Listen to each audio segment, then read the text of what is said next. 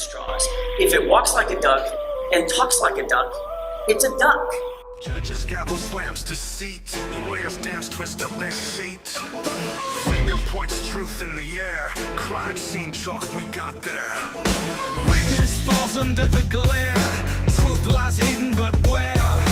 Evidence in shadow cracks. Guilty walks with ducks and packs. If it walks like a duck and talks like a duck, it's a duck. If it quacks with a smack and waddles in the track, it's stuck. It circles round the facts, can't hide from the luck. If it walks like a duck and talks like a duck, it's a duck. Twist the tail, they change their tune. Photos snapped under the moon. Bloody prints and muddy paths. Money trails that never last. Defendant's face behind a mask. Justice chained up to the past. Solitary cell they spin. Real truth trapped deep within. If it walks like a duck and talks like a duck, it's a duck. If it quacks with a smack and waddles in the track, it's stuck. It circles round the facts, can't hide from the luck. If it walks like a duck and talks like a duck, it's a duck.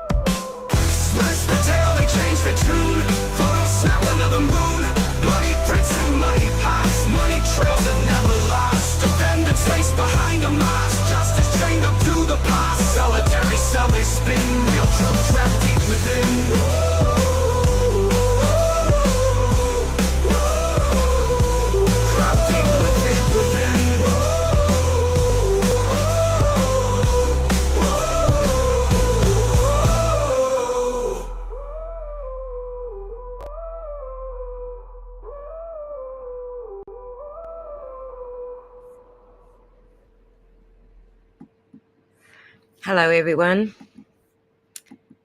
thanks for joining us. We have a lot of stuff. We have a lot of copium going on today. I'm not sure where to start because there's so freaking much. Let's have a look. Let's start with a positive message. How about that? That sounds like the go, doesn't it? Let's start with Suzanne Perkins.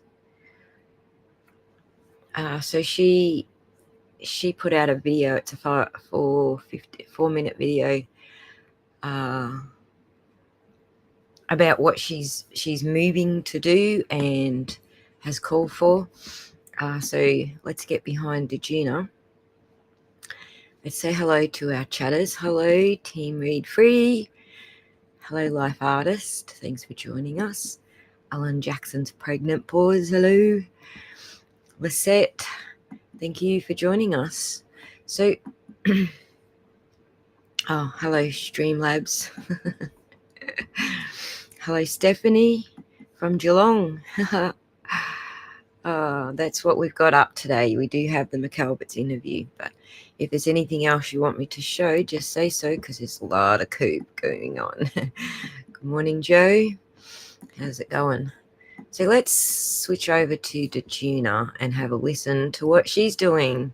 It's a good sort of start to the show, I think.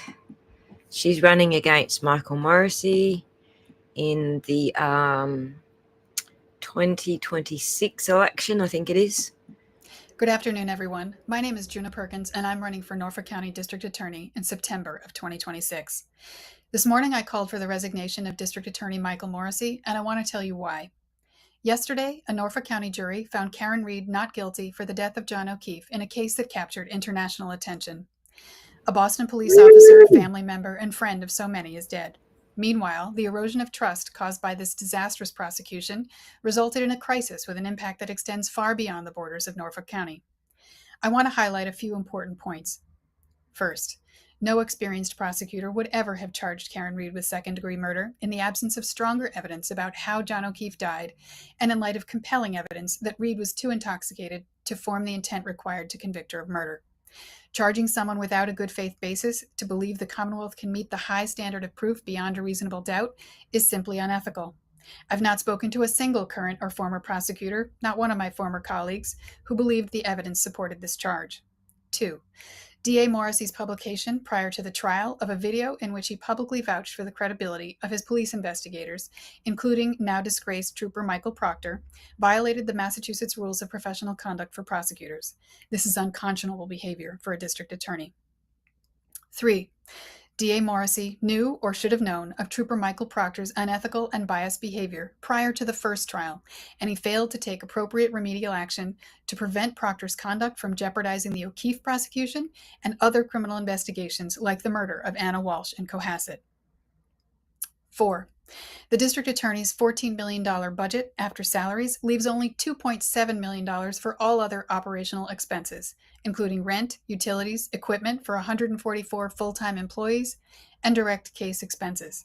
The district attorney has spent more than 1/3 of his entire annual operating budget for the special prosecutor and expert witnesses on the retrial alone.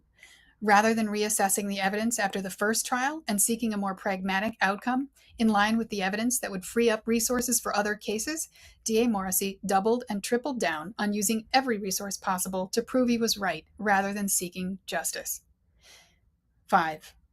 In the past few years, Norfolk County has been the site of an alarming number of high-priority cases, aside from the death of John O'Keefe. The sexual exploitation and murder of Sandra Birchmore, the murder of Anna Walsh in Cohasset, and the recent hate-motivated attack on a kosher grocery store in Brookline. There have been 2 apparent murder-suicides in Norfolk County recently, a man in Dover who allegedly murdered his whole family when bankruptcy loomed, and another just last weekend in Milton. In another case, a man allegedly shot the mother of his child just a few months ago in Milton. And every day in Norfolk County, kids struggle with bullying and sexual exploitation at school. District Attorney Morrissey's exclusive focus on the prosecution of Karen Reed has come at the expense of all these other families and of other efforts that could have been made to prevent crime in our community. 6. Worst of all, Morrissey's decisions in the Karen Reed case gave John O'Keefe's family false hope about the outcome.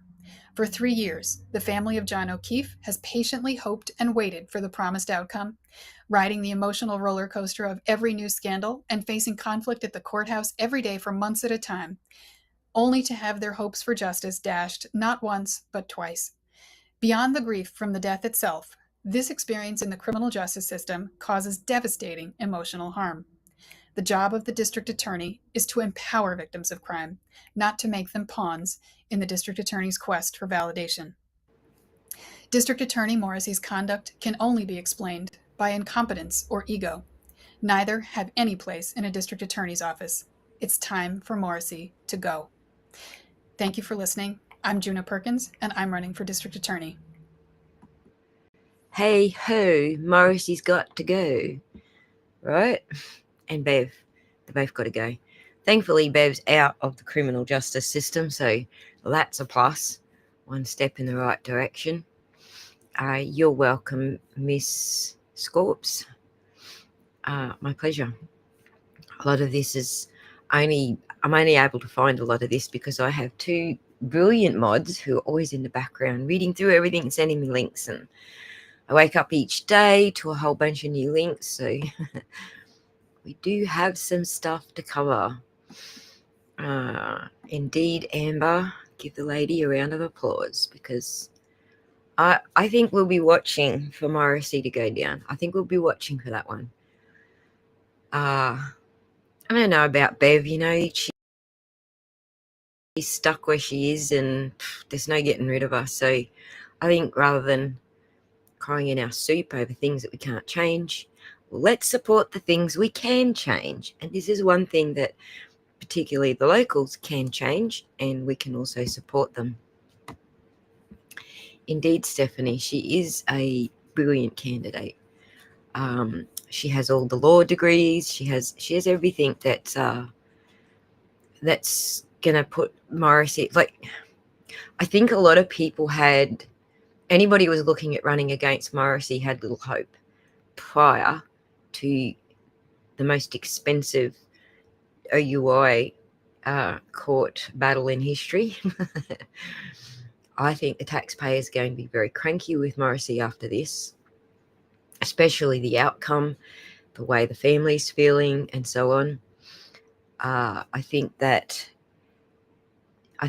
this case actually gave the local community an out to get rid of Morrissey, and I don't know that they would have done it without this case, having cost them so much money. So it's both a blessing and a curse, isn't it? Really? So hello, Trippin, how's it going? And Mark, thanks for joining us. So that's Juna's message for the day. But we have other stuff to do, other stuff to get to. One of the things that I didn't realize yesterday, had I been looking a little closer, I might have seen it, but apparently the Dr. Turtleboy, was interviewed by TMZ. Interesting, right? Both tabloid medias. I got so many tabs open here, so just give me 1 second to get my shit together. I can close that one because we're done with that. Oh, yay.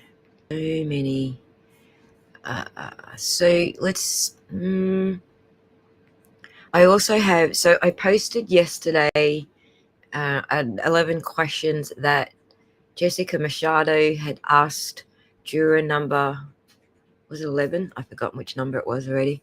I think it's 11. And since then, multiple media outlets have swarmed the poor girl. So we actually do... That particular interview that Jess Machado did was on social media, like in messages. So it was written. But now we actually do have some video of the media swarming this poor girl with all their questions. Scorps. I submitted a CJC complaint about Bev. Good. Did you know that you can go to the roving room online and leave a review for Bev? I was able to leave one last night, even as an Australian. Her reviews are scathing. And so they should be, Joe. It's been... Whoa. Hi, I'm Karma. I like your nickname. And yes, Karma is one of those. So, because once you do, you can't get it back, right? Exactly, Colin. Exactly. So let's skip over to Dr. Turtleboy's interview with TMC. I didn't know he did it, but here we go. Oh, hang on, which tab are we on? This one here. One of the people who was most excited about the big win for Karen Reed in court yesterday was a guy named Aidan Carney, who is better known as Turtleboy.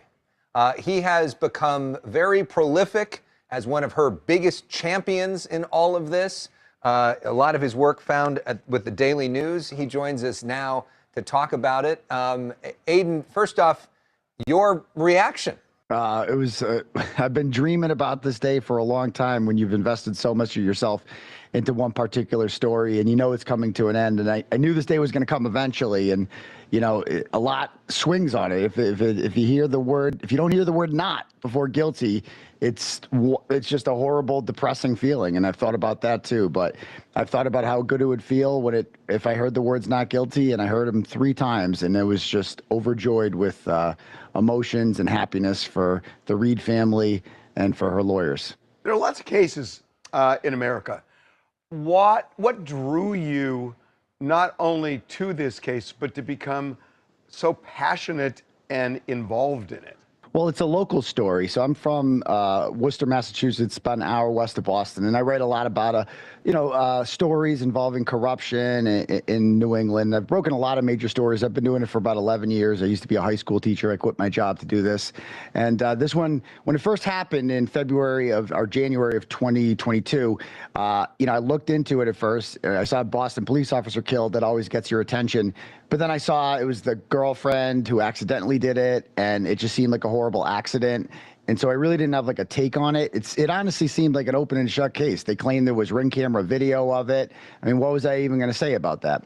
And I honestly forgot the name Karen Reed. And then 15 months later, I read this thing about a Google search that appeared in a court filing that somebody in the House had made at 227 for how long to die in cold. And that kind of led me down the rabbit hole where I started reading all the court filings. And I saw the plethora of evidence showing that not only was Karen Reed undeniably innocent of this, but it appeared as if John O'Keefe went inside Brian Albert's house, was beaten up, killed, and then left on the lawn to make it look like Karen or someone else had done it. So when I first read about it, I said, "Holy crap! I'm sitting on the story of the century here." And yeah, but you know it. what though? You were kind of half convincing. We spoke with a juror, Jason, who said, "Yeah, he believes she's innocent, but he wouldn't go that far and say, and also I believe she was framed and the people inside the house did it." I kind of found that interesting. Yeah, I did too, and I think that says a lot about the defense's strategy in trial two. Perhaps if he had sat through trial one, he would have got a different impression, because trial one, they went heavy on the conspiracy angle. They brought in all the McAlberts, Brian Higgins, they cross-examined them, they went heavy on them, they confronted them with their text messages. This new jury doesn't know much about, the prosecution never called any of the people who were inside the house besides Jennifer McCabe and Sarah Levinson. So they don't know that at 2:22 in the morning, Brian Higgins made a phone call to Brian Albert that he lied to the state grand jury about, and claimed that he butt dialed him, and that Brian Albert butt answered him while having sex with his wife to explain why they were talking on the phone at 2:22 in the morning. They didn't get into a lot of other elements of the conspiracy. They didn't push it that hard. The defense didn't even call their cell phone expert because they weren't even that concerned about the 227 search. The theme of this trial was John O'Keefe was not hit by a car, and that's it. If John O'Keefe's not hit by a car, then Karen Reed is innocent, because when they polled jurors last time, that was the general sentiment of the jurors, was this conspiracy. It was too much for them to believe. And it was an easier sell to just show them, look, Karen Reed didn't do it, and it's really not our job to prove who did do it. So you were with Karen Reed at Mastro's last night for this big celebratory dinner. Take us inside the room. What was that like? What was she saying? It was amazing in there, just being Karen and Reed and I have had, a relationship where, they've come after both of us, and I've, been charged myself and done 60 days over this. And they've tried to link, my journalism has been so successful at getting this out that they've reframed it as witness intimidation, and they're trying to link Karen to me. And they tried to indict her last March on conspiracy to commit witness intimidation charges because she was friends with me. They took both of our phones. They saw how much time we spoke on the phone together. So we've had to lay low about our partnership and working in this. So it was really good last night to be able to go there to take that picture with her, which Colin Albert had previously posted a very similar picture like that, and we had said years ago that when she's acquitted, we're going to post this picture right here with the same caption that Colin Albert used. But being in that room with Karen's parents, with her team of paralegals who are amazing people from BC and Harvard, and her 4 very talented attorneys, was an honor, and it was a privilege to be in there. And it was just felt like we were celebrating this thing that we all worked on together to get justice. Speaking of partnership, are you working on a movie with her? I don't know if Karen is going to be involved in that, but I have signed a deal with Compelling Pictures. They've been doing a documentary. They've been following me around. It's kind of like the Karen Reed case through the eyes of Turtle Boy, how he started this, reporting on this and kind of blew it up into a phenomenon. And then we're going to be doing a movie after that. If Karen wants to get involved, her and I haven't had time to talk about anything about this. So we're going to have conversations moving forward about, what she wants to do, what I want to do. But as of right now, it hasn't even been 24 hours. So I would imagine her phone's blowing up. Obviously, I haven't had time to return many messages on my phone. So I can just imagine what it's like for her. So my understanding is you're still facing those witness intimidation charges, right? Yeah, we got a few of them knocked off. We got about 6 of them knocked off about a month ago. I'm still facing, I've lost count, I think 10, 12, 13, I forget how many charges. It adds up to like 130 years in jail. I'll never do a day, but it's still having that over your head and being out on bail is, it's something you just want to get off your back. So I'm looking forward to tackling those charges after this. So I would assume that Karen is going to be a witness for you in your trial, right? Because they did try to link you two in terms of what happened. So you were kind of there for her. She can be there for you in this?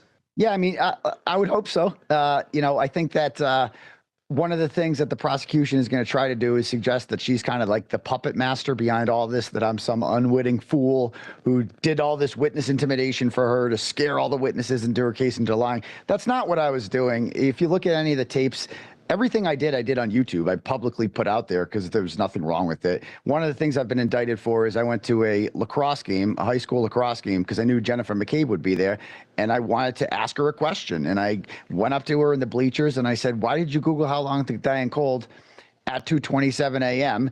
And Matt McCabe started pushing me, and it turned into a scene. I ended up leaving. But, traditionally, that's what we used to call doing a journalism, when reporters went up to the subjects of their reporting and asked them tough questions that if it made them uncomfortable, oh, well, that's how it works. People can ask you questions in public.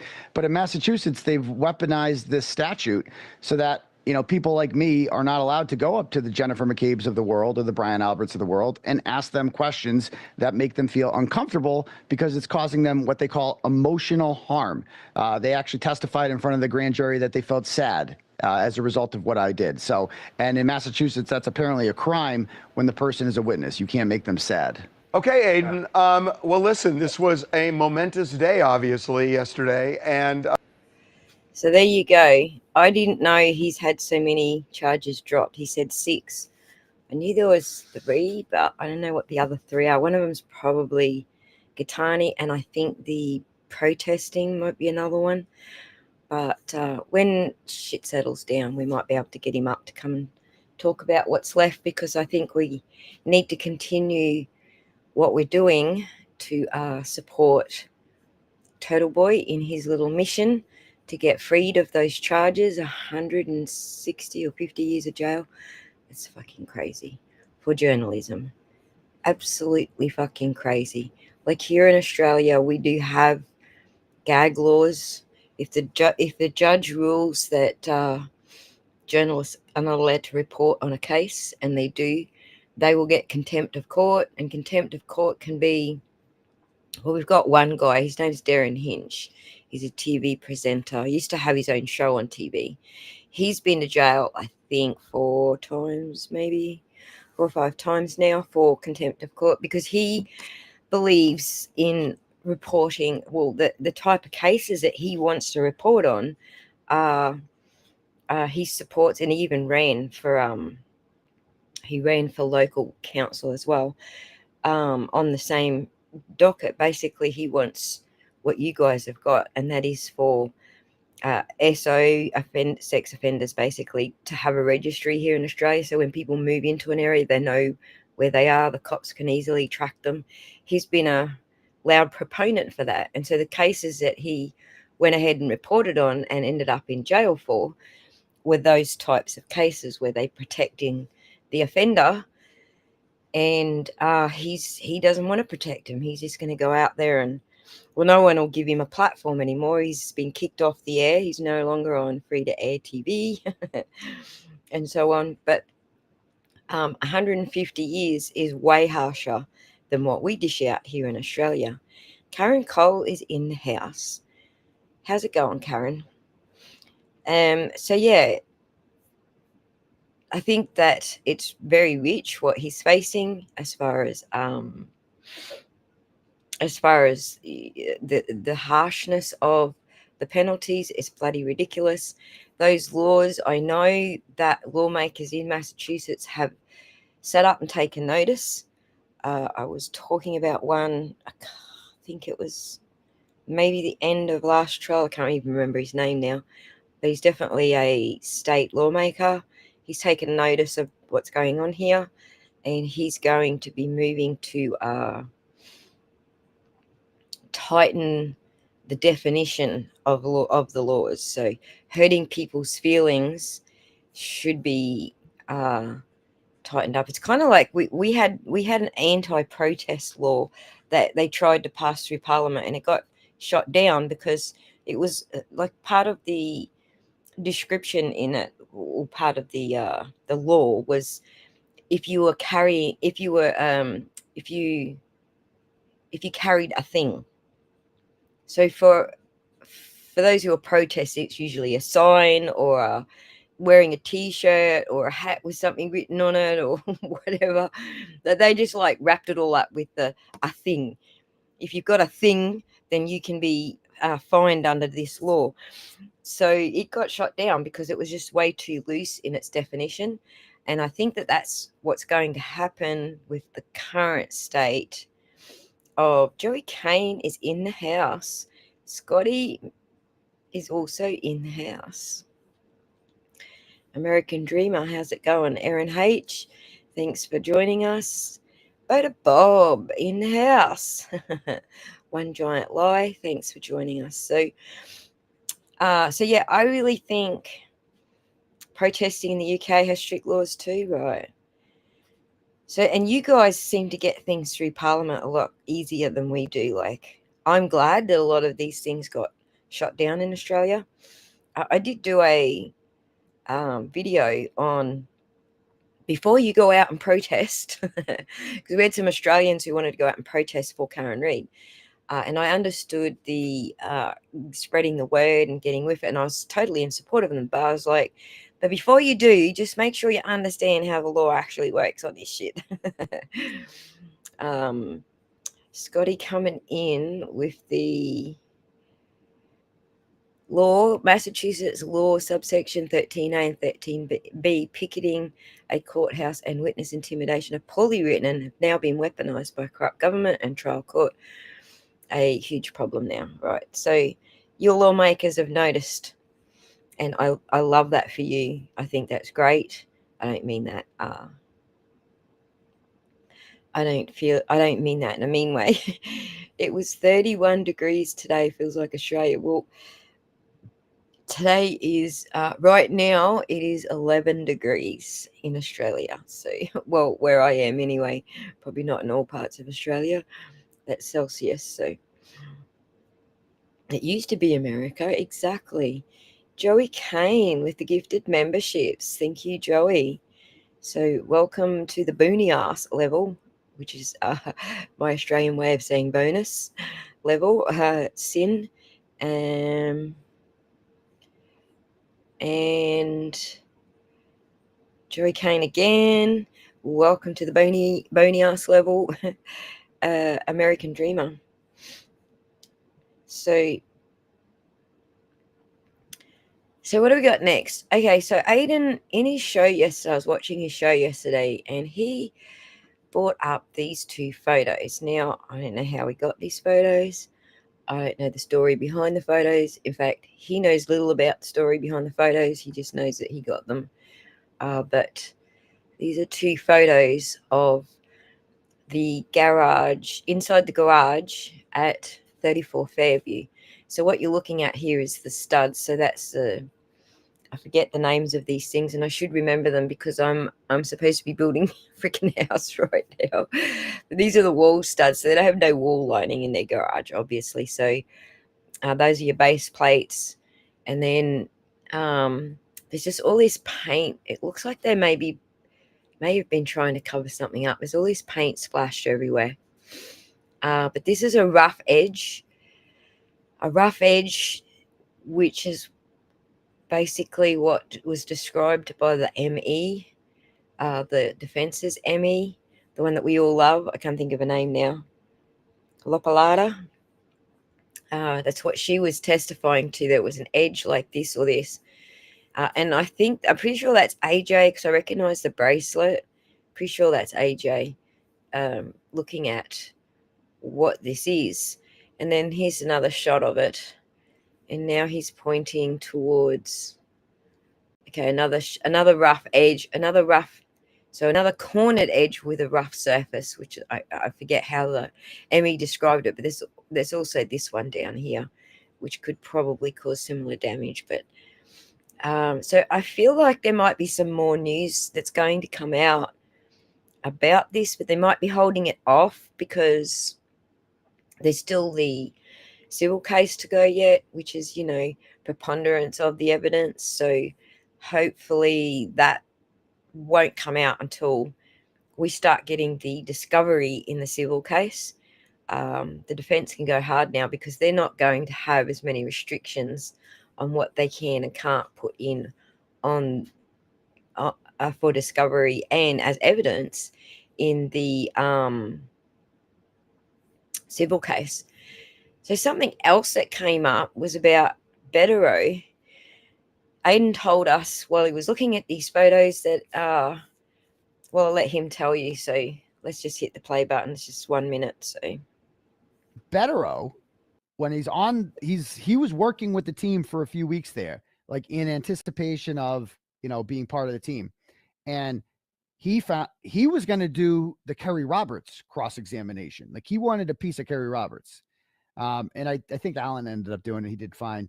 But I would have loved to see Betero in this trial. Oh my God. I mean, we all appreciated his commentary on the Young Jerks and Nurse Kim and all the other fine programs, Defense Diaries that he appeared on, the YouTube presentations during the trial. It wasn't the same without him. But, he would have been great. He would have been awesome. But either way, he provided a service in his brief time with the team. He found this phone call. He found that 507 phone call. And they were all like, oh my God, how did we miss this? And that's when it kind of hit. Like it all started coming together. Better.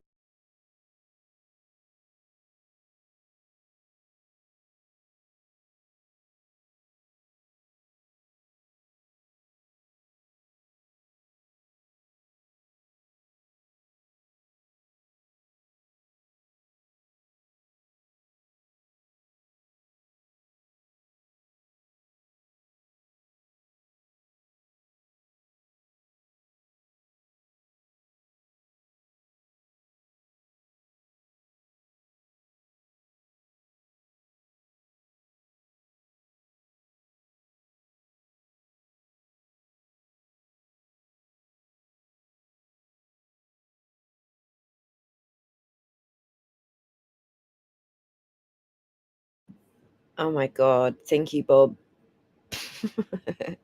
And Karma, I can't believe I just rattled on for like so long and I was on freaking mute. Where the fuck was I? All right, I think there's a lot more to come out. Sorry guys, I paused it and then muted myself. I'm trying to juggle, the sound of the fans today. I'm sure you can hear the sound of the fans, but I can't get my laptop in till next week for repairs, so for another lot of repairs. So we're stuck with fans, and I'm sorry. I did mute myself. But I do think, given that some of this stuff is able to be talked about now, that there is actually going to be a lot more evidence that comes out. We know that the current owners of 34 Fairview are receptive to the defense team. We know they've been all over the house. We know they got the old carpet from the house. You can't hear the fans. And that's bloody awesome. Awesome. I'm glad you can't hear the fans. Actually, I'm looking at my bubble when I'm not talking. And it's not flexing with the fans today. So it must have learned overnight It's actually AI that runs the background cancellation algorithm for Restream. So, right, exactly. Brain fart again today. So yeah, I do expect that we've got a lot more energy, a lot more evidence coming out. It's going to be interesting going into the civil suit, because they're going to be able to bring in a lot more evidence with the civil suit that they wouldn't have been able to do with Judge Bev gatekeeping. Say it right, gatekeeping the evidence chain. So that's right, Montella. She did indeed. Anyway, it's paint, or what you can see there is paint. It looks like they've tried to cover up something, maybe. So I don't know. So yeah, let me show you what Scott's talking about. So see this door here into the garage? It's on the side here. And it's very interesting because Karen said about that door, if you can't see my mouse cursor, I'm not sure if you can, but that door right beside the garage, so it's at the end of the alcove there. There's a door right beside Turtle Boy's head. There's a window, and then there's a door. You can only just see it. And Auntie Bev fucking chucked us back when this picture came up. So the investigator that measured the distance from the end of the driveway to that door, when he first put his picture up, Bev went, "Nope, take it down, sidebar." And so there was something about showing that door which we were all scratching our heads about. But now we know that this photo was attempted to be entered into evidence, and she rejected it, and then she put it under seal, and when none of us ever got to see it, now we know why she was a bit upset about that specific door. So it's definitely paint. I don't think wood stain cakes up on the concrete like that. So let me just go back to the photo so you can see it a little bit better. That's definitely paint. I don't think it's wood stain. It's like wood stain soaks in, whereas this is this seems to me like primer, like steel primer or something like that. I don't know, because you guys have different products over there to what we have here, but that would be standard color for steel primer here if you were painting steel. But remember when Jen was on the stand? Hello, Pro Hack bitchay. Remember when Jen was on the stand and pretended to be surprised there was a door to the garage there? Right. Same color on the door. Exactly. Thank you, Mark. Thank you for noticing that. You're exactly right. Hang on. Where are we? Yes, it is the same color on the door. Bingo, buddy. Well noted. She also wouldn't let Lapisada talk about seeing a picture of inside the garage. I know there was something weird going on with the garage conversations, right? Now we see these, and Total Boy was onto it. He just couldn't say anything. Now the trial's over. People can say a lot more things, but still wouldn't be surprised if they're keeping a few aces up their sleeves for the civil case. So it would be smart to keep some aces up your sleeve for the civil case. So I'm certain that's certainly what I would do. So it was not Bev's job to be upset with evidence. How much has been hidden from us? The world is waiting to hear Karen's team. Speaking of which, Colin, guess who got the first interview with AJ? No, Yannetti and Alessi. Guess who got the first interview? I'm so freaking stoked for him too. Runkle of the Bailey. So shortly after we're finished here, Runkle will be sitting down with the first interview with Yannetti and Alessi. So yay, I'm looking forward to that. I really wanted to get my stream wrapped up in time for you all to go over and watch Runkle stream because, oh my God, I am so going to be there with bells on. I just read Karen Cole's comment at the end of saying I'd be there with bells on. Bells on a hurry. Yes, Karen, definitely painted in a hurry or splashed. It looks to me like it's been splashed on there, like to cover up something, perhaps. I'm excited about that interview for sure. Me too. That's the color of your deck. Okay, so it's also a wood primer color. So there you go. Oh, wood stain. Actually, there's a difference between a stain and a primer paint, right? So it still looks like primer, even if it is wood primer. So yep, follow. So, yes, sure, Scotty. One theory is that John O'Keefe smashed his head inside the garage on this concrete step edge. Yes, we're thinking that might be one of the theories.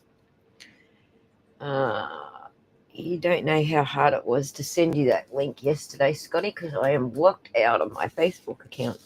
But just give me one sec. Let me see if I can do it the same way I did it yesterday. Let's go here. Almost looks like boat bottom paint, like silver oxide paint, right? Let's get this, copy it. Copy. Hang on. Copy link. I'm doing it on my phone, Scotty, so give me one sec. I don't like these limited interfaces. I fucking hate them. All right, so ignore the link I sent you yesterday. There you go. And follow the link I sent you just now. So, and you'll be right. Okay. So, yeah,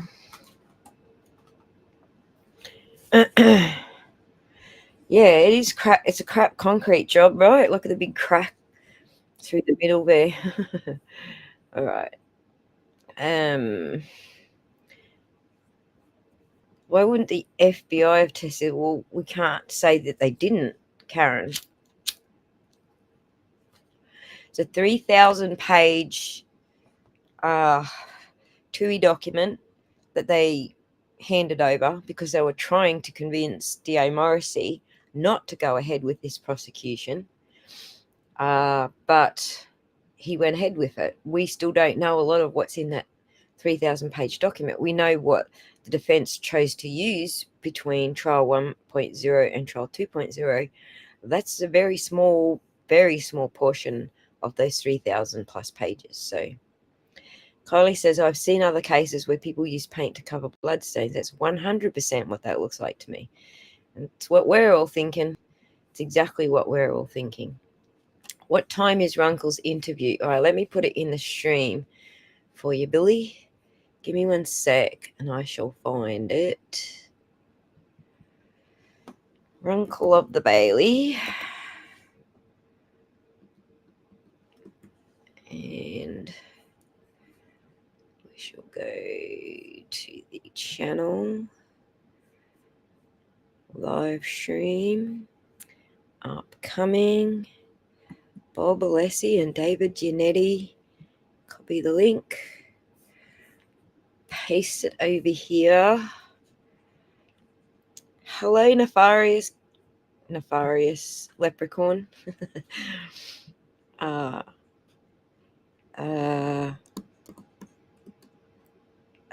Yannetti. Let me just write this link. Sorry, Yannetti and Alessi today on Runkle's channel, and here's the link. And I will pin that in the chat so you all can go back to it when we are done here. The time of it will be, it says 9:30 a.m. my time, so 5, 6, 7, 8, 9. So it's 4.5 hours away. 9:30. Hang on.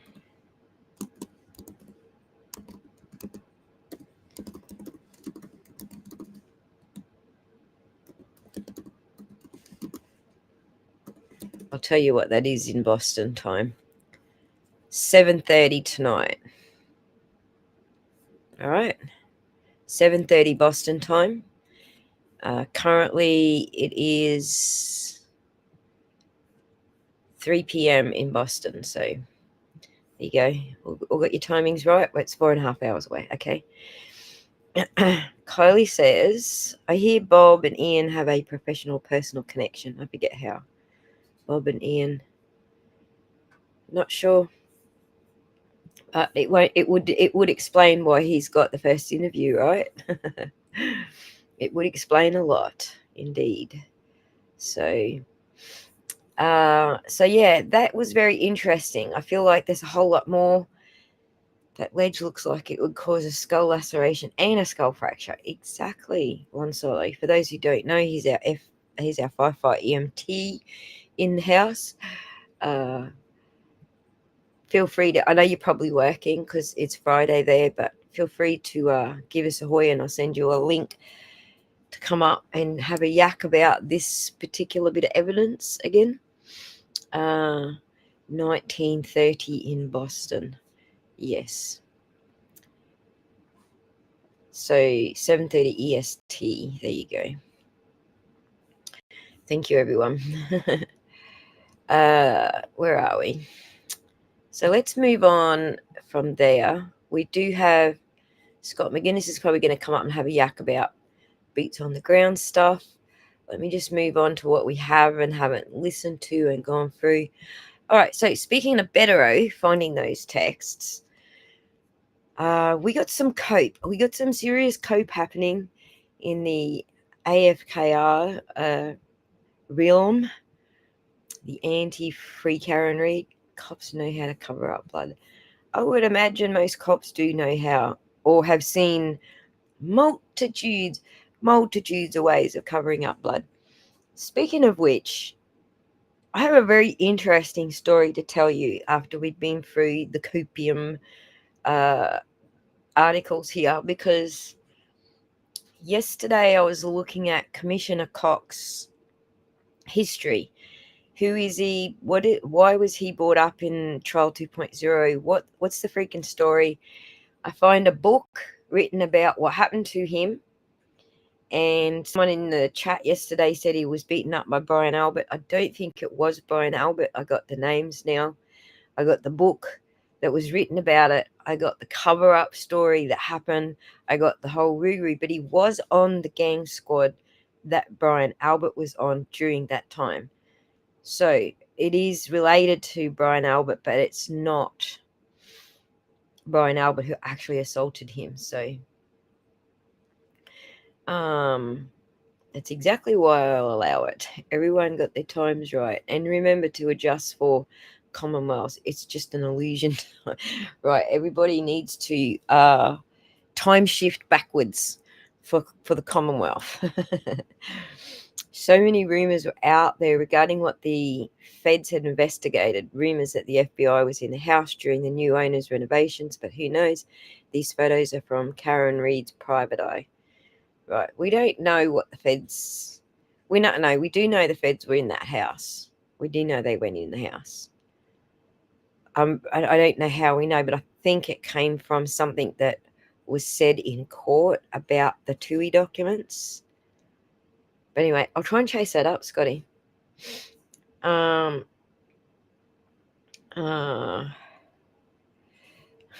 Yes, please try to over-explain something to us you supposedly have nothing to do with. Drop a link and I'll come up. All right, Lon Solo, you're on. Thank you, Kev, and thanks for joining us, incidentally. For those who don't know, Supermod's on board. Just catching up. One solo. Let's get this over to you. Where are you? I'm doing this on X. Dude, just so you know where to look for it, it's on X, in private messages on X. So definitely paint will simply stain, will likely evaporate or soak in, right? Because stain is meant to soak in to the wood grain or anything that you're using a stain. It's meant to soak in. Whereas paint, it will dry with a thickness to it and primer too. That's what I'm guessing. I reckon it looks like that. Supermodel Kevin.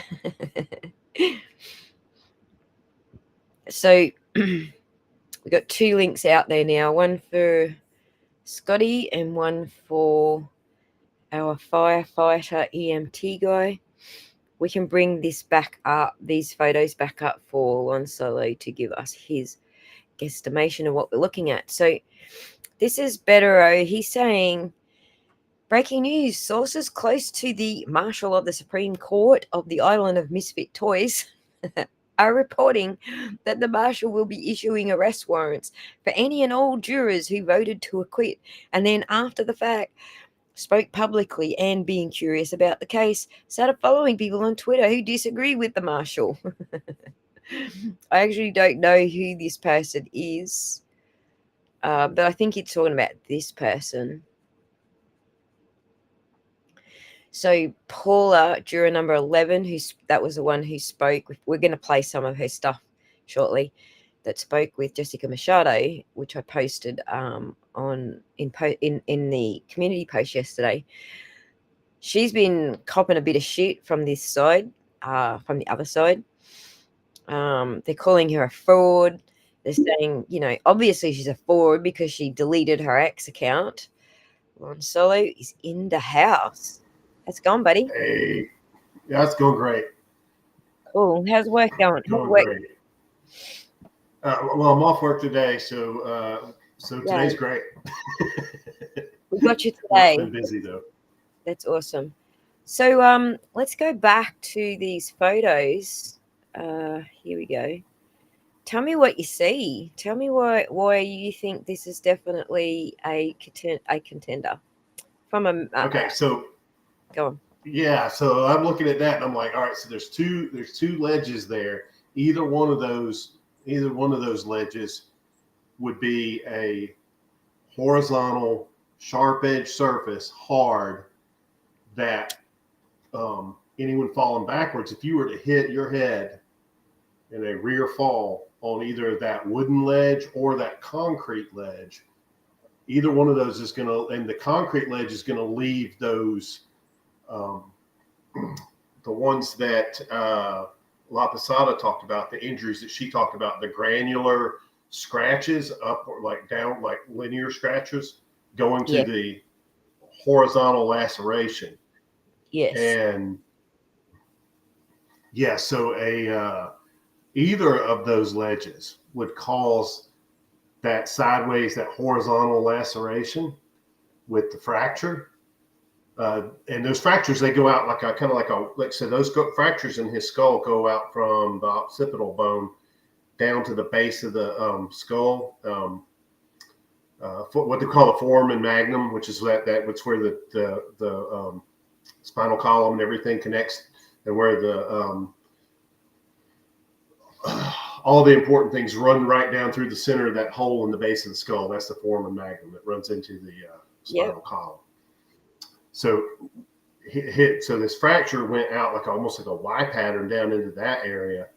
And that would be like, if I was looking at that, that's exactly what I'm like, look at that. And I was like, oh man, that's that concrete ledge there. Yeah. Yeah. I was thinking the same thing, but even the corner of the wood that he's got circled there, that would stick out to me as well. Either of those would be the same thing. But I think with the it would. So I think the concrete ledge has that granular type pattern in, that she was talking about, right?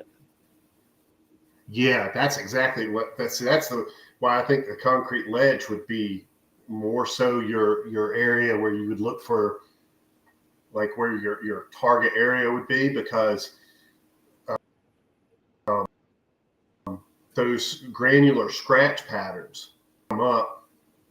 And I think we've already debunked the J on the back of his head. I think we did a pretty good job, me and you, figuring out that was, you figured out pretty much that that's the ring from his hat, I think.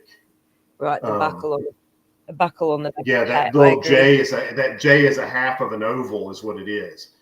Yeah. And it's and it's a pressure injury from where his head's sat.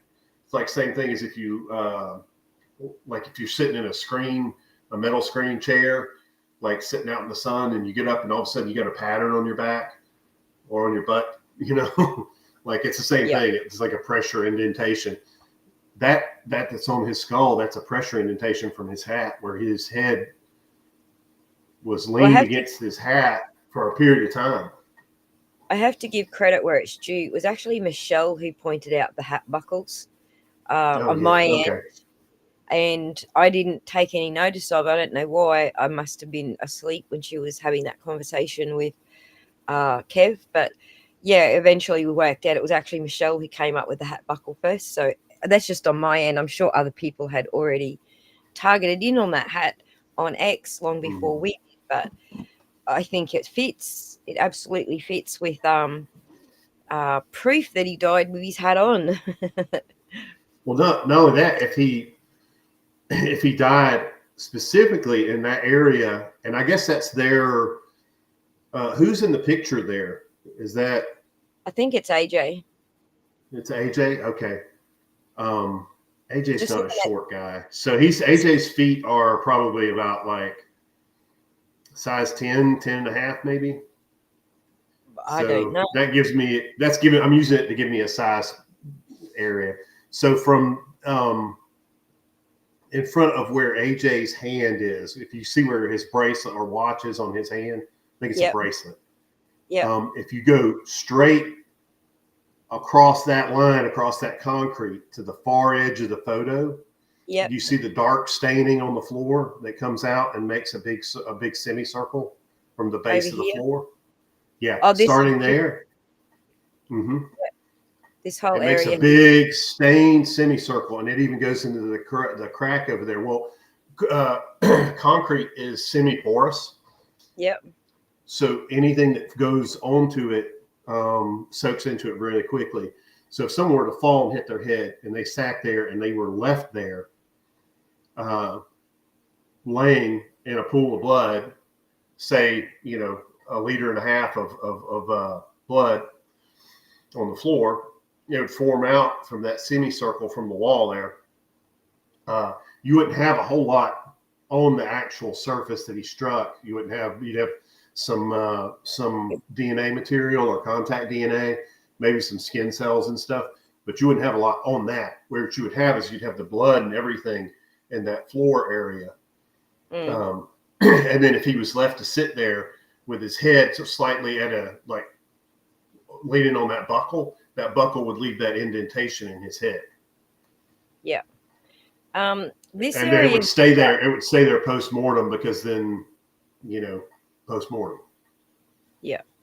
This area here that's circled, see how there's some chunks taken out of the wood? Yeah. I would say they probably tried to remove some material if that had blood on it. What do you think? If you can zoom in closer on that? I'm looking at it and I can kind of full screen it myself and look in. Look, see how it's possible. Yeah, it looks like it's kind of been hollowed out there, like stuff's been removed. And then they've kind of thrown paint in that area to look like a spilled paint can. Right. But the paint spill is not consistent. The paint spill makes zero sense if you look at it, at how paint is spilled, and like if you've ever seen one, like that was poured and it poured in such a way as that it ran over the ledge. If you look at it, yeah, like if it's spilled, it's going to leave an irregular paint pattern, Yeah. Like anybody that's painted stuff before, they'll tell you the same thing. It's like, hey, it doesn't match up. It would be, if it was in the far corner and tipped over, it'd leave a whole different. The paint pattern would be way different than what it is. I think the effect I was trying to give is that the paint can was sitting maybe on the wall stud just above this, and it's fallen off that wall stud, but it wouldn't fall into the wall. See how there's paint in here? Yeah. They're trying to give the effect that it's fallen, that, you know, there's one of these studs up here higher, that it's fallen off of that, and that's how it's spilt, but it's fallen into the wall. That's not how it would have happened unless there was something in front of it to push it back into the wall. And it's a significant, or there's a larger quantity of paint there than what would have been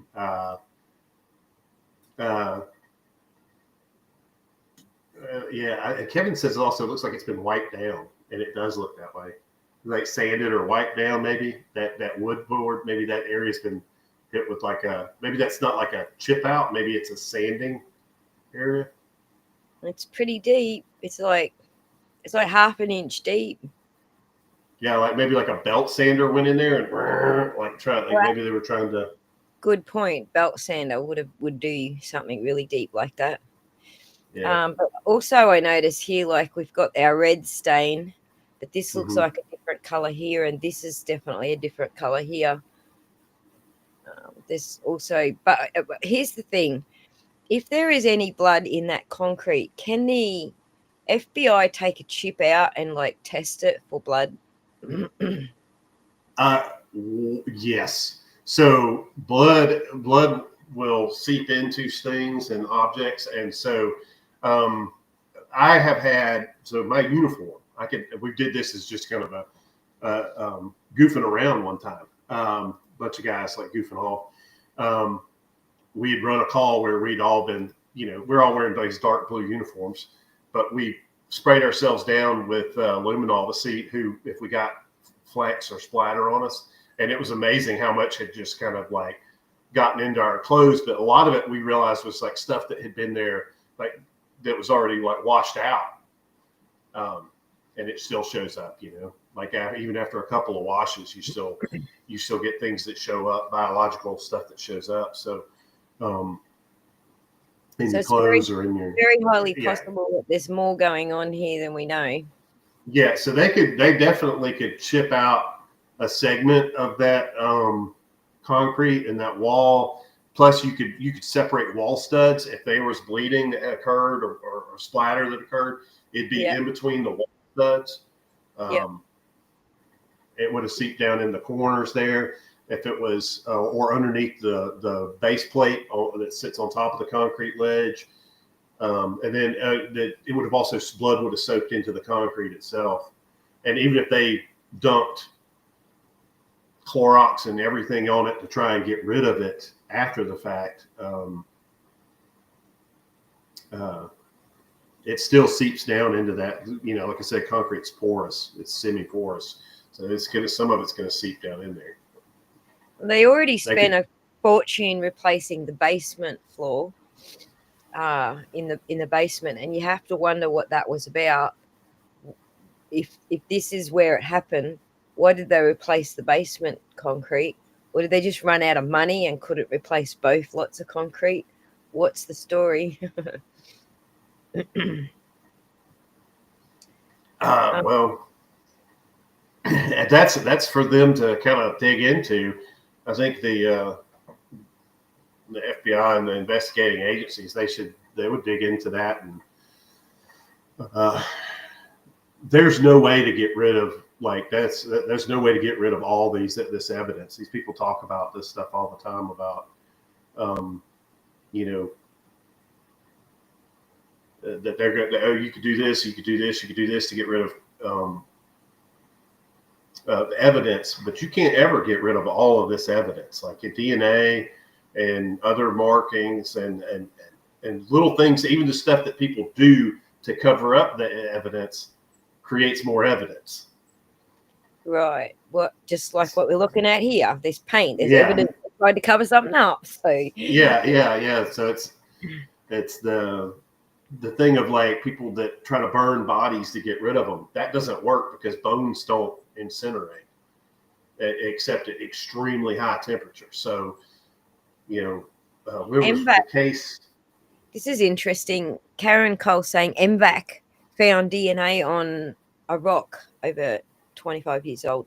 MVAC is they use this new technology, this newer DNA technology. I've heard about Oh this. yeah, Yeah. for sure. I mean, the spectrum analysis. I mean, that's been around a long time, and you can still take things and put them under under like one of those electron microscopes. You take segments of concrete or whatever and put it up there, and if there are trace like microscopic elements of blood and stuff, they show up under the micron. They show up in the micron spectrometer. I'm trying to think of the name of that thing. MVAC I can't even think of it, but I know it's like a Bissell carpet cleaner. there is a type of MVAC carpet cleaner, but we're actually talking about the new DNA technology, which is what MVAC is known for. So let's move on then. This is all very interesting. How did you feel after the verdict yesterday? How did you pull up after the verdict yesterday? Okay, so I was thrilled that Karen's free. She's good to go. But to me, that's step one. Step one is get her cleared and out of the way. The rest of this is going to go back to there are still people out there that know what happened, whether it was accidental, intentional, unintended, whatever it is. The next steps are towards finding out what happened to John O'Keefe. And a lot of that's got to be, a lot of these people that input false information, they need to be called out for that crap and dealt with. And they need to admit to the fact that they created bogus information so that we can get it off the worksheet and work with only the good stuff, Yeah. Factual information. I think the civil case is going to be, like, as you say, the first step was getting her acquitted. But I think the civil case is going to be far more interesting because I think that there's going to be a lot more evidence like this that we're just looking at. Betterow found stuff that they didn't even realize themselves. So it's going to be a whole bunch of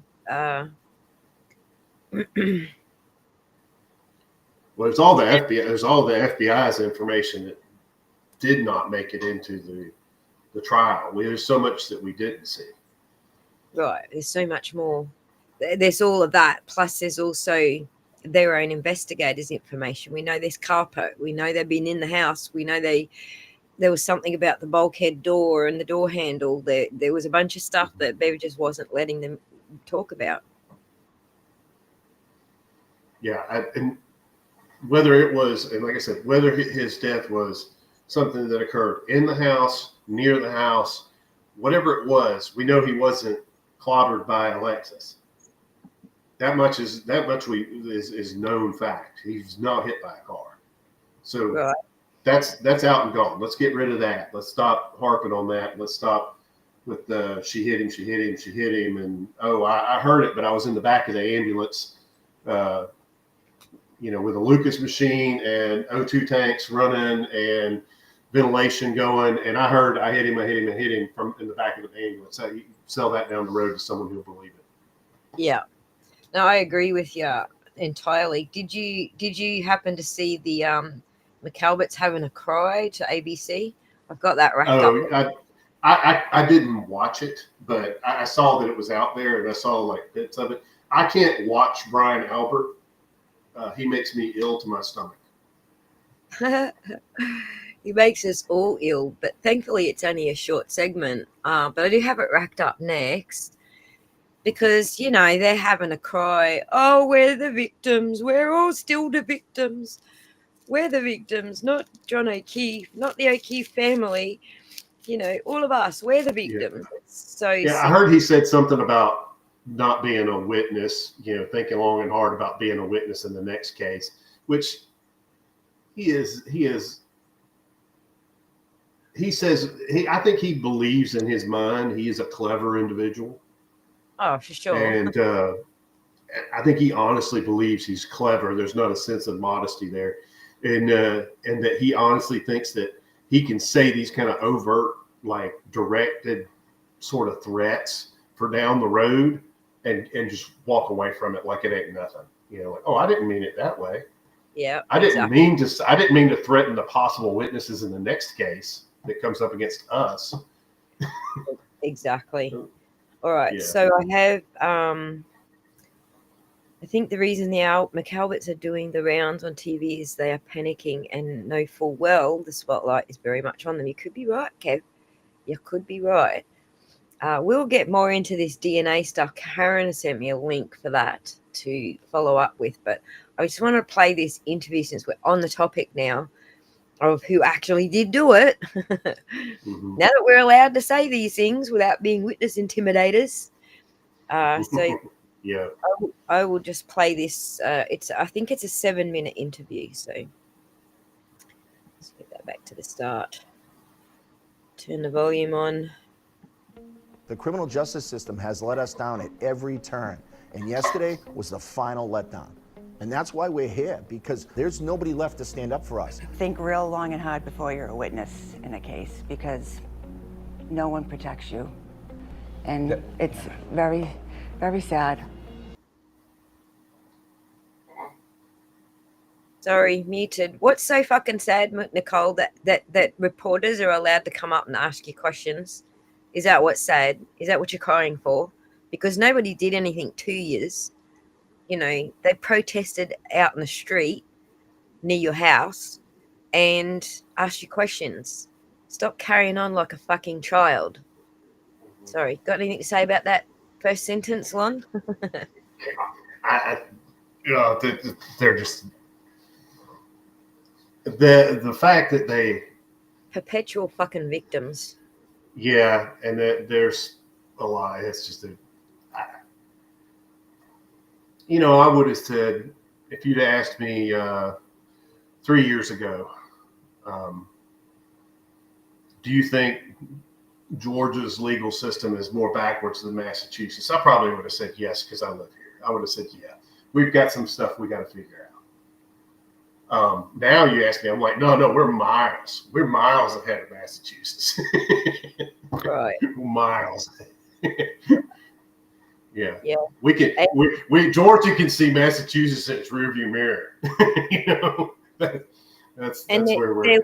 They're like this cop family, and Chris Albert's on the fucking select board, and they're crying that the system let them down. It's like, you're part of the fucking system, morons. Use the townies. Like, stop with the fucking crybaby shit. For the first time, some of the key players in the Karen Read trial sitting down for an exclusive interview. Let me correct that for you. Some of the key killers, let's say. His friend, Jennifer McCabe, and her husband, Matt, former Boston police sergeant Brian Albert, and his wife, Nicole, and his brother, Chris Albert. All 5 of them pulled into the center of this high-profile case and now speaking out. Yeah, it's not like you would just pulled into it accidentally. The dude was found dead on his front lawn. It's not dragged into this unwillingly. And anybody else who had someone die in their front yard, I think anywhere else in the United States, you would have police knocking on your door saying, "Do you know who this is?" You do? Okay. They were coming over for a party. Can we talk to you about that? There would be questions asked. And they're like, "Oh, we didn't get questioned and they didn't come in our house, but hey, we're victims." If you have a party and shit goes wrong and someone gets hurt, you're in it. Because you had a fucking party, but someone got hurt, right? You're in it. Yeah. It doesn't matter which way it happens, you're in it. So quit blaming everybody else because you had a fucking party.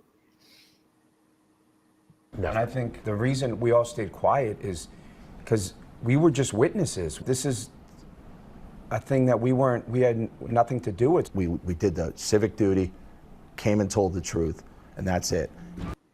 Liar, liar, pants on fire. Nobody believes that you told the truth. But here's the thing. You're still missing the fact that you had the fucking party. Fucking hell. Talk about pass the buck. Free Karen Read! It's the case that has captivated the country and divided a town. Karen Read, accused of killing her Boston police officer boyfriend, John O'Keefe. Yeah, move on. Move on. This is a board games, cornhole, cookouts. This is a guy that was murdered. And it's atrocious for that family. While the prosecutors blamed Reed for O'Keefe's death, the defense said this group of family members framed Reed to cover up what really happened that night. Ever since, their lives becoming open season for endless conspiracy theories. What they've done is they've dehumanized. Dude, you had a party where someone got hurt. So here's the thing, right? Mm-hmm. In this neck of the woods where I live, there's this thing we call bush doors. If you hold a bush door, the councils have been cracking down on it. There's this property just up the road from me where they had a bush door. Okay, it's like a rave party in the forest. It's like Burning Man, but in the forest, and we don't burn shit. But basically, we had this party out in the forest, right? There was 2,000 or 3,000 people turned up for it. And this dude decided this dude who has a bit of money decided he was going to skydive out of a helicopter into the party. And that was his, life's dream, like bungee jumping and shit. Well, anyway, he hired a helicopter. He jumped out of the helicopter and his chute didn't open and he landed on top of, a couple of cars. And, of course, didn't make it. So it became a really big issue. People who hold these parties on their property, do they have the liability insurance, the third-party liability insurance? The councils are cracking down on it. It just caused this whole freaking tidal wave of shit to happen afterwards where you just can't have even a couple of people over for a barbecue anymore without considering the fact that someone could get hurt on your property. So they've cracked down on it like major hardcore here in Australia. Especially in the area that I live. And people who hold these parties, they're fined such a huge amount of money, even if they've got insurance, they're still fined, that they're losing their properties. So it's not even financially viable to do this clandestine kind of thing that they were doing for a little while after this all happened. But yeah, this is something, these people don't even mention it at all, that they invited people there for a party. They're liable for anyone that gets hurt on their property. Oh yeah, 100%. Humanized us to the sense where we're not real people. We're almost like caricatures. We're caricatures. Caricatures, sir. Caricatures. Caricature is what you're after, Chrissy. I'm so smart, I'm on the select board and I can fucking spell shit. I think the amount of denial here that they had a party and someone got hurt at their party, this denial, they're being dehumanized. No, this is the same thing that's happened to dozens of property owners here who held parties and someone got caught, someone got hurt. I've got dozens of these examples. We had another party where a girl got so off her chops. I don't know what drugs she was taking, but she got so off her chops, she fell in the dam and drowned. They lost their property. This is what fucking happens when you have a party and someone gets hurt on your property. But anyway, I'm going to keep interrupting and saying and reminding them that they're completely devoid of their responsibility in this. Pawns. Oh, yeah. Have each of you been called murderers? Like actual murderers? Oh, yeah, on a daily basis. Anybody who's touched this case has been called a murderer at some point. And anyone who's friends with us support cop killers. Yeah. After 3+ years, the saga wrapped up yesterday. Reed captured celebrating at dinner with her father, and today seen walking with her attorney, Alan Jackson. I didn't even know I'd be here today, so I had no plans. Meanwhile, O'Keefe's family and friends struggling with the verdict.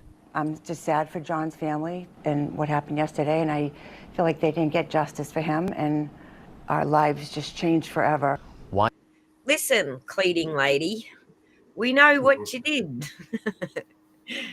We know you were part of it. They're so freaking cold, right?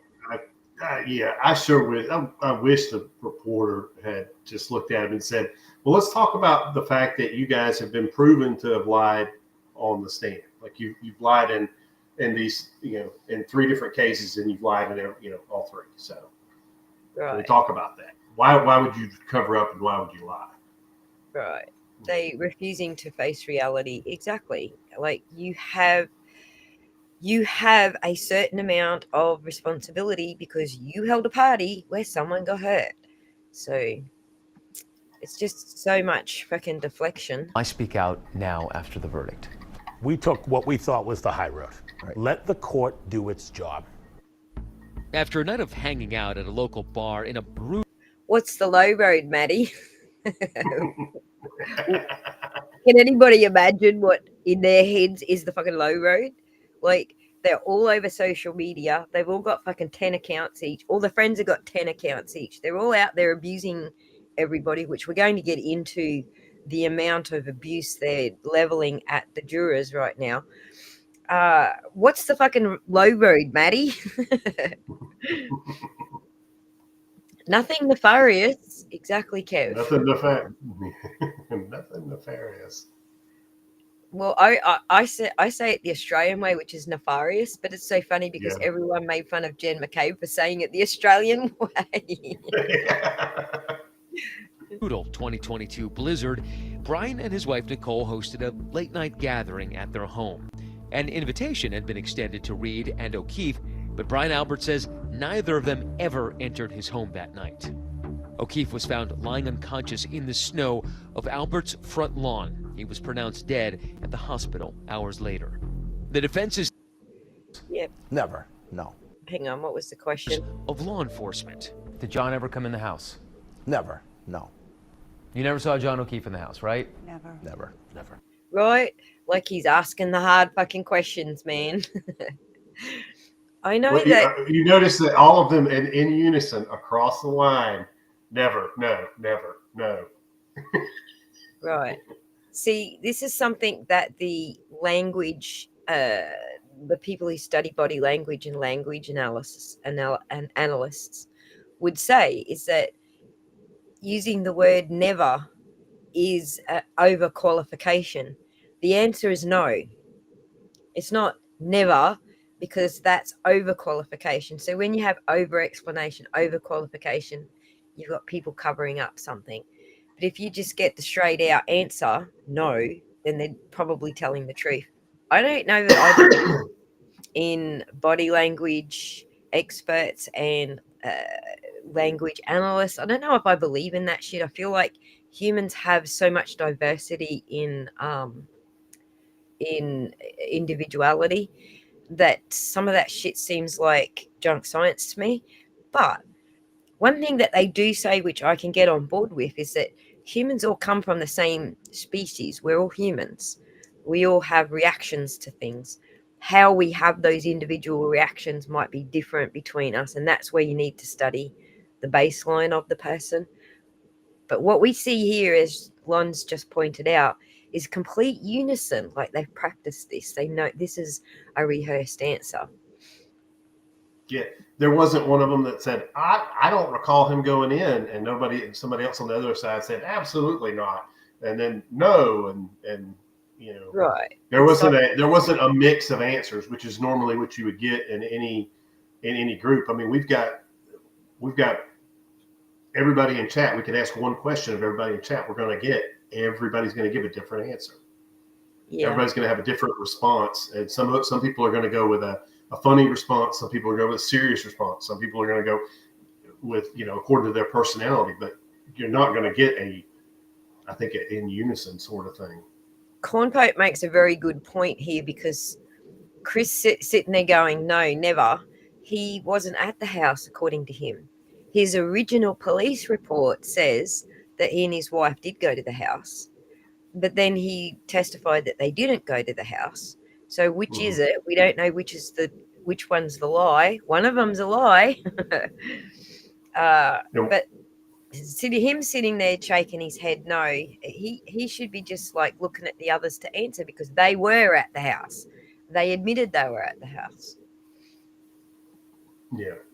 And yes, Chris Albert is actually a convicted killer for exactly what he's accusing Karen Reid of, for drunk driving and killing someone. These are people in your own community who believe the conspiracy theories, who believe that there were other law enforcement officials and agents involved in this. Why is it people in your own community who believe these conspiracy theories? You do realize for this conspiracy to be true, it would take 30 to 50 people. You'd have to. You do realize that all you had to do was plant some evidence and everybody else would have just gone, look, there's some evidence. Why does it have to be 50 people? Why isn't it just you guys planted the evidence and the rest of them found it? Why is that such a big conspiracy? It's you guys in the house who are liable because you held a party where someone got injured. Story changed when Colin needed an alibi. Exactly. Yeah. Exactly.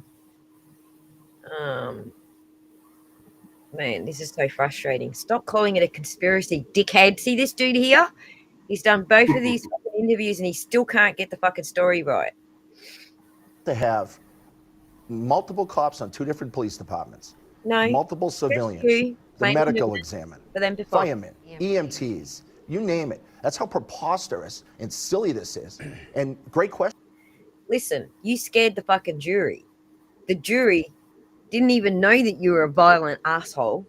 You scared the fucking jury last time. You sat there and stared them down, and you think that staring down the EMTs and all the other people, having your brother on the select board committee and having all of this power where you could take people's jobs away, you think that's not something that you're capable of doing? Yeah. Like, and it doesn't have to, he's like, oh, you'd have to have 20 or 30 people. All you have to have is that. And he takes one to plant the evidence. That thin blue line mentality. That's all it takes. Is that, well, if one cop says this, then all the rest of them are going to fall right in line because it's a trust thing. Right. They trust their own, and you know, a lot of times that's to the detriment of the public. Right. On that note, we have a very interesting story coming up about Commissioner Cox. This whole thin blue line covering up the deeds of others, even though most of them have no reason to. It's just the brotherhood kind of mentality. And I'm going to read you some of the book. It's a very long book, obviously. I'm not going to read the whole book to you, but I'm going to read some of the book to you guys. No, I don't think Cox is dirty. I think Cox actually, wait till you hear the story about Cox. There's more to the Cox story than, and it has nothing to do with Brian Albert. But the point is, they do cover up for each other, and they don't even need a fucking reason half the time. They just do it because it's the cops. And we go into Trooper Delgado Garcia's death to see that happening. You know, there was a bunch of people who were there when he died, yet not a single peep out of anybody. We know they're doing it. So we know they cover up for each other. Yeah, it's I don't understand how people bought this. Brian Albert says he and Nicole only found out about John's death when Jen McCabe, who is Nicole's sister, barged into their bedroom. She was just upset and I immediately thought something had happened to one of her children or one of my children, because why else is she in my bedroom at 6:30 in the morning right now? And what did she tell you? She said, John's out front. I think John's dead out front. I said, what the are you talking about, Jen? And I'm like, she said it in the 911 call. I think he's dead. Nobody knew he was dead. In fact, Karen said while she was looking at John on the lawn that morning, she didn't think he looked mortally wounded. How did Jen jump to the fucking he's dead in that phone call? She said it in that phone call before this that they're talking about. Well, I mean, there's also the 507 call. Cool. Exactly. So I mean, there's no. This was a surprise. We didn't know. Yeah, it was. Yeah, it was no surprise here. There was no that like she's acting like, oh, there was even in this interview, she's acting like there was a surprise visit from Jen when she was called at 5:07 a.m. Called and answered. That's not in debate. That's a fact. That's a fact that's in evidence. That was a fact. And it never got really addressed, but this second trial, because she wasn't part of the second trial, only Jen was, but it came out that Jen made that phone call at 5:07 a.m. to her sister, right? And that's in evidence. That's not conspiracy. It's not a debate. It's He's dead, Jim. It's like a scene from Star Trek. They were TV. They had so many movie lines. The McAlberts, in covering up their own asses, they had so many moving lines. I every time they opened their mouths, I was almost like, yeah, that's in this movie. Yeah, that's in another movie. Like much like Amber Heard did. So. The follow-up question should have been, where was the dog? That would have been my question. Your dog didn't try to kill Jen when she came in the house? Look at his memory recall. It's not up in his brain is where you'd be looking for your memory recall. It's either left or right, depending on the person. But he's looking down. He's trying to avoid eye contact with the person that he's answering. I mean, again, this is just body language reading, which I don't know is actually a science. We're going to get to that because I've got some funny shit on Diva.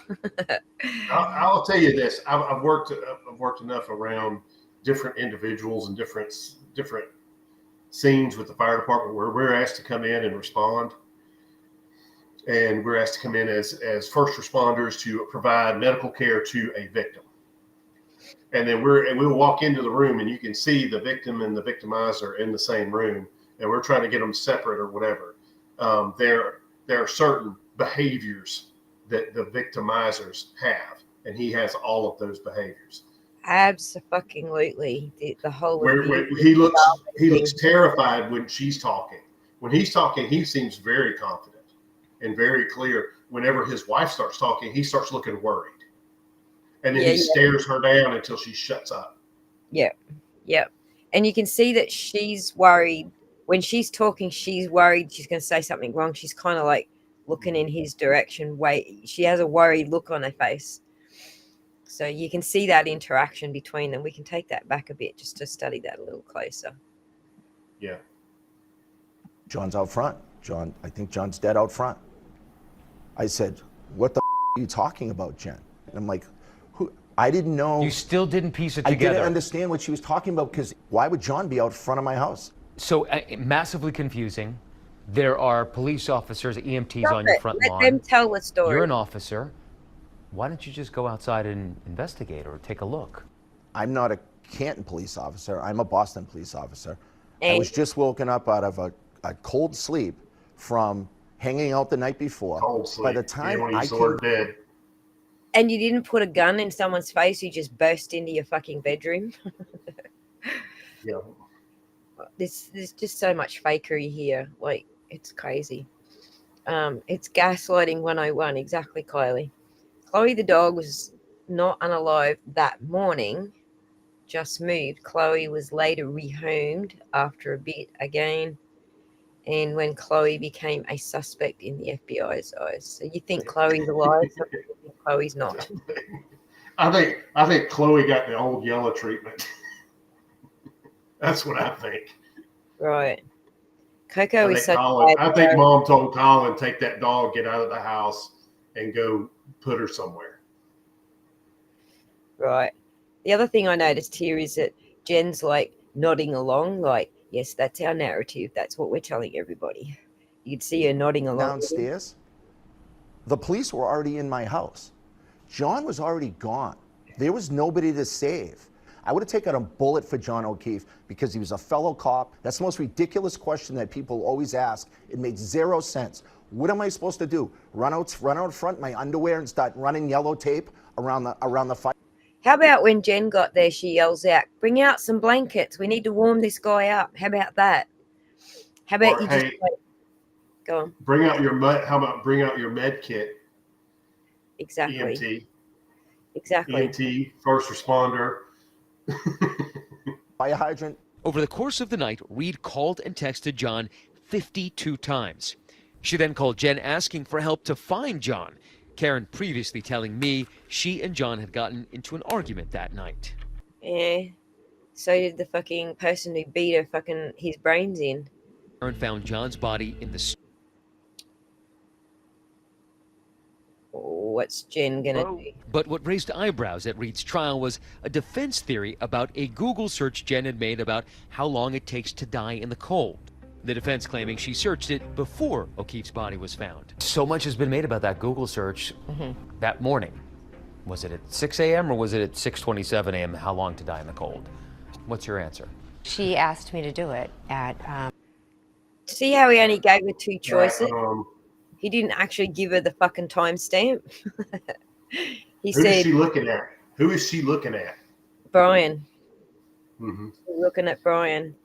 So... Gotta get permission. He says, did you make it at 6 or 6:27? It's like, what the fuck? Wasn't it 6 or 2:27? Like, he didn't even throw that option in there, which is what her phone fucking says. Kevin says, good thing about this interview is now everyone gets to see what unbelievable lying sack of shits they are. Right. Yeah, she's looking right at Brian here, eh? Am I going to answer this correctly and get into trouble? I'm outside of Fairview at 6:20, whatever it was. Doesn't matter how much I say about it, people will not believe it. The group also hoping to clear up rumors regarding the Albert's dog, Chloe, who had been... Is that actually Chloe? Is that actually Chloe? The group also hoping... I think it is. There you go, guys. Now we know what Chloe actually looks like. I'm pretty sure that's Fairview, and that's Chloe. Yeah.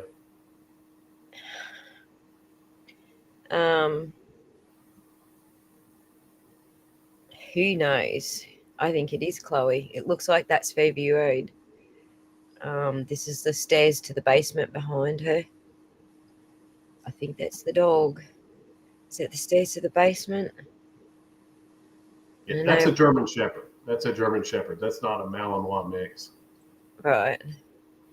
Interesting. To clear up rumors regarding the Albert's dog, Chloe, who had been rehomed after the incident. The defense claimed the dog was involved in O'Keefe's death. Those wounds were inflicted as the result of a dog attack. Those marks are from teeth. They've known for 2 years where Chloe is. The state shared it with them. So if they wanted to take DNA evidence from Chloe the dog and match it... No, the problem is, guys, that we can't tell that it's fucking the dog. All right? No one took the DNA from John to match it up to Chloe. So no one even knows that that dog is actually Chloe. But hey, you're a cop. You're a detective. You know this shit.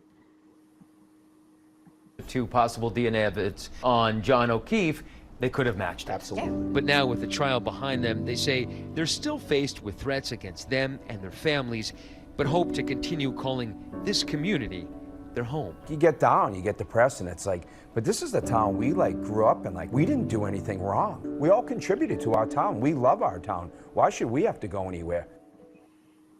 You don't have to go anywhere, but you held a fucking party where someone got injured. It's pretty fucking obvious what the story is here. I was just thinking, I'd love for Microdots to do a whole episode and name it. My name was Chloe. Just right. What happened with the dog? Renaming the dog, moving the dog. And it was Juror who went. Dog breed changes. Not the defense, exactly. Liza Little asked Nicole, did you give that to the prosecution? Did the prosecution give that to the defense? She was shocked when Nicole said that. Right. They didn't have this. It was all new at trial 2.0 that Chloe all of a sudden turned up out of nowhere. So Yeah. this interview is a joke. Exactly. It is indeed a joke. So there you go. I thought we could all do with the gaslighting this morning on that one. How frustrating are these people? Like, you hit the nail on the head. It's classic abuser type gaslighting. The way they all behave, the way Brian behaves towards all of them and his wife. I think you're exactly right there. So this is something I thought was interesting. Oh, actually, I don't need to do that. This was while the jury was deliberating. This is what right now, which is crazy. This is what the aunties were saying while the jury was deliberating, but they certainly not got that tune today. So have a listen to this. But wow, this is Listen, nuts. guys, no matter what happens, we got about 14,000 people across all platforms watching right now, which is crazy. It gives me hope for the future. But anyway, like, no matter what happens, please, like, we're gonna leave the jury alone, okay? We're gonna leave the jury alone. Of course, yeah. This is No, I not don't free Karen advocate. Reed. No, it's not. Well, I want to hear from them. Yeah, If they choose we to. ain't going after If they them. choose to. Yeah, nobody Yeah. needs to know who they are. Nobody no. needs to be angry at them, or if it goes your way, weirdly obsessed with like patting them on the back or whatever. They're doing their civic duty. Right. So that story changed really quickly. Check out their poll. Guilty, not guilty, hung jury, or lesser manslaughter, and they didn't get any of those.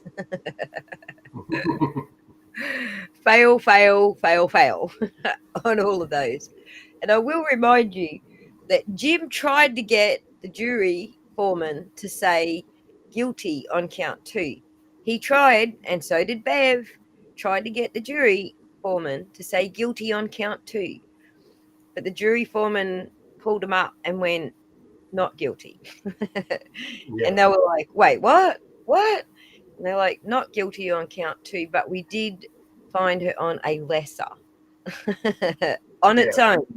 But they did try to catch the jury saying guilty on count 2. That was going to be their big thing, to catch the foreman saying guilty on count 2, and he didn't fall for it. Anyway, the point of showing you this is not how they're behaving today. As Betero points out, they're actually going after the jurors. And Paula, the one that juror number 11 that I posted about yesterday, she's actually closed her X account because she's copying so much shit from them. They're pointing out that she's following, the story now. They're allowed to. The fucking thing's over. They're allowed to. So, right, exactly, Fern's mum. I think we were nearly at 3 million viewers plus by the time the verdict came in. I think there was more than 3 million viewers. So, and they're like creaming themselves over 14,000. The majority of them are trolls too. They're like, well, the majority would have been just looking to see how they were treating it, how they were reacting to it. So a lot of people just do that. The majority of the anti free Karen Reed like that. They're idiots. There's no other way. Like, you can't. I'm okay with people who objectively had no idea whether she was guilty or innocent, and they needed to see the entirety of the proof and needed to hear a jury say it. I'm okay with that. I understand that viewpoint. But hey, there was a cop dead. She must be the one that did it. That's all I need to know. Hang her.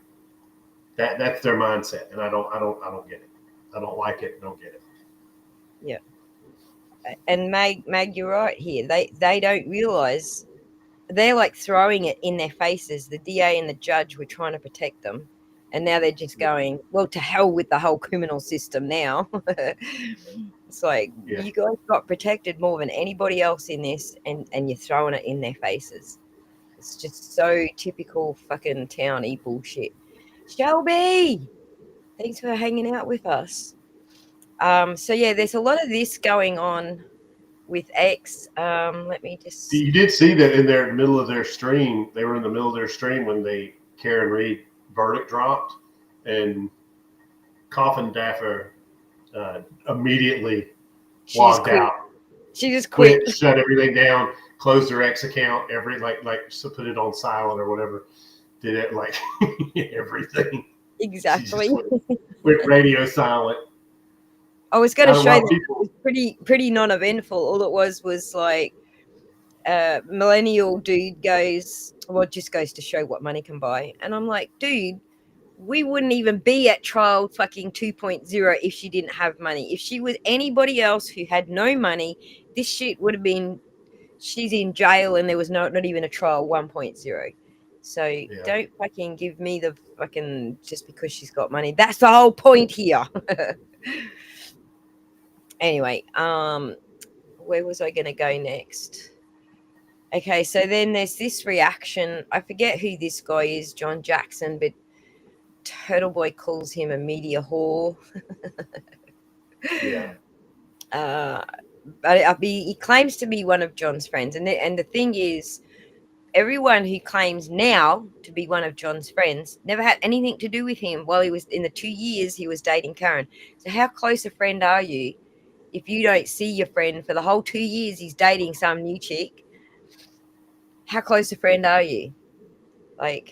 Anyway, here's him having a fucking cry. But there's more to tell about this story because this isn't how they were behaving a half an hour later. Incredible man. Just incredible man. John Jackson is remembering his friend, Boston police officer John O'Keefe. This whole process is not it's not something you deserved. It's just it's unfortunate. He deserved much better. Whose fault is that, John Jackson? Whose fault is that? Did the defendant do the investigation into his death? No. Whose fault is it? O'Keefe's mother leaving the VFW in Dedham, where family and friends gathered after the verdict. Several wearing blue shirts with O'Keefe's police badge number 2490. Jackson says he and the family respect the jury's decision, but it is not what they wanted. The prosecution did an excellent job. Everything the jury needed to convict was in front of that jury. The eruption of cheers from Karen Reed supporters outside the courthouse when the verdict was read, adding to the family's pain. It was disgusting. The family heard it. It was disgusting. Jackson says they also watched Reed make comments after the verdict. No one has fought harder for justice for John O'Keefe than I have, and my team. 12:30, 2 a.m. She wasn't fighting very hard, was she? Ultimately, he says he and the family will move on and keep John's memory alive. Johnny deserved much more than this. He just deserved much more than this. Yeah, and guess who's going to bring the justice for John O'Keefe? Because it ain't going to be the O'Keefes.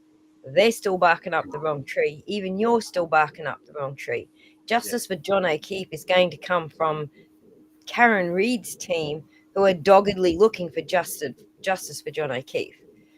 And so I gotta say, the end of call hats and shirts, like an end of call is when a officer or a firefighter or someone or EMT, when they die in the line of duty, there's an end of call. End of call is reserved for family. But for people to put their badge numbers and stuff on these shirts, and there might be a time and place for that, but it's not in the day-to-day. And to walk around with John O'Keefe's face plastered all over, and I say this, I don't care if it's for pro Karen Reed or anti Karen Reed.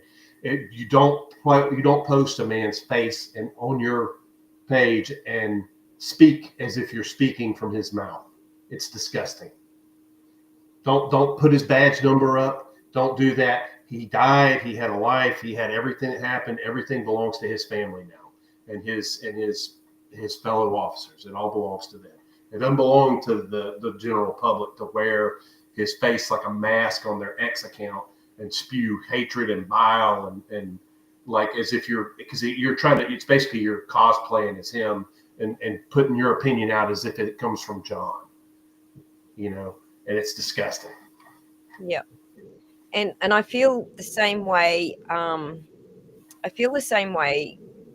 Sorry, I'm going to go off topic, sort of back to the original topic. But I feel the same way about the McAlberts doing this little tour that they're doing. Justice for John O'Keefe doesn't come from convicting the wrong person.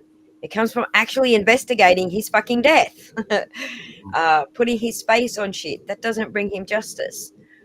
What brings him justice is actually investigating his death. Mm-hmm.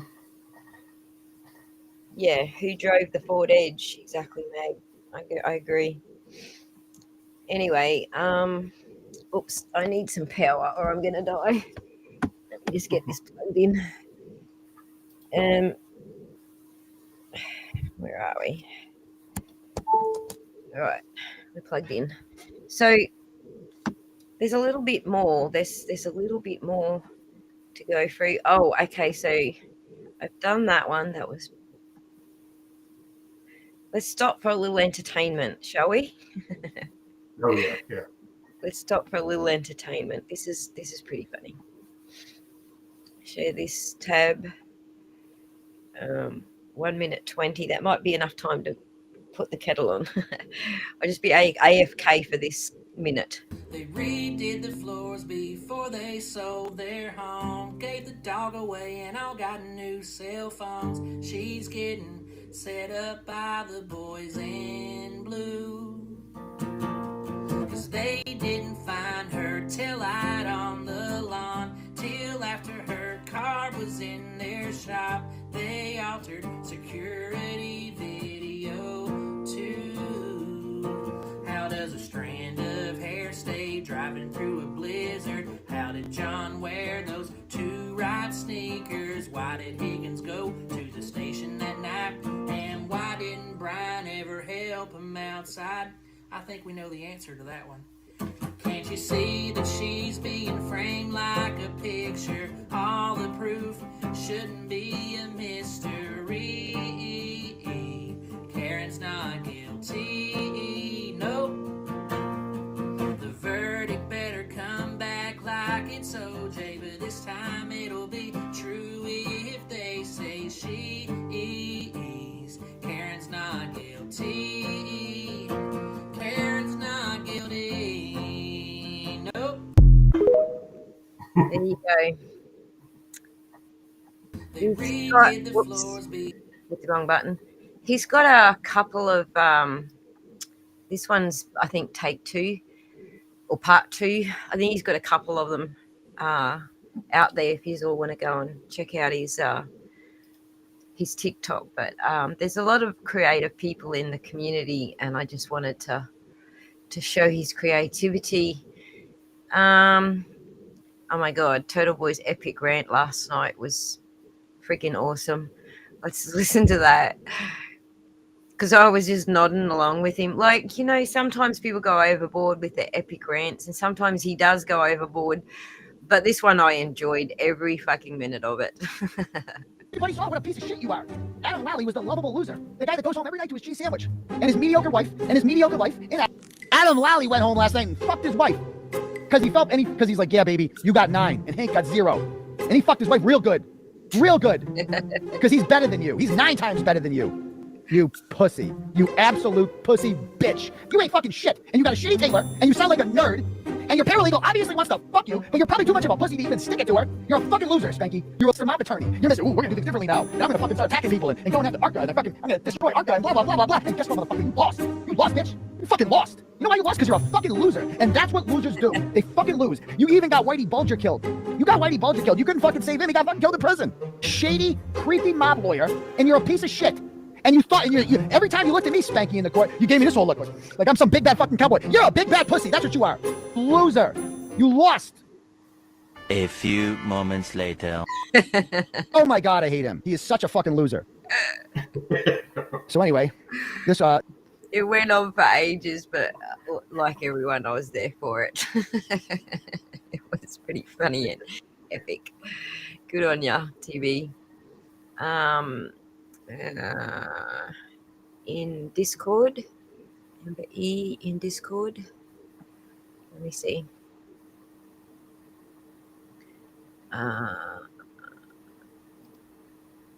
Amber E in Discord. Nope, I don't see anything. Can you post the link for me, Kev, so that I'll pull it up, but I can't see it in Discord. General tab. Here's where I'm looking. Oh, maybe I'm not. Okay. Thank you, Amber E. Got it. Oh, complete change of subject. Yeah, we'll come back to that. We will come back to that. I don't want to change the subject, but thank you. Got it. Oh my God, it's good news, but it's freaking awesome good news nonetheless. We'll come back to that, Amber. So rants on the hard shell. Oh my God, his show was so good yesterday. Like, it was so hardcore ranting all the way through. Let me see what else we got. Oh yeah, Diva. Let's go to Diva. I'm gonna keep calling her Diva because she's a DIVA diva. But yeah, the body language expert guys did a show on Diva's body language, and oh my God, I laughed so hard because they're like going throughout this whole, I think it's a 2-hour segment, I can't remember, but throughout the whole thing they're going, yeah, we're not saying that she's being deceptive.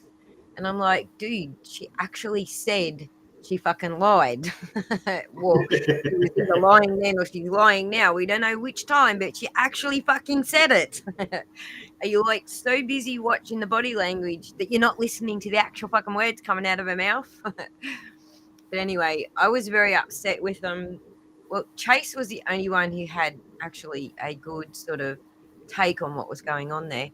But I was upset with them for saying that AJ was like a cartoon character lawyer. I'm like, do you fucking even know who Alan Jackson is? Like, clearly they don't because of the way they went into it. But this part was funny. I at least have to concede that this part was funny. So I'll just play it for you. The other ones. But this is interesting because she's pretty much keeping a flat affect on this. We don't see movement in the brow or the forehead. That could be due to Botox or whatever. And I assume Botox because her eyebrows are coming down at an angle like that a little bit. And that's what happens after a while if you don't do it right. These muscles start, in other words, collapsing here and sending these things up so you look like an ant. So you see people that run around and have those eyebrows that come up like this, but they're not drawn on. That you can pretty much assume that's what's happened to them. She's had so much Botox, she looks like an ant. I thought that was freaking clever. I don't even know what their freaking conclusion was with her at the other end. I have no idea. Their conclusion was, well, she wasn't necessarily lying. It's like, dude, she fucking told you all the way through that whole direct and cross and everything. She told you that she lied. We just don't know when the lie was, whether she was lying then or before. But anyway, Chase is the only one that pipes up and goes, yeah, nah, dude, she's lying. She's lying through her teeth. But anyway, for those who don't follow it, it's called the behavior panel. They look at body language. I don't necessarily agree with their takes on some shit. I think the only one who's actually got any credibility out of all of them, as far as how he goes about his analysis and stuff, is actually Chase Hughes. I follow his channel by himself because I feel like he goes the right way about it, whereas the other three dudes are just selling their product, really. And they get that. They have that feel that they're just selling their product. Like, we'll teach you everything you need to know about body analysis if you buy our product, which is on their boards there behind them. But anyway, I did think that was funny.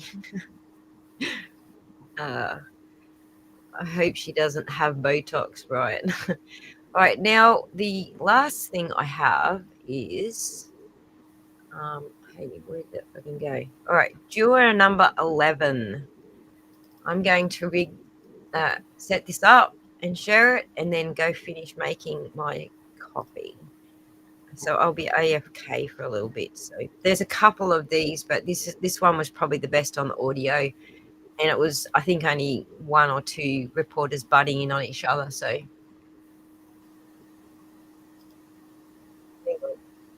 hang on. I stuffed that up. Hang on. I screwed that up. Can you see it now? Yes. All right. Let's go again. And what made you come forward to actually share your experience about being a juror in this high-profile case? I actually want to give a message to the family, make them understand that, or at least hear us out saying it's not our fault that Karen Reed was innocent. I mean, the Commonwealth and the investigation couldn't actually prove and show evidence enough to make us convict her of anything. So I want to come out to let them know that we feel for them. Like, I personally feel for them a lot. I'm a mother, and it broke my heart to see the family leaving the courthouse on that day. But it wasn't her fault, and I hope they find who did it. Let's talk about the verdict and how you guys came to this conclusion. At first, most of us were on the same page pretty much. We were shocked with so many holes the case presented to us. But there was some people who had questions, and we were there those 4 days to answer those questions. Were a heated argument, like, oh my God, we disagree and everything? No. But we had some disagreements about this evidence, X or Y, and we talked through it. We were very respectful of each other, and we came out to the agreement. Was there any particular evidence that you guys were really stumped on? For me, specifically the taillight, we all took a look close to the taillight, and we couldn't make the taillight, the image on the taillight, the original taillight, compatible with the injuries on his body. Mm-hmm. So having a close look of the taillight helped me a lot, and I'm sure the other jurors too. And that solidified it? Yeah. And you mentioned who might have done this. I know David Yannetti, her attorney, said, there's somebody else out there that is responsible. Do you have any ideas who could be responsible, or do you feel the same way as you sort of suggested you do? Yeah, I think something happened inside the house, and he was placed outside. So whoever was inside the house, we didn't hear from the owner of the house or Brian Higgins, who allegedly had some sort of, involvement with Karen Reed days prior. So, the spotlight for me is on them, but I can't say, just like they can't prove that was Karen Reed, I can't prove it was any of the people in the house. Can you quickly clarify what happened when you guys came out with a verdict and then said, oh, actually no verdict? There was a little point. Yeah, we had some questions about the sleep and how to... Oh, the sleep. Yeah, if we did right. And we sent back, and we didn't even send back, was in a deliberation room with us, but then because the judge knew that we had the verdict, she asked to seal the paper and bring it to her. Is that the situation where she came back and said there was a verdict, and then less than 30 minutes, okay. Yeah. Okay. We talked maybe, I think, an hour more, and then we came with the other verdict. What were you guys split on, and how many of you guys were split on certain parts of this verdict? I think, we're half and half as when we first got there. Like last Friday we didn't do anything. We were just like, we all want to talk, put it out, because too many days without talking about it. And Monday we start to look into the evidence, the witnesses and the videos and the taillight close. And we're kind of like half and a half, and we had to see which questions, what make you be guilty, what make you feel not guilty for this charge and the other charge. And it wasn't that hard, I think. I think we were very respectful. We heard, and everybody left feeling that they did the right thing. And how has your life changed since you've been part of this experience? I know it's still pretty early after, but Has anything changed about your viewpoint toward justice or the justice system?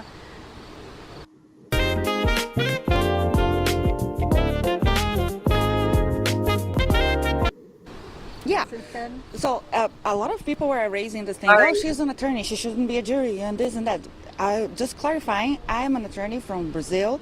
My license is in Brazil. I never work in the U.S. I can't practice in the U.S. And I didn't lie when they chose me to be a jury. And nothing changed so far. I did like to be part of this because for me, most of the time I'm a mom. I do have a part-time job, but from home because I have to take care of my kids. So being out every day, being there every day, getting this routine of working outside the house, actually I really enjoy it. And being in a courtroom made me feel like the old days when I was young. So the change was just my personal opinion about like what I'm gonna do next. But overall, I'm just waiting for summer to start and take my kids out and get this behind, and just I'm gonna keep following close because I want to see what's gonna happen. I want to see what's the DA gonna do next. I didn't have a chance to check the news and if they said anything. I am so curious about this. When did you realize the gravity of this case? Obviously, you didn't know anything going into jury duty, but when was that point that you really realized, oh wow, we just made a decision and it was this big? It was the Karen Read case. When I heard the people outside last Wednesday, because I didn't know there was that amount of people outside. As we drive every day, we could see some people in pink, and I didn't know pink was her color. I had a bunch of pink shirts, and then I stopped using them because I don't want to give a vibe. But I had no clue. There were, I don't know, hundreds of people outside. It was that of a big movement. And Aiden, Turtle Boy, I never heard about him before that. So I saw that he was very involved in this and I recognized him from court. So I started looking at his work or his advocacy, I don't know. And yeah, I didn't know it was that big. I mean, the judge said when she was picking us for the jury poll, it's a media case, it's a big case, but I had no clue that big, like national big. Right. So when you were sitting in the courtroom when the verdict came down, when what was going through your mind, and what did you hear in there? I heard just the people outside, and that's when I started crying, because that people outside made the family of John O'Keefe feel very sad just hearing that. So that moment broke my heart. And then, I don't know, I just hope they find justice. Is there anything that you would say to the O'Keefes if you saw them? Yes, please keep fighting. We really don't think it was Karen Read. The investigation was floppy. Believe that. Look at yourself, and keep fighting to find who did this to him, because he seemed to be a very nice guy. His niece testified, friends testify, and we had no doubt that was unnecessary death. But it wasn't Karen Read, and let's find who did it. Do you think the investigation was just sloppy, or could it be a potential cover-up with the police because he was a police officer? I'm not going to say it's a cover-up, but was a sloppy effort. I would keep just being like sloppy and lazy, I would say too. But if it was a cover-up, let's find out. Is there something that really stood out when you were listening to some of the testimony? Like, wow, when you say sloppy or lazy, what's the first thing that comes to mind? No reports. Like nobody made like an official report of like the GPS location of the evidence 1, 2, 3. Oh yeah, the ring camera disappeared. Oh yeah, no, this moment, like 2 minutes, we don't have the recording anymore. So all those coincidences doesn't make sense. And did you guys ever talk about the dog or potential dog bites or anything? We mentioned, I mean, you mean deliberation? Yeah. Yeah, so we mentioned the dog, but not much. I mean, I think that's looked like a dog bite, but because it wasn't presented to us, like more information about the dog and everything, we put our opinions aside and just, focus on the evidence that was actually there. did you always believe, or do you believe that Karen Read is innocent, and did you always believe that from the moment you stepped in to be a juror to the moment that you walked? No, I didn't know about the case, so when I first started, I thought maybe manslaughter because of the drink thing, that she was under influence overall. And but after the weeks passed by and the witnesses, and I just couldn't make her guilty. Was there like a turning point, like a aha moment where you're like, okay, maybe she's not? The Commonwealth witness judge, I forgot his name, Judge Welcher. Yeah, Derek. Dr. Welcher. Dr. Welcher. Yeah. So Dr. Welcher, car accident reconstruction, seemed a little off, and wow, they couldn't even prove that. So that moment was maybe an aha moment. Mm-hmm. And when ARCA came in and gave us such a good accident reconstruction to us, made sense. Interesting. Is there anything else?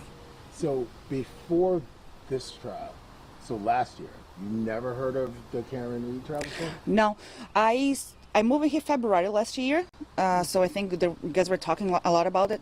I saw billboards, I saw some yard signs, free Karen Reed, but I was never curious to look to see what was it. I love crime, I love true crime, to listen to podcasts, but mainly in Brazil, mainly things that happens over there. So I'm not involved with social media, local news in the US. So I really didn't know much about Karen Reed. I just know her face and her billboard. Interesting.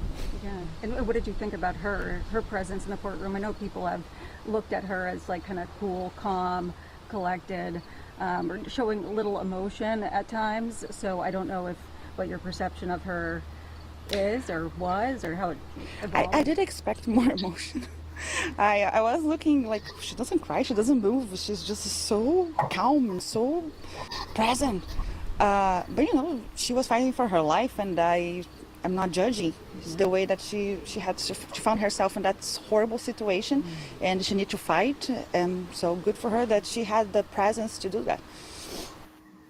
And what made you come forward? I did it again.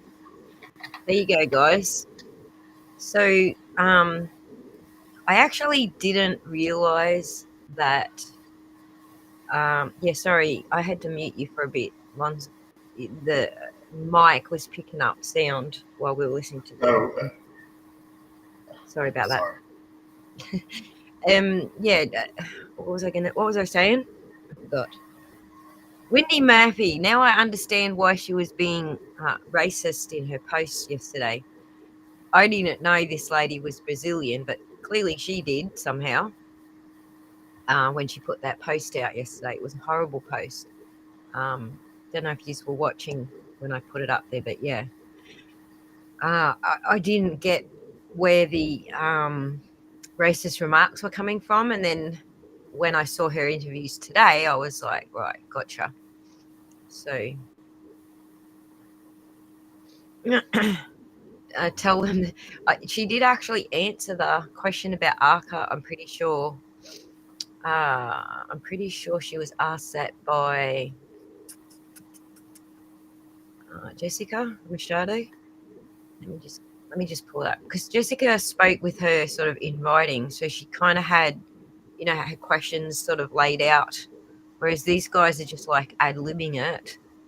Let me see what she asked. Was it question number 9, I think? No, that was about Diva. So the questions that, for those who haven't seen it yet, in my post that Jessica Machado asked her was, let's start off with the most important question. Did you think Karen killed John O'Keefe, and when did you come to that conclusion?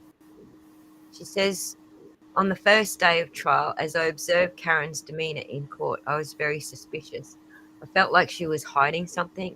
Her confidence gave off an impression of arrogance. Over time, I came to understand that I was looking at a woman who had already lost so much. The fact that she was able to remain calm, composed, and actively involved in her own defense became something that I admired. I had doubts, of course. I was initially inclined to find her guilty, at least of manslaughter, but the more holes we saw in the case, the less I believed she was responsible for John's death. For the past 3 weeks or so, I became increasingly comfortable saying she did not kill him. Question 2 was, did you feel that the judge favoured either side in this trial? She said, I wouldn't say favoured, but especially during the defence's case, I noticed a lot more of I'll allow it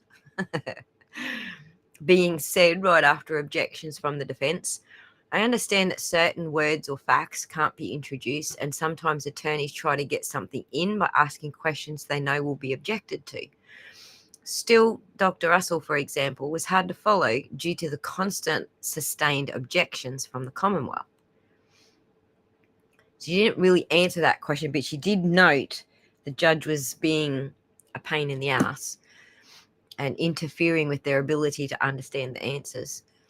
3, who was the most memorable witness in this trial?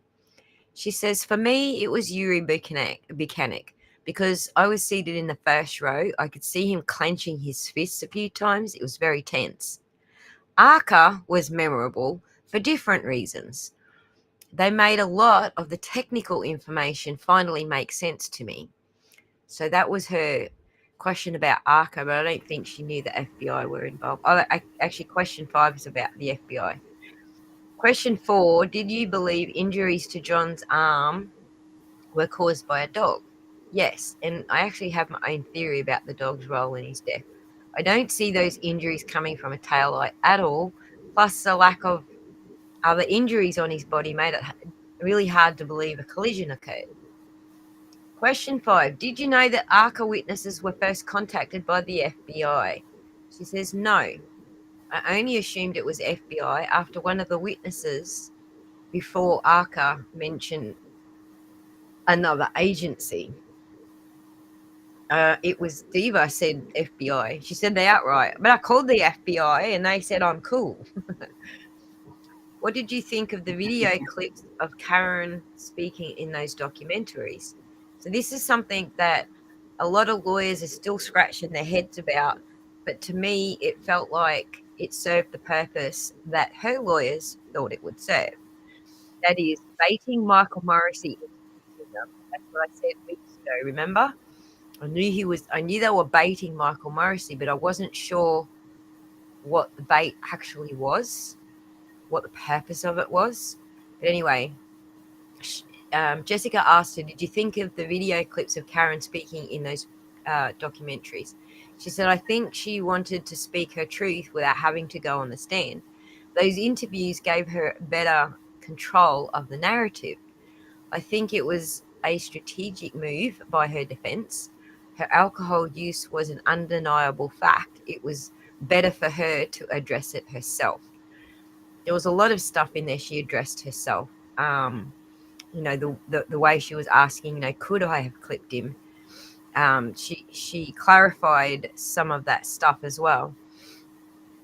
And I feel like just the overall comments from the 2 jurors so far is actually giving us that her speaking for herself actually had a positive effect without the prosecution cross-examining her and turning it into something that it wasn't.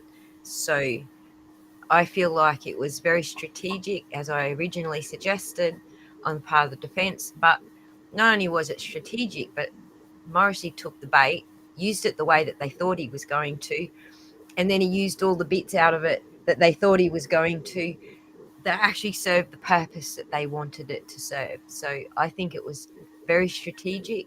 I understand that the conventional wisdom is don't let your client say anything.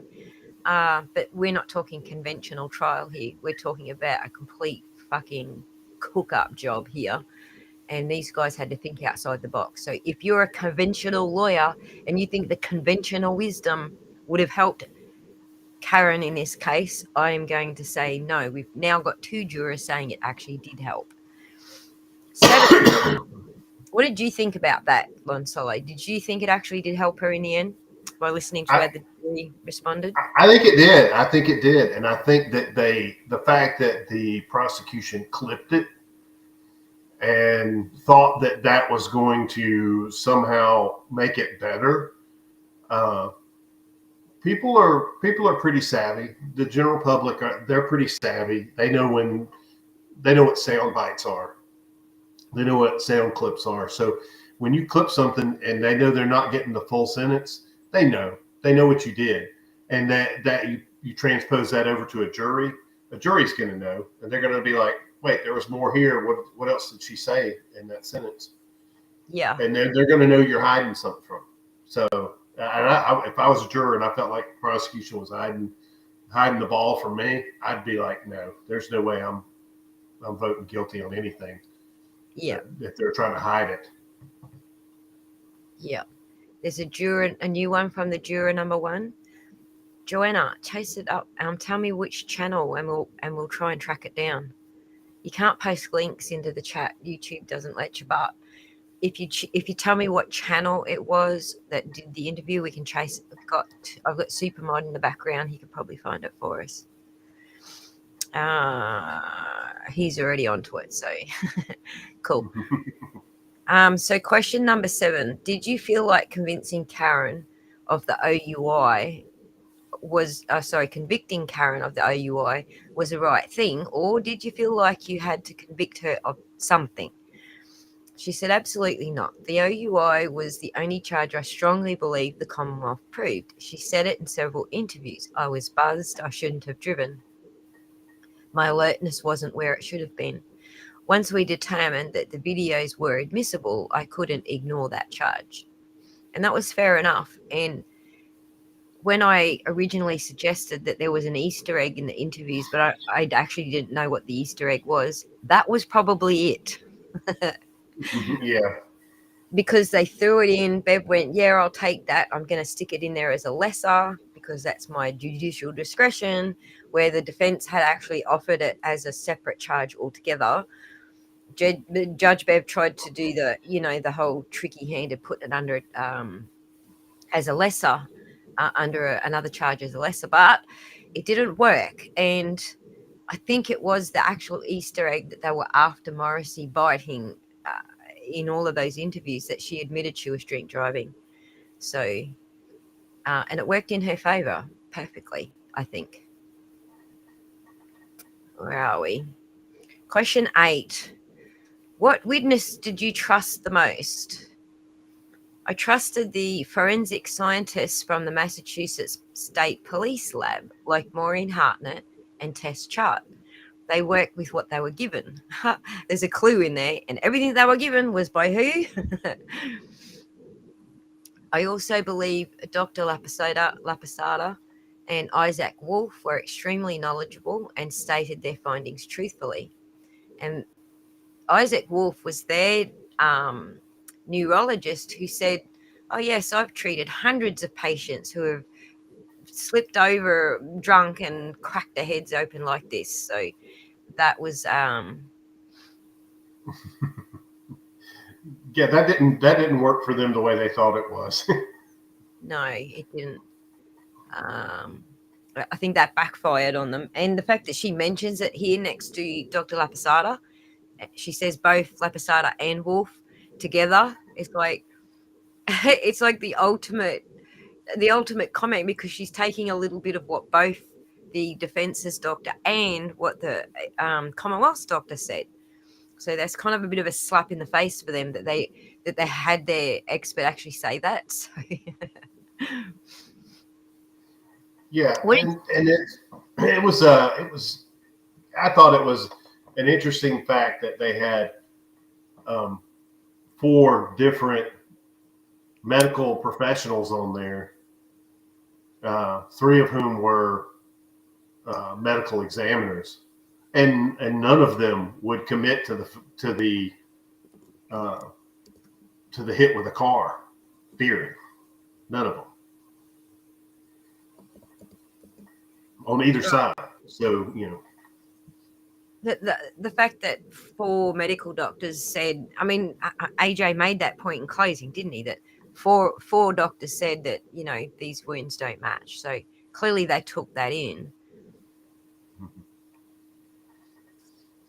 So number 9, what witness did you trust the least? Which I loved this question, and I love this answer. Officer Deva, her behaviour in court may be questioned whether it's safe for someone who acts like that to be carrying a gun among civilians.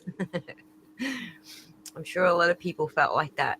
Again, go watch the behaviour, guys, because they did their best. Like, first of all, you get that impression they're just trying to sell their product, but also you get that impression that they're just going to stand by the state no matter whether the state's right or wrong.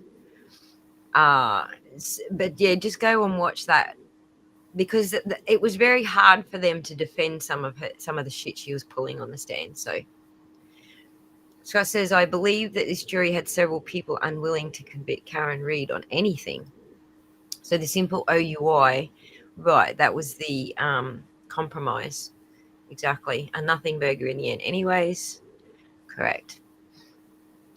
Still point out, though, that they tried to trick the foreman into saying guilty on count 2.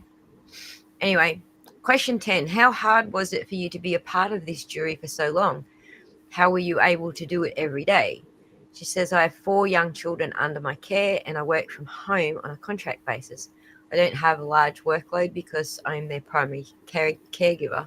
It was fairly easy to manage their care with my husband and extended family. She goes on that the kids were excited that she was helping the judge, and it made her think seriously about studying and learning more about American law and maybe even working in the legal field again. It wasn't a burden to her, except for the deliberation day when I felt extremely stressed and overwhelmed by the weight of our responsibility. It sounds like they all took it very, very seriously. And they all seem very sympathetic towards the family, which is wrapped up in her final question. Number 11, Jess asks, what is something you would want everyone to know about this case or trial? She said, I think I'd want to speak directly to the O'Keefe family. I was the juror who left the courtroom in tears, and it wasn't because justice hadn't been served for Karen Read, though I was happy for her and her family. I cried for Mrs. O'Keefe, Paul, and everyone in John's family. They did not get the justice they deserve. I understand they might not want to hear from any of us, but I want to make it clear that our duty was only to determine whether there was reasonable doubt. If there's any chance that Karen was responsible for John's death, then the blame lies with the sloppy investigation that made it impossible to convict her, to connect her to his tragic passing. She said, we didn't fail the O'Keefes. The Commonwealth did. The police did. I thought that was very freaking powerful. I quoted her several times. What do you reckon, Gonzalo? Mm-hmm. Oh yeah, absolutely. And as far as like I kick back to Deaver.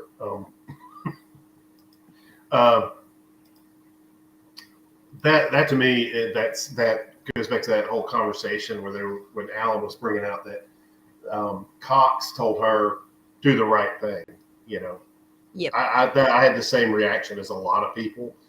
Just this visceral reaction of I knew what that meant. I've been in conversations with people where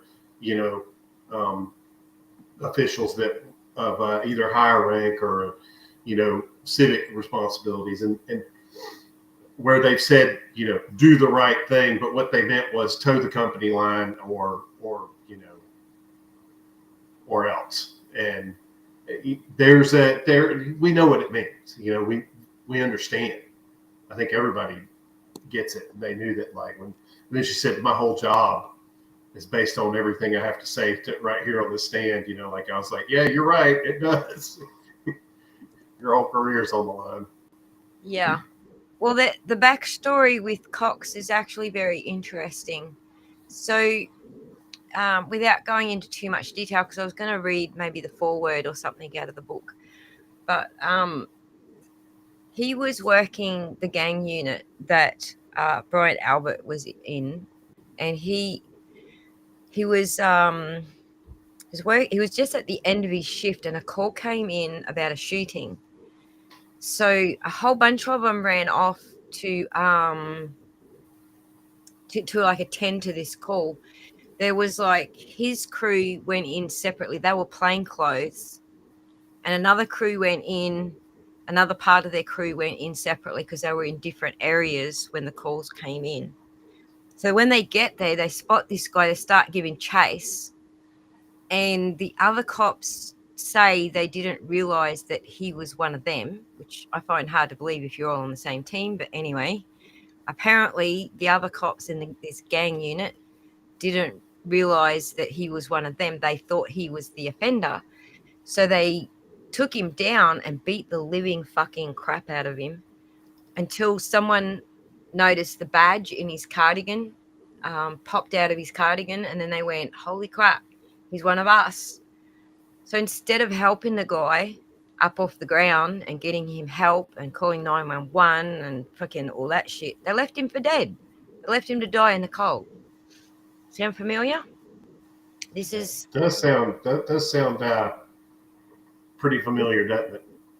It does. This is Commissioner Michael Cox that we're talking about that warned Deva to whatever she says they do the right thing. Yeah. Yeah. So what happened was he could have gone public. He could have quit the force on there, but he didn't do that. He stuck with the police force. He did everything the right way. They tried to cover their tracks, so they had written false police reports and a whole bunch of stuff to cover what they did. It was to cover up the cover up. The fact that they walked away and left him. I think they all admitted that they thought he was the offender and they beat the crap out of him. They admitted to that part, but then they walked away and left him, and that was the inexcusable part. They just left him there to die, and that's the part that they were trying to cover up. And he went through many, many years of a federal civil suit, trying to hold them accountable for what they did, not just leaving him there to die, but the whole cover-up part of it as well. And so that's the rough backstory behind Commissioner Cox.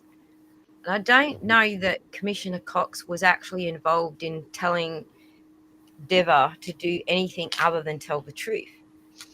I kind of get the impression he's been there. I don't know. I'm not 100% sure that he wouldn't be joining the blue wall of silence. I feel like he's got every reason not to, just given that backstory. What do you reckon, Lon Solo? I think I see it a different way, which is I think he may have pursued some stuff in federal, but he didn't immediately go after these guys. He kept up protecting them for a long time after the fact by not forcefully speaking up or saying anything. Right. And he took it on board that if he did speak up and say anything, it would cost him his job. He took that on board and decided not to keep his job. So that's part of the pattern that we're talking about, isn't it? Yeah. Yeah, I don't think he's the. I think he definitely knows which side of his bread is buttered on, and I think he absolutely pulled her in there, and I think he absolutely told her to do the right thing. But then I don't think he told her to tell the truth. I think he said do the right thing, and I think his understanding of the right thing was whatever's right for the department. Mm-hmm. Because now he's the commissioner, and as Kevy points out, he didn't get into that office by not playing the game. Exactly. Yeah. That's a very good point. So the people that actually did the beating and were found liable in a federal court was Officer James Bergio, Officer David Williams, and Officer Ian Daly. That's they've never been criminally charged directly for the beating, but they were found liable. I don't know if he got a payout, or I don't know what the story is yet, but he did actually have a book written. Someone wrote a book by interviewing him and getting the story from him. So I did download the book, and I will probably read some of the book just for something to do for us to just for something for us to do at some stage. So but shit, I just pressed the wrong button. Get the fuck out of here. Quit that. You bitch. Now it's stuck on the screen. I got an EPUB in the book. I have to actually get the PDF so we can read it. If I've got to pay a couple of bucks for it, I will. But it's like his entire story. But anyway, I don't know that she should have dragged him into it in this way, like having said it the way that she said it, because I feel like it gives him bad publicity. Where I don't know that he deserves it. He may not. He may have 100% pulled her in there and said, "Don't you lie on the stand. Don't you let them back you down on this." He may have said a lot of things that were, let's bring the truth out and all that. We'll never know. I mean, because whatever happened or whatever was said in that room, and if he did want people to know, he would have come forward already. Right. He would have said, "I came out and told her to tell the truth, and she didn't. And I'm going to tell you what I'm going to do right now." He could have done that. That would have been the immediate response, or she would have been terminated immediately after her turn on the stand. The fact that she wasn't immediately terminated says a lot. After she went on the stand, tells you everything that you need to know. Yeah, no, I agree with you on that. Totally, completely.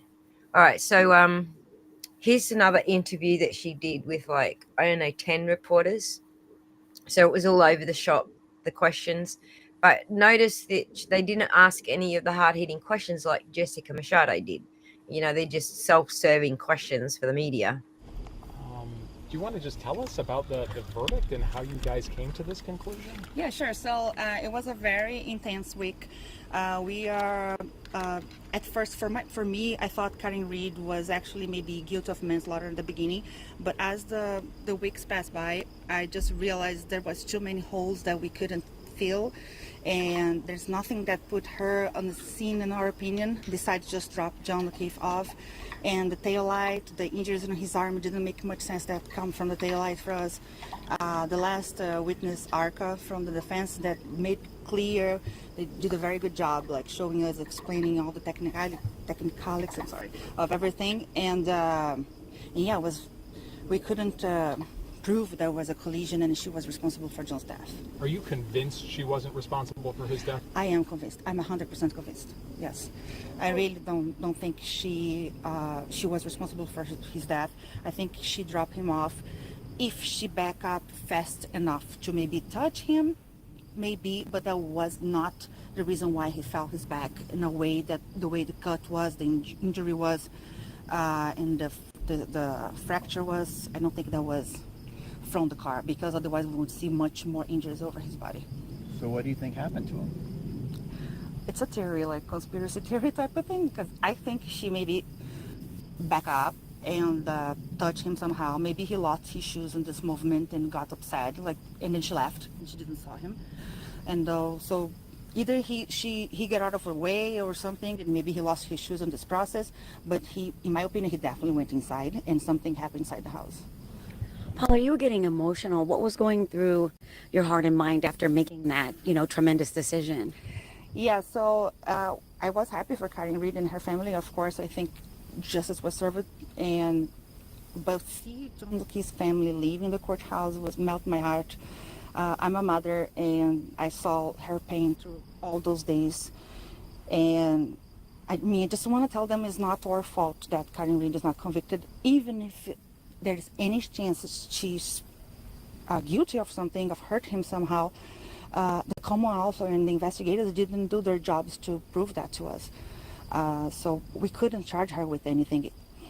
And I really, really hope there is a way for the case to be reopened and they can investigate again and find who actually did that to John. But you were emotional at the end. Yeah. Tell us about that. It was because I was sad for the family, because I feel like great for Karen Reed, but horrible for the family. He seemed to be a very nice guy, the story with his nephews and niece, and was alive. so I feel bad for them, and I really want them to get justice for John O'Keefe for real. Was it a poor investigation? In my opinion, yes.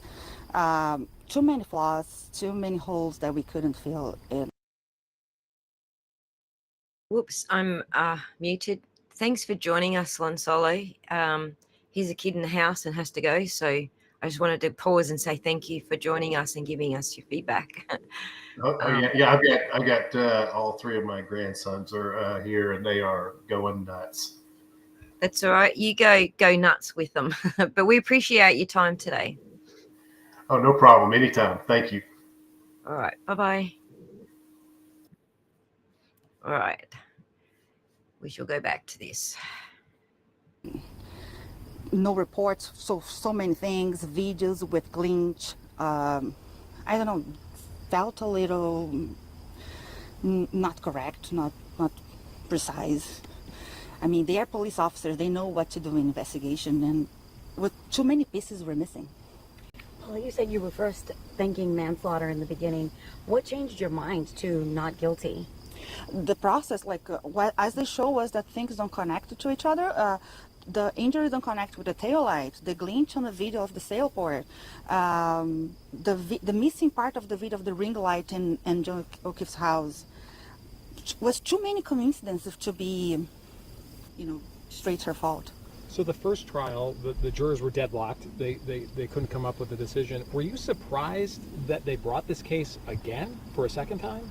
That they prosecuted her for a second time? No, not surprised, because I have a law background from Brazil. I studied law. I worked a little bit as an attorney before I moved here, so I understand a little bit the system.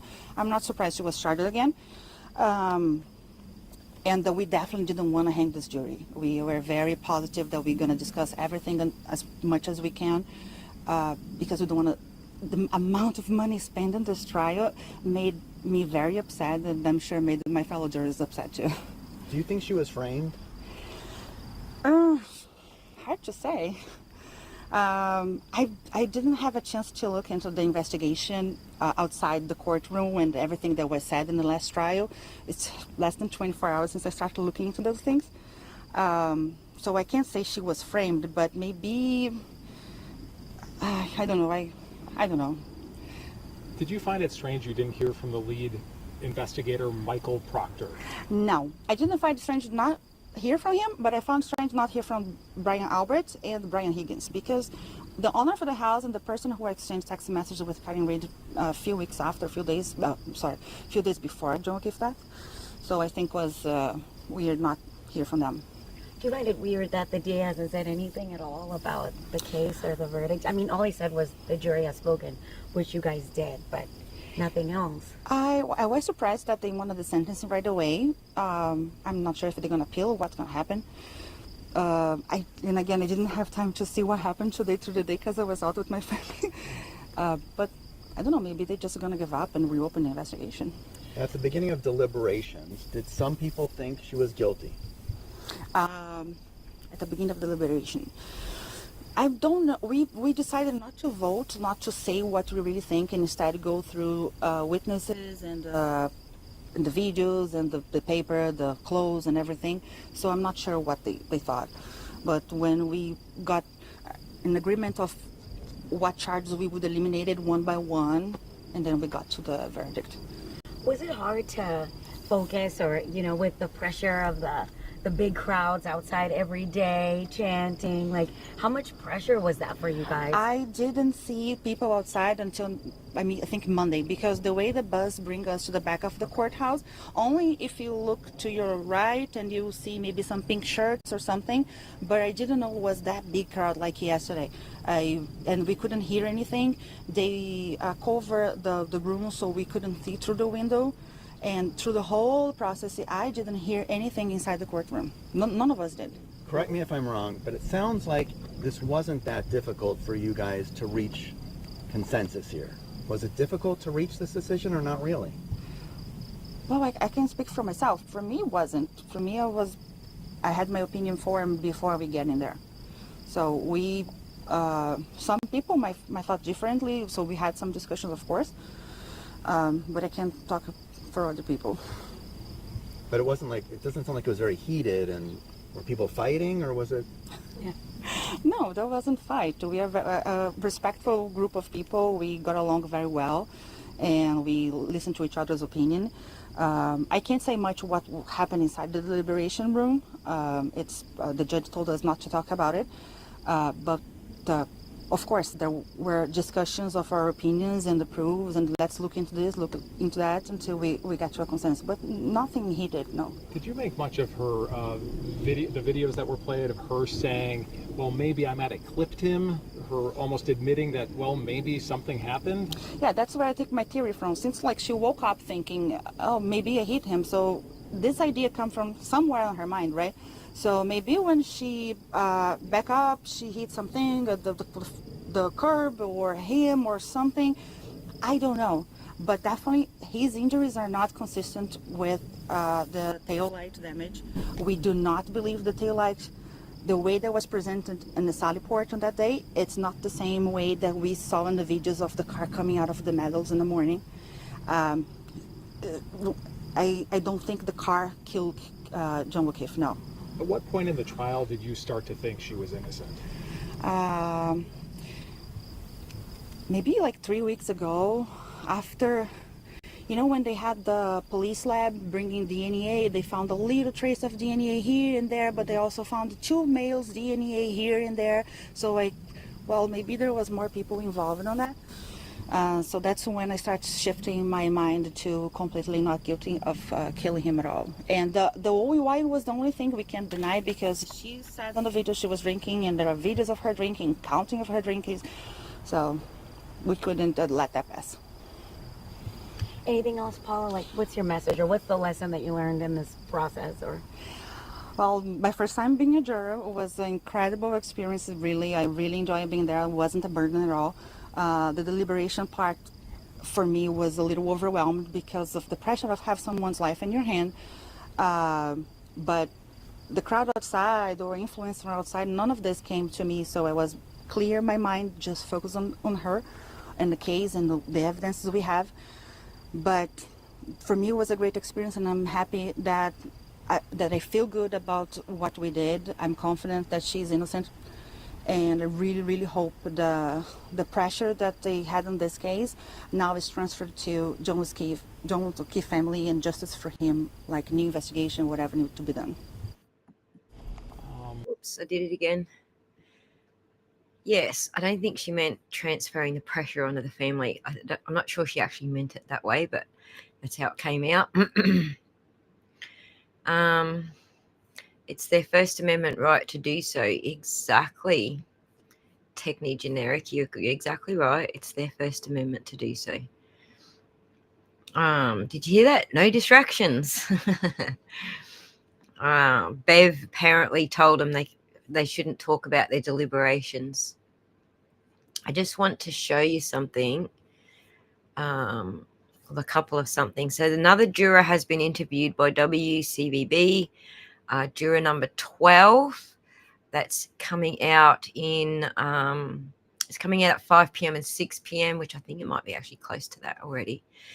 But I just wanted to just show you this. Bedero says, look at the well-reasoned, thoughtful and caring comments of the jurors who have spoken compared to the sheer unhinged lunacy of people like Windy Muppet and the idiocy of the ex-FBI agent. He's talking about Coffin Daffy. Speaks volumes about the leaders of those who have vilified Karen and blindly assumed her guilt for years. David Yannetti replies, word. So I'm so very looking forward to this interview shortly. 2 more hours, guys, 2 more hours. And if I'm still running when we get there, I will send you all over there, teleport you all over there. So 5:02 in Boston now. Thank you, Supermod. So juror number 2, 5:02 in. So it's interview at 5 p.m. and 6 p.m. on WCBB. Let me just see. Were you a juror and alternate in this second trial? Please feel free to reach out. Yeah, I don't see anything there, but I'm just going to look on their website now. Man threatens police. I know what that's about. Yeah, not seeing it on their website yet. If there's any locals that actually do have it, just let me know where to look. Because I'm not local, I'm just looking in the regular spots. Okay. Yeah, you're not allowed to say what others said during deliberation, but she can say what she said or what she thought, right? Yes, Windy Moppet. She's full of wind and she's a fucking muppet. That's why I call her that. Let me share this tab.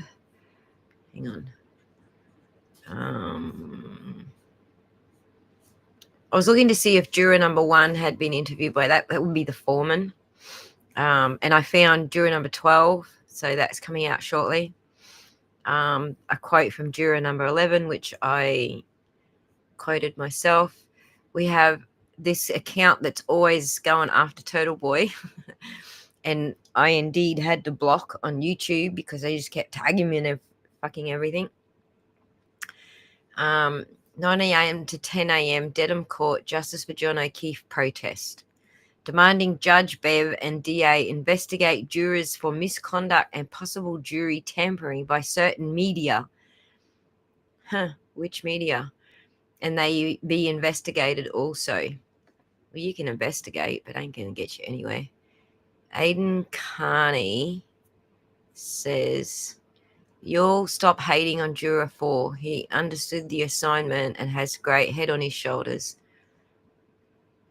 Who interviewed Juror number 4? When the jury walked in to give their verdict today, Juror 4, a young man, and Juror 16, a young woman, whom some say resembled Jen McCabe, both looked at me and were smiling. It was at that moment I knew we were about to get some really good news. Still going on about juror number 4. Paul O'Keefe was asked to move seats, probably because that was planned also. Aidan Carney and Karen Reid hate Paul. I think it's the other way around. Paul hates them, but whatever.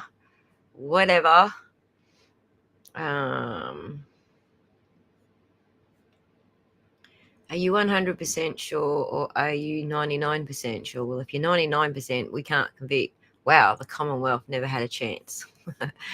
Well, their coping strategy is not working. So let me see who has interviewed Juror 4. Juror 17. DePetro took that down from yesterday, so maybe he didn't actually.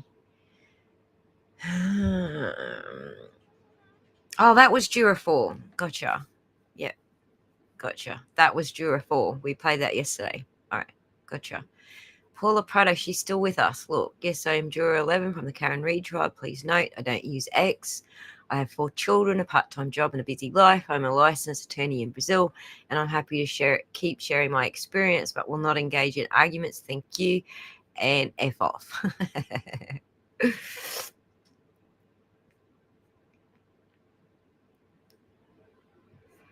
They're certainly doing fucking mean shit. They're doing mean shit to these jurors. Coincidentally, when the jury walked in, juror number 4. Whatever. Who cares if he is on the spectrum, Sarah? Fuck you. So, juror number 4 ably performed his duty as a citizen juror. He clearly understood what the duty entailed and manner in which he was obligated to. Exactly. Agreed, Lana Del Turtle. The cope is ridiculous out there, right? The cope is... Yep. Gotcha. Thanks, Kerry. That was juror number 4. Yeah, TB told us why he was moved, right? Big Ziggy says, I don't know what the O'Keefes asked for, but I've heard lawyers throw out numbers as example, not fact, when exposing that Karen Reid might tell insurer to offer what's covered up to put in her rear view. I think you mean interview. I think you might be in the civil suit you're talking about. But here's the thing with the civil suit, Big Ziggy. People are giving their commentary on it, and people are taking that as that's what she's going to do. It's not. It's just commentary. So, second part of Dawn put up after deleting the first. I believe the first is deleted now as well. Let me have a look at that.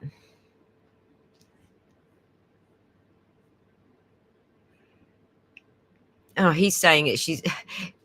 John DePetro is saying Paula must have a language barrier. She did not understand much of the testimony and maybe needed a translator. Imagine if someone from ICE testified, obviously biased towards police. You're obviously biased towards bloody race, mate. It gets worse.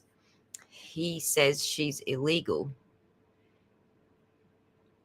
She's not an illegal. Why would you be all over the media if she's an illegal? Or John DePetro is claiming she's an illegal. A Brazilian Karen Reid juror believes Karen left John at the waterfall and not convinced the Lexus was even on Fairview. That's not what she said, DePetro. I think you need to clean your ears out, buddy.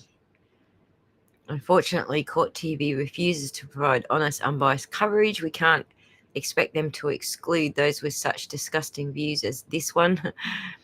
John DePP posts on X have been vile all along. Yes, I agree. He's entitled to say whatever he wants because, that's free speech. But if you're going to platform him, that's on you.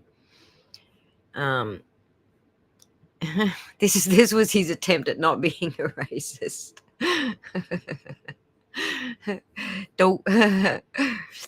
And they say you're not supposed to mess with Texas. Good luck with that, sir, Muppet. Whatever it is you are. Oh, and I am pretty convinced that he's a drunk too. The projection is palpable. Yes, it is. And it makes sense as to why it would be so easy for him to back into somebody else's massive big truck and pretend he couldn't see it. I agree, Kylie. Chloe's in the witness protection program. She goes by Cora. I think it's Cora, actually. Anyway, yeah. DePepe's having a hard time coping, I think. Oh, the cope is real. Where are we?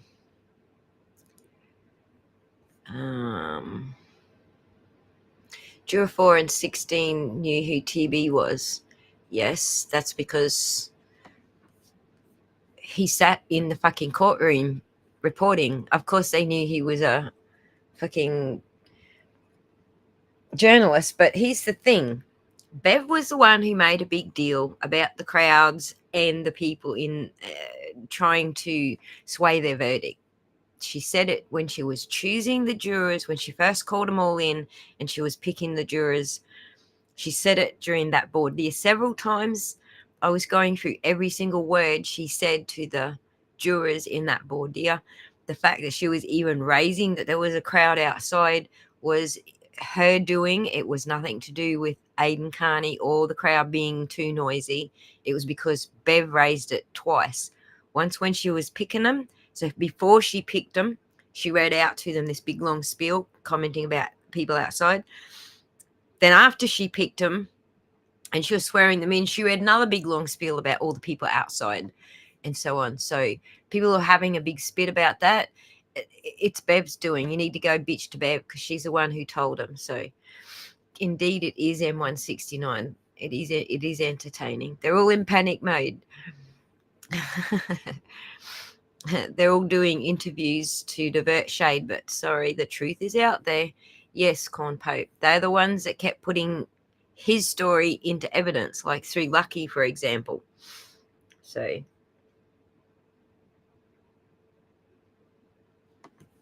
I agree, Scott McGuinness. I don't think it's going to go anywhere.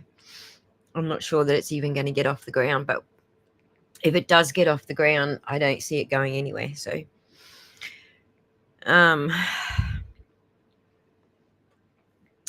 where are we? Yeah, people still carrying on about juror number 4. So I'm still not seeing anything about juror number 1. Juror 1.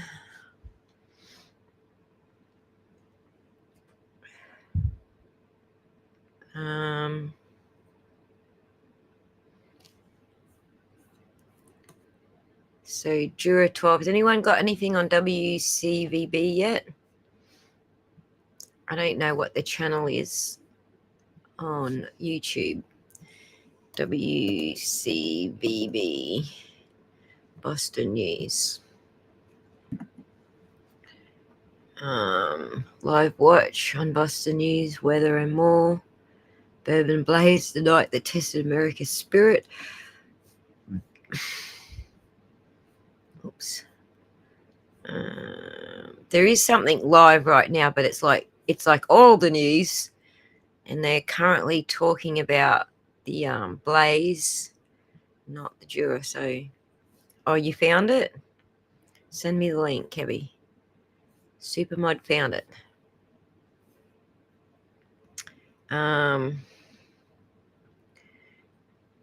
Tier wine is on sale at Tier wine is on sale at ABC.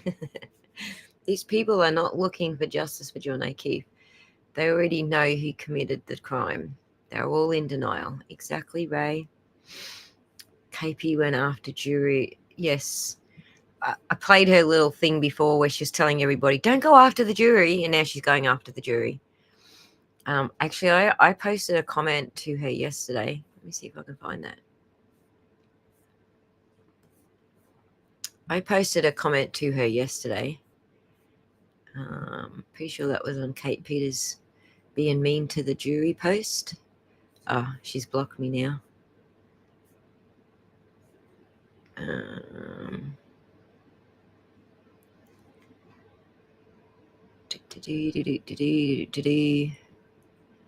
No, Juror 11 failed, Officer O'Keefe, says Ted.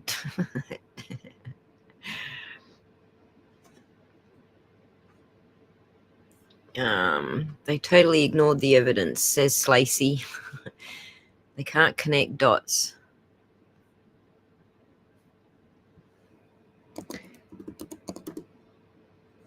Connect 4 is a children's game.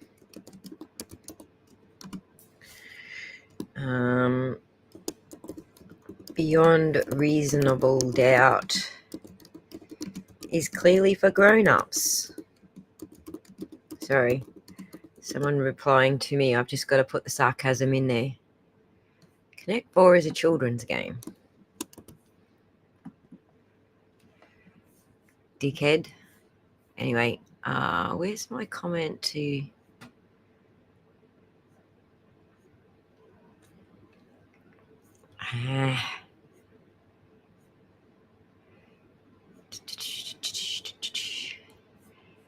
Anyway, I'm trying to find you some news. Millions of dollars wasted. We need to see the receipts from disgraced DA Michael Morrissey's office and audit every penny he has wasted on the Karen Reid case. Touche, microdots.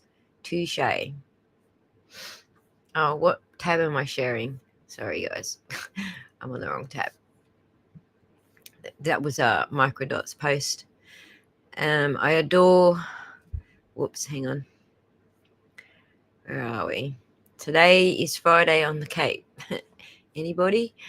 All right.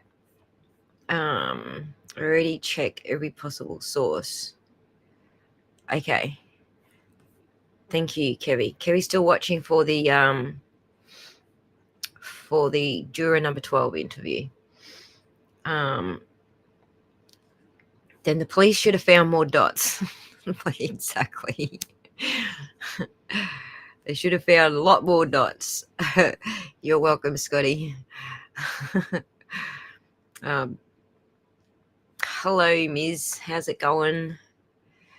We're waiting for this juror number 12. You know what's going to happen? I'm going to end, and we're not going to see juror number 12 interview. Juror number 12.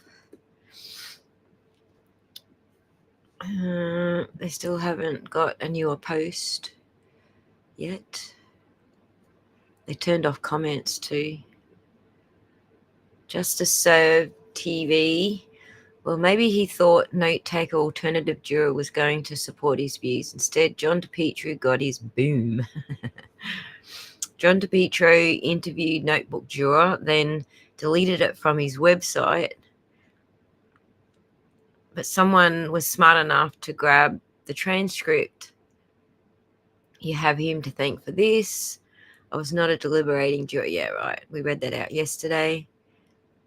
This may be unpopular opinion, but I don't think the foreman did anything exceptional that the other 11 jurors didn't do as well. He rightfully viewed his voice as one among 12 and wasn't a pompous dick who bullied the others like the last foreman. I agree, Alexis K.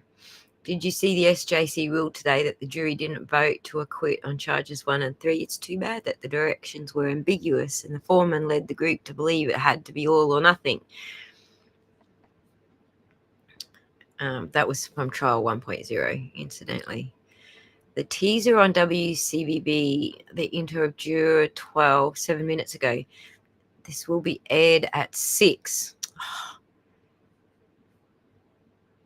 Well, let's just see what it says anyway. Woman. Tonight, you'll hear from Juror 12, who spoke only to our David Beedick this afternoon. He joins us live in Medfield this evening. David. Ben, good evening. Unlike the first 2 jurors that we've heard from who rendered their verdict of not guilty for Karen Read, this one, juror number 12, says during those 20 hours of deliberations, she changed her mind. I felt like if they didn't pick me, they'd be fools because I didn't know anything about this case. Personal trainer Janet Jimenez says before this second trial of Karen Read, one of her clients had mentioned the case, but she says other than that, she'd never heard of it. When she was picked to be juror number 12, she suddenly had a front row seat. I couldn't help but see her because I was right. I mean, I think I had the best view in the house. She was right there. The defense was right there. Did you form any impressions of her? No, like I said, I knew nothing about her. Jimenez says she filled a notebook and a half as she listened to witnesses and studied evidence over 8 weeks. She says when it came time for deliberations, she was open to listening to what the other 11 jurors had to say. I was hoping that my fellow jurors could help me to go through all of this. So I went in with a very open mind, but definitely leaning toward that she was guilty. Jimenez says what changed her mind is when she went looking for something in the more than 200 pieces of evidence. She won't say what that something was, but says she didn't find it.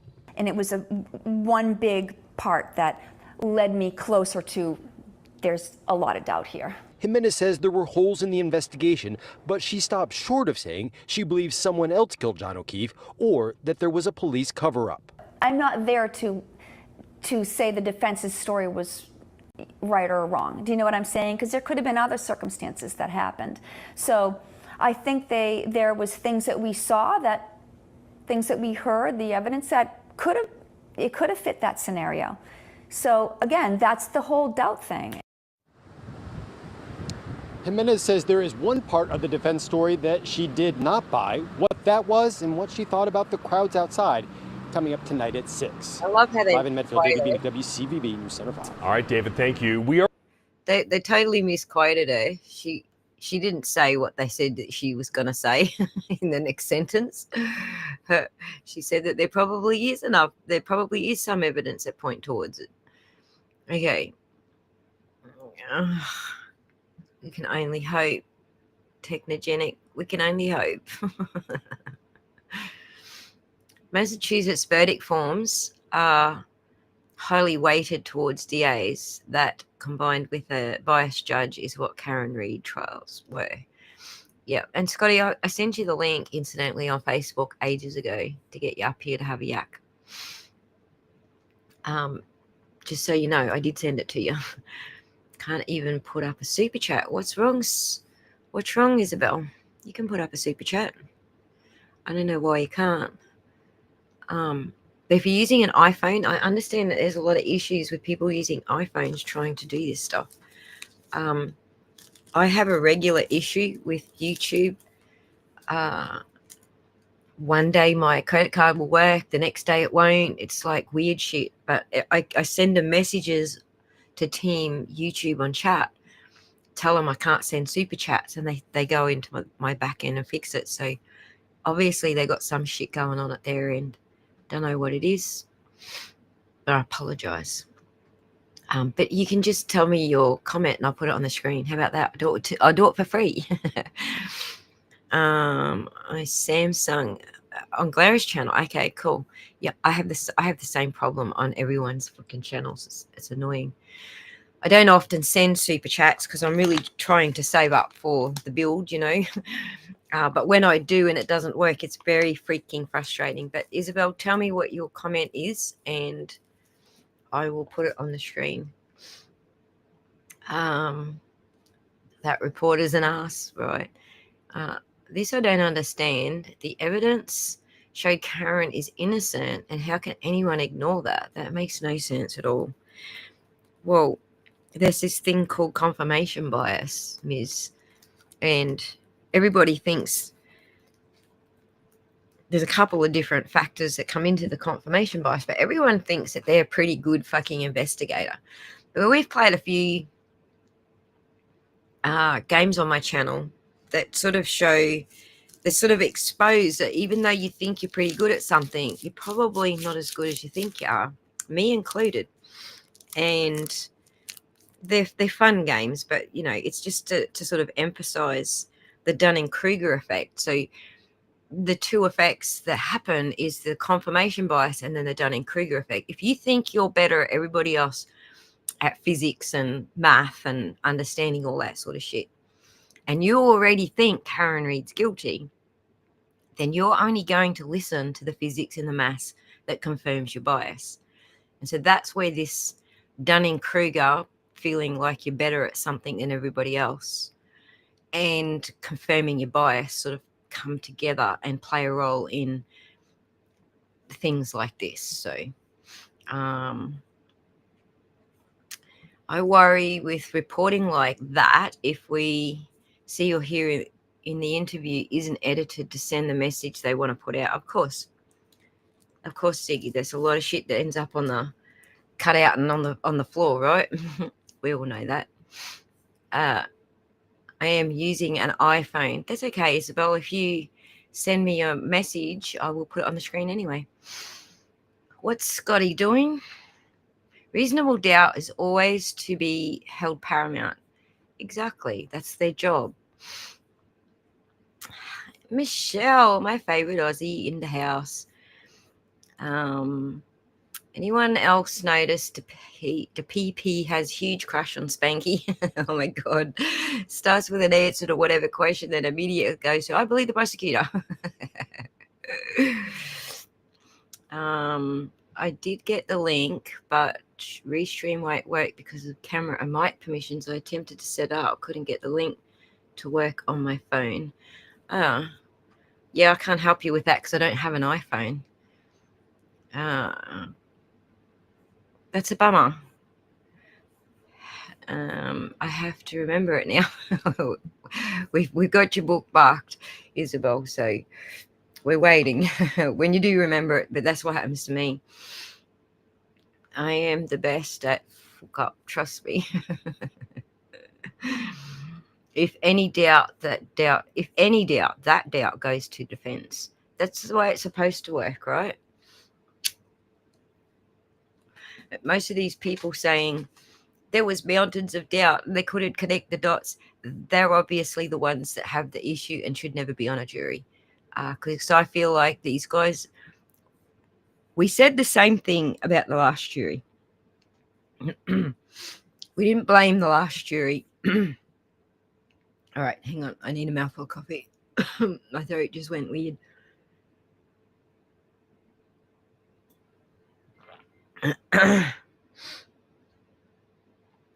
Oh, dear, oh dear. Quizzical, I'm using an iPhone.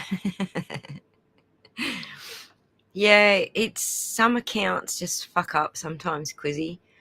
Mine does it all the time. They'll fix it for me, and then the next time I try to do a super chat, it'll do it again. So, I forgot what I was going to say before my throat dicked out on me. I forget what I was going to, if any doubt. Oh, the last jury. Right, that's what I was saying. With the last jury, the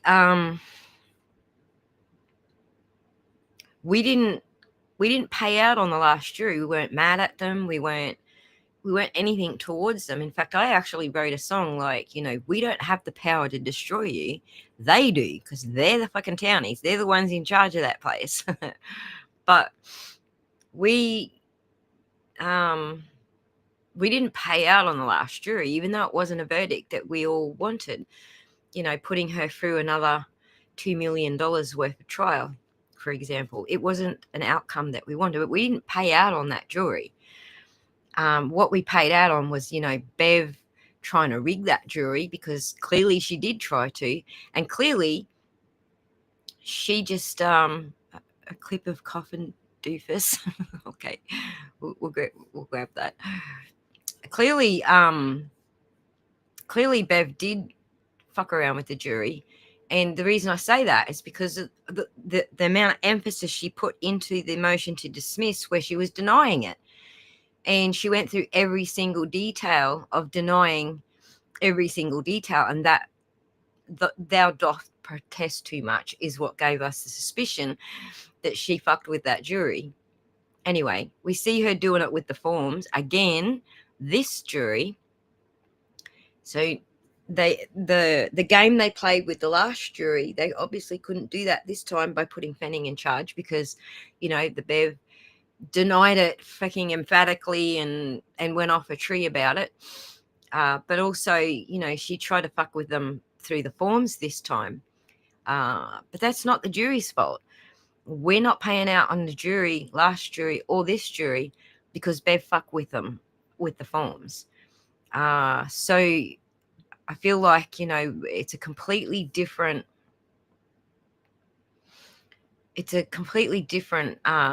attitude that we had last trial, even though it wasn't the verdict that we wanted. His coffin doofus doing stupid shit. This woman was an FBI agent charged with investigating potential crimes.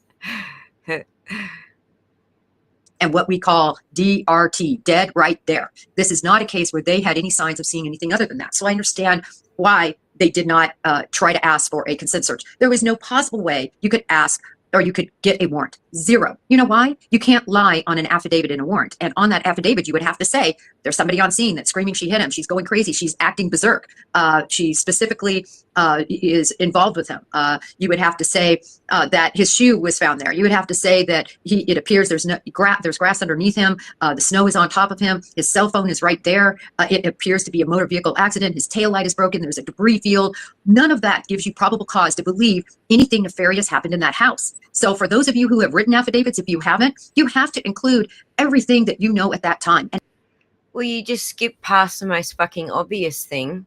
There's a guy injured on their front lawn, and they didn't go and check if anybody else was injured. That doesn't require an affidavit, doofus. Oh my God, it's so fucking dumb.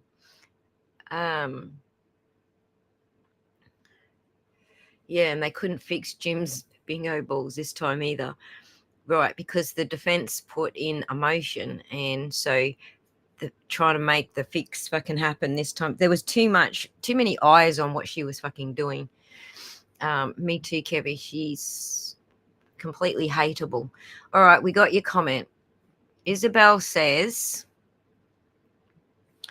Juror wants case reopened. It just flashed across my screen. I don't know if they're talking about Karen. I will have a look. No, the juror is talking about reopening the case to find out what happened to John O'Keefe.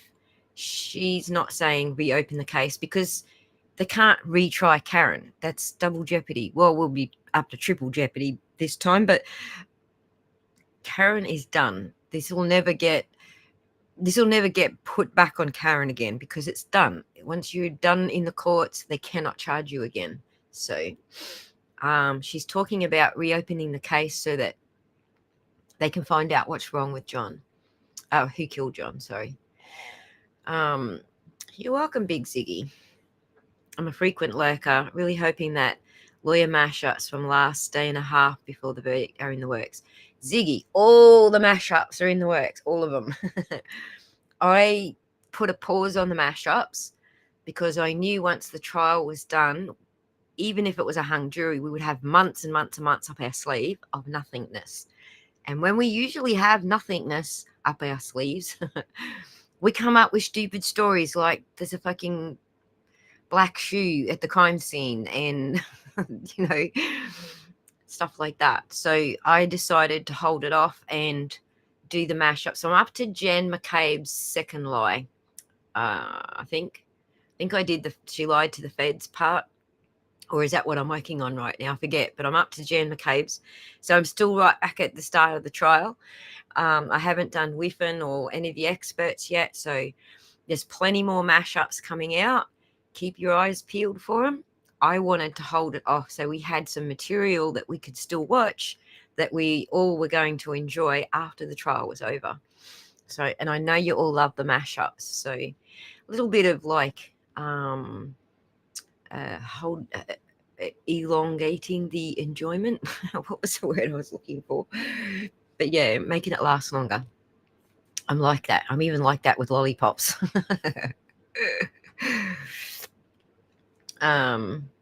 Holy cow, this woman is the Lulu, isn't she? I'm pretty sure she's on something. Like her videos, she always looks like she's on something. Like, look at her eyes. And at that time, there was zero probable cause to show some sort of murder in that house. And what we call. She looks to me like she's on something. You know, not that I know what she looks like when she's not on something, because I believe she's been on something for so long that we wouldn't know what she looked like if she wasn't. Or she's just a crazy alcoholic. I mean, that does age you, like your skin and stuff. When you're a drinker, so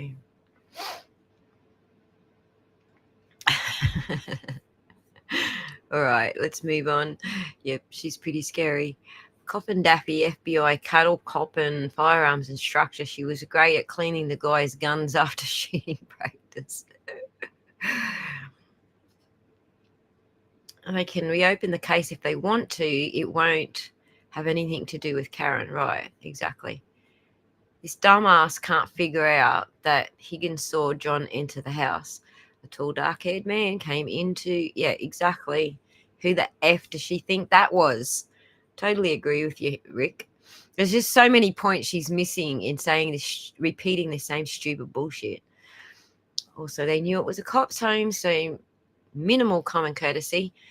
Exactly, Perry. Just stop coughing, heifer. Coffin David, you make no sense. Indeed, I filed a complaint with the Massachusetts Commission on Judicial Corruption about favorite love to hate Bev. Look, I don't know if it was you that said it before, but someone else actually said it earlier. It might have been just you saying it twice. Good on yous. Keep going. I can't do anything from Australia, but you guys certainly can from America. So, oh, she makes everyone's heads hurt. Yes, Burns' mum, she's an embarrassment. Asking consent from Brian would need no search warrant. Exactly. And why would he say no? The triple jeopardy is the dream of the statists. Yeah, I agree. Hopefully everyone working at a restaurant sees Hank or Bev add some special stuff to their food. Well, exigent circumstances. If you think someone inside the house could be in danger, right? If you have time, would you play it? Yes. Pop the link up. I got time. Pop the link up. Okay, what's going on over here? Oh my God, fucking doofus.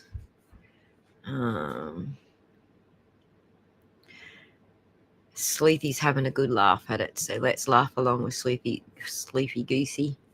For those of you who don't know who Sleepy Goosey is, she's the one who gives us all the records, all the court records, and she pays a bloody fortune to get everything out early. So this is Coffin Doofus, obviously throwing a tantrum. Hang on, let me read her comment.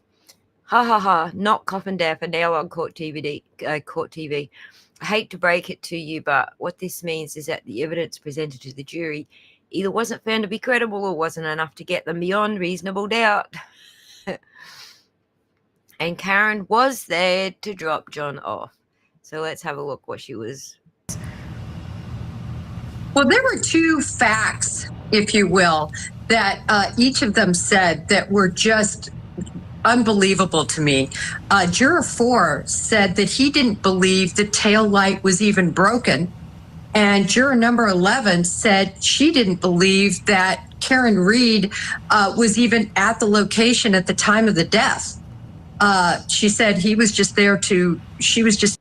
Yeah, that's because she logged on to John's Wi-Fi at 12:36 and the Commonwealth had to keep switching their fucking timelines, doofus. And as for the first comment, yeah, we all saw it. Her taillights are red in the 5:07 a.m. footage. Like, hello. There to drop him off.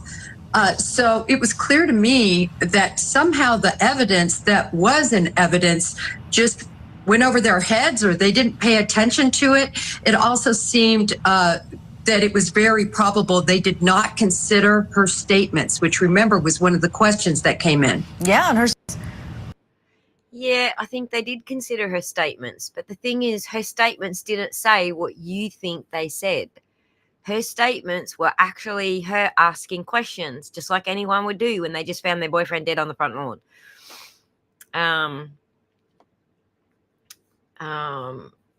Different. I also wrote, "Let's governor." Good. No worries, Isabel.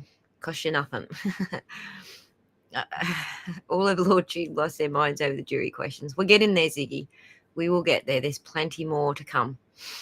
Anyone watch Plevin, Krusty, Coffin Dapper, and Boundless Millennial? Yes, we were just talking about that, Jean. When Coffin Dapper just didn't say anything, she just rage quit.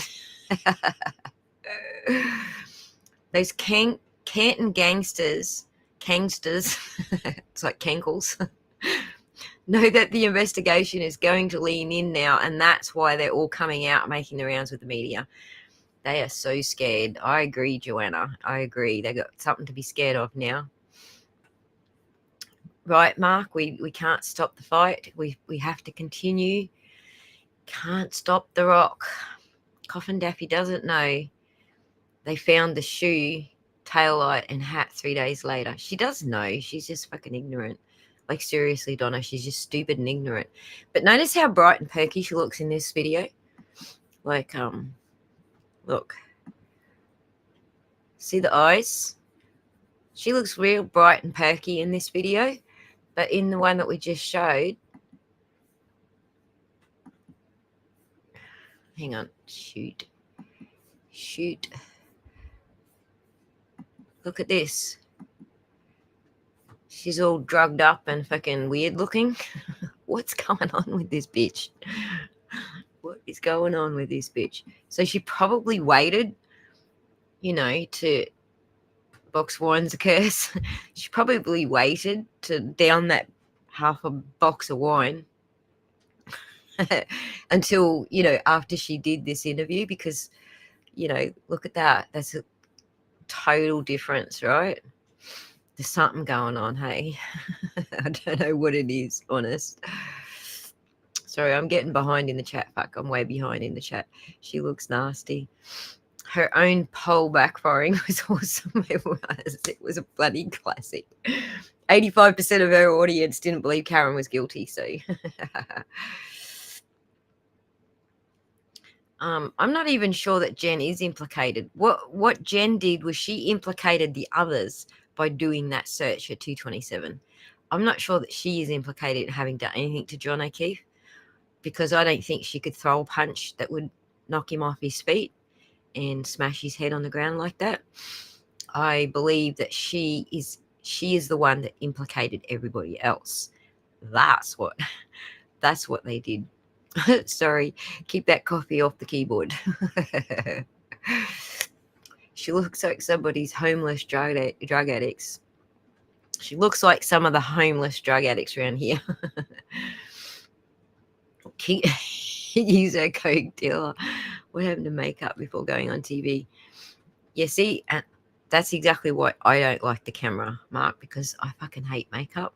And I know that's how people in America are. Like, if you're going on TV, you have to have your makeup on, but I fucking hate that shit on my face. Coffin Daffy has now embarked on the Juror defamation tour. Indeed, Scott.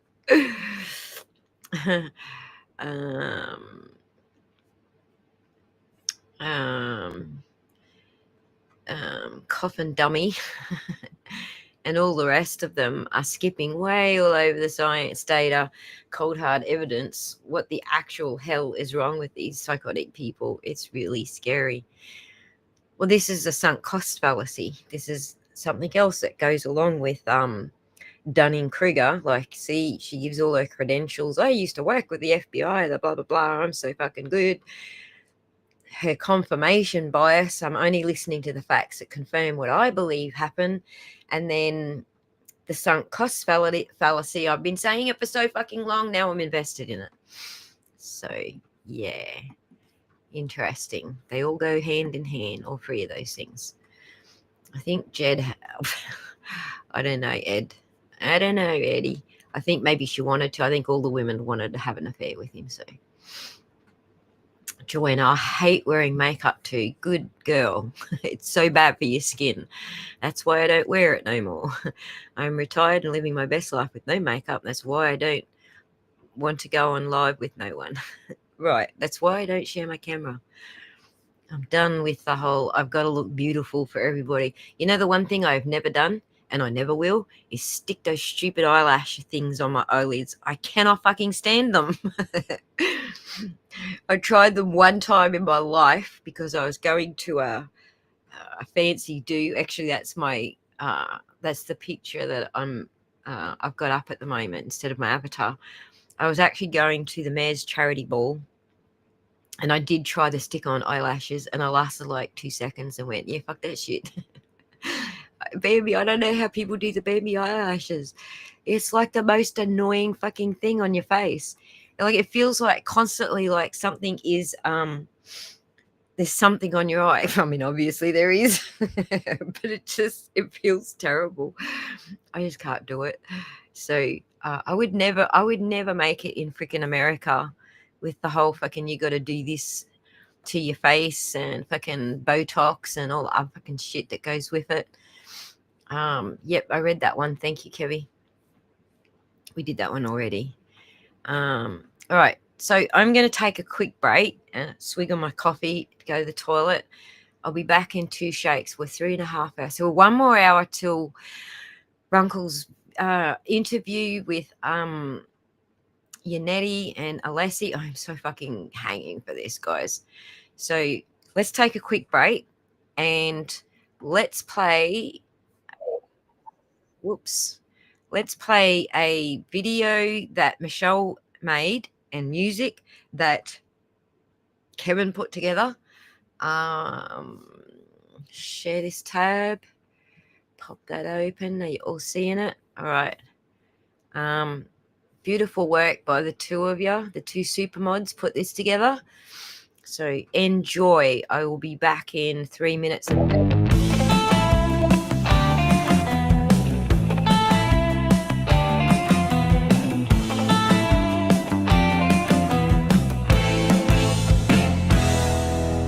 Dedham courtroom 25. Judge Beverly, she contrived. She struts in late with a flask in her sleeve. Look on her face could scare you believe she's got grave concerns about every case. With a sigh so long slows time and space. But cross while doing a version of the courtroom dance. Big Bang's Beverly ain't one bit shy, takes a sip from a mug with a heavy sigh. She don't like the difference, doesn't care what they say. Short on time, but long on Chardonnay. And don't bring up Alan Jackson's son. She'll toss your case just for fun. That's not how we do it in Massachusetts, Mr. Jackson.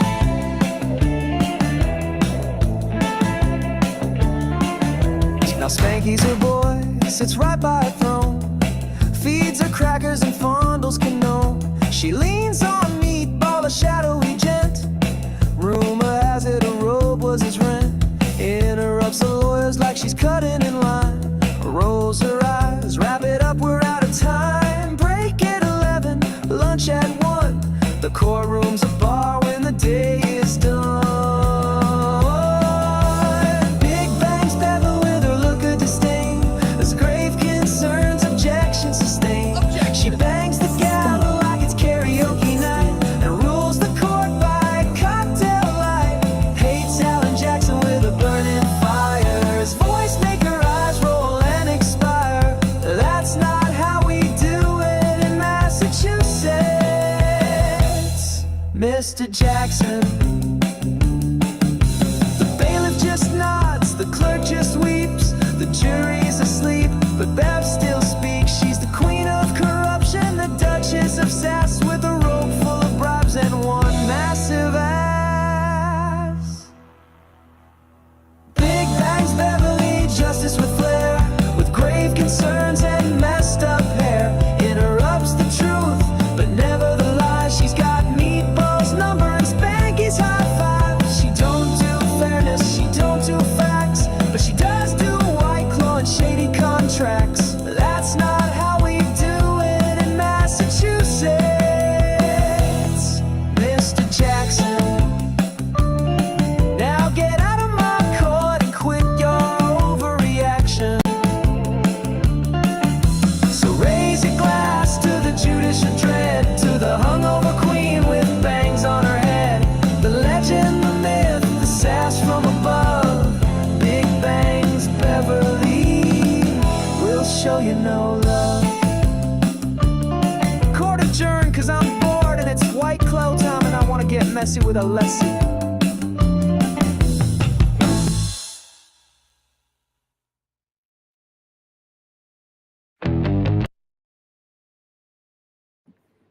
Been doing that a lot lately, haven't I? That's pretty good. The court's adjourned. I'm going to go get messy with a lassie. And that's not how we do it in Massachusetts, Mr. Jackson. I feel bad for the baby playing it's Tone. I grew up in a decent-sized town in Western Australia. I was the youngest of 6 brothers. People just didn't mess with us, whether we gave that impression or not. I can understand the town being afraid. I can understand it too. So, all right. So, yeah, getting messy with a lassie. I thought it was hilarious too. There's actually a couple of good lines in there. So if you want to go back and play it again, please do. Actually, let's pop the link in the chat. This is on Kev's channel. This is on Supermod's channel. He's actually got a couple of tunes there that you all might want to go along and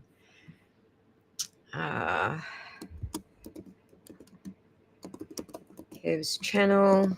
Oh, it's that song, but that's the link to his song and the channel. So go hit the sub button. I don't think he's ever going to be doing streams or live streaming or anything. So, but yeah, just go show him some love because you can. Now, what do we got next, guys? What's up next? Let me just go through and close some freaking tabs now so I can catch up with what we got next. I was going to read a little bit of the book, but that might be a little bit too boring. Might do that on another stream for those who are interested in hearing Cox's story. All right, so one thing, this is a change of subject. It's a different case altogether, but it is one that we have all been following on my channel. Oh, hang on, wait. One more on this topic. Oh, nope. Hang on. Bobby Sauce. Come on, where are you? Bobby Sauce.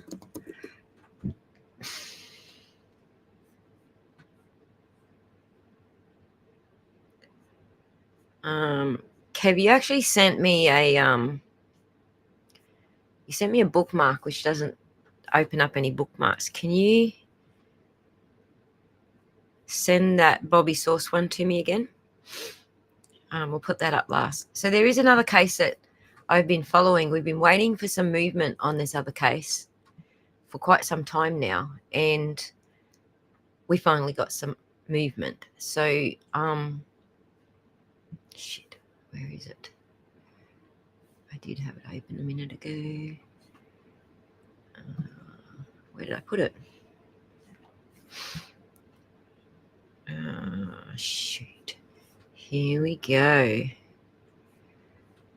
Okay, so there was a lady who went missing on Mother's Day in May 2020. We had been following that case from, the beginning of my channel.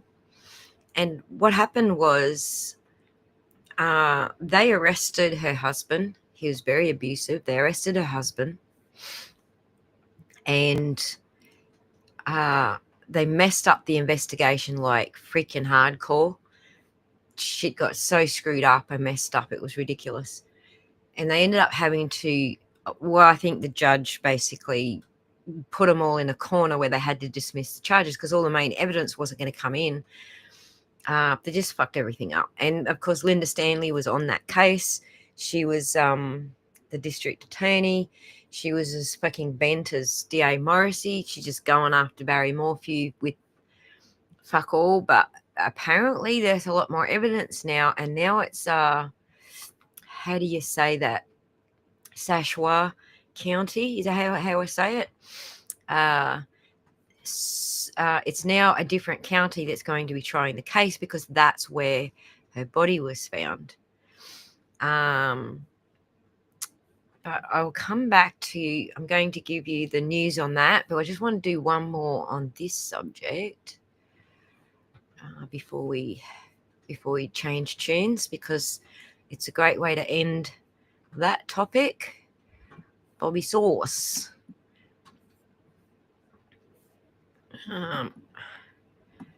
Let's get Bobby Sauce on the screen. We got Bobby Sauce on the screen? We do. Cool. Okay. Yo, I'm just seeing this Nightline interview with the McAlberts from last night. Oh my God, dude. These idiots thought this was going to make them look more innocent. Bro, these motherfuckers look so much more guilty. Wow! Brian Albert goes, Jen McCabe bursts in my room and says, John, I think John is dead out in front of your house. And I said, what the fuck is John doing in front of my house? What would John be doing in front of my house? Oh, I don't know, dude. Maybe you guys were drinking last night at the bar. You guys invited him back. Karen and every single person in this family supposedly saw Karen's car, which had John in it, in front of your house, moving multiple times. Maybe because Jen McCabe texted John about being at the house. Hey, are you here? Where are you? Called him 7 fucking times. Maybe because Higgins, the bowling ball, said that he also texted John and was anticipating him being there. Maybe that's why he'd be in front of your house. Because everybody was fucking coming there. What do you mean, why the fuck is he in front of my house? You guys never heard from him, supposedly. Like, all this fucking... Dude, if I've learned anything about being a conservative, being a Republican, whatever you want to call it, being on the right of politics, is that TV is fucking bullshit! And the stuff you see on the news is... bullshit! So it's like, I'm not gonna fucking believe you because you go in a nice fancy studio with your lighting and shit. You guys are believable if you don't know the fucking details of the case. Why the fuck did Jen McCabe call your wife at 5:30, 5 o'clock in the fucking morning, 1 minute after Karen called her? What the fuck was your wife on the phone with her for at 5:30 in the morning? Why is there no evidence on John's body that he got hit by a car? There's only you motherfuckers. Oh, I don't even know why.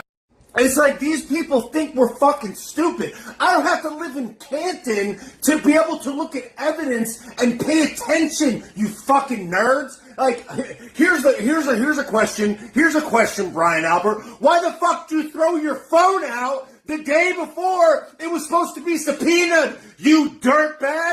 It's like, bro, you're not smarter than the collective mind of hundreds of thousands of people paying attention simultaneously. Why do you think we give a shit about this case, you jerk off? Because you guys tried to frame an innocent woman and thought that nobody would be hip to the op when you threw your fucking phone out the day before it got subpoenaed. We ain't stupid, jerk off. It's like, look, man, I want to believe the McAlbert family. You know, they seem to the untrained eye like nice folks. They certainly look like it. But the reality is that if you were implicated in this, you're not going to come on TV and be outwardly boisterous to make it seem like you're guilty. You're going to be doing everything that you can to make yourself seem likable, seem friendly, and whatever. But the fact of the matter is that your testimonies are available for us to see. The evidence is available for us to see. Your behavior on that night is available for us to see. So you sitting there and pretending that it's so disgusting that people are accusing you of this, bro, you guys did this to you. We didn't say what you said. We didn't do what you did.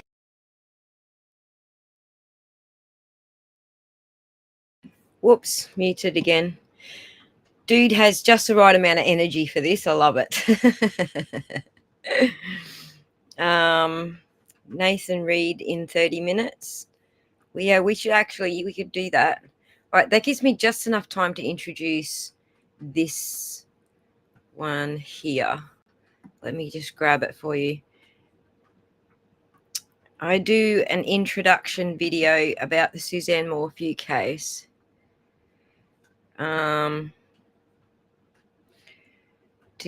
Is the intro?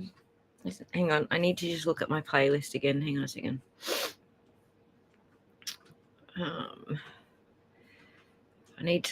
I just did a short intro. That's Justice for Maya. That's coming up this year too. Actually, politics. Free Karen Reid. Where the hell did Suzanne Morphew go? Oh my God. Let me just check if this video, this is actually a fairly long one, but I do get into some of the details on what I thought they did wrong in this.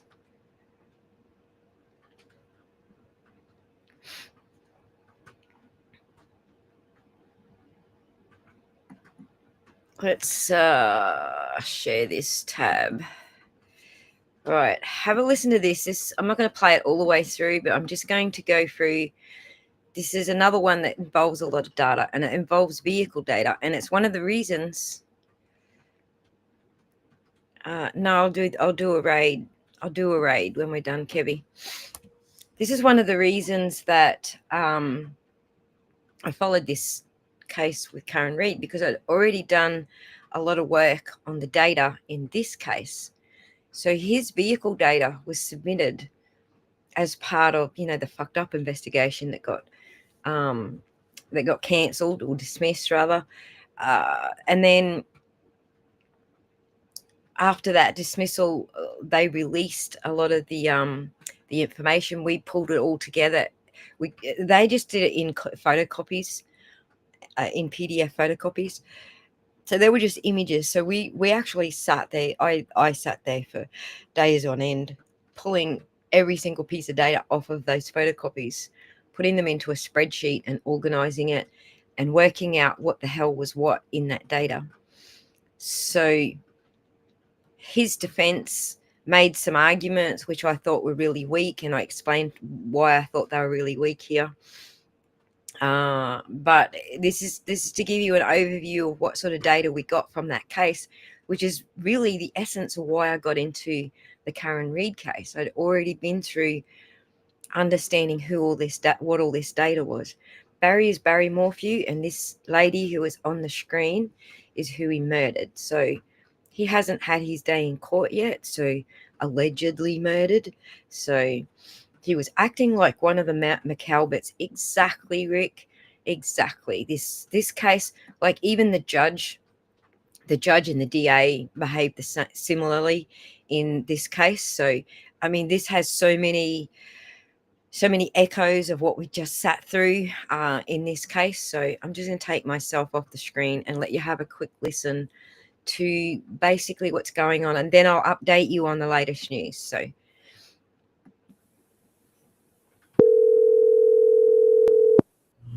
Hi, you've reached Suzanne. Please leave me a message and I'll get back with you as soon as I can. Thank you.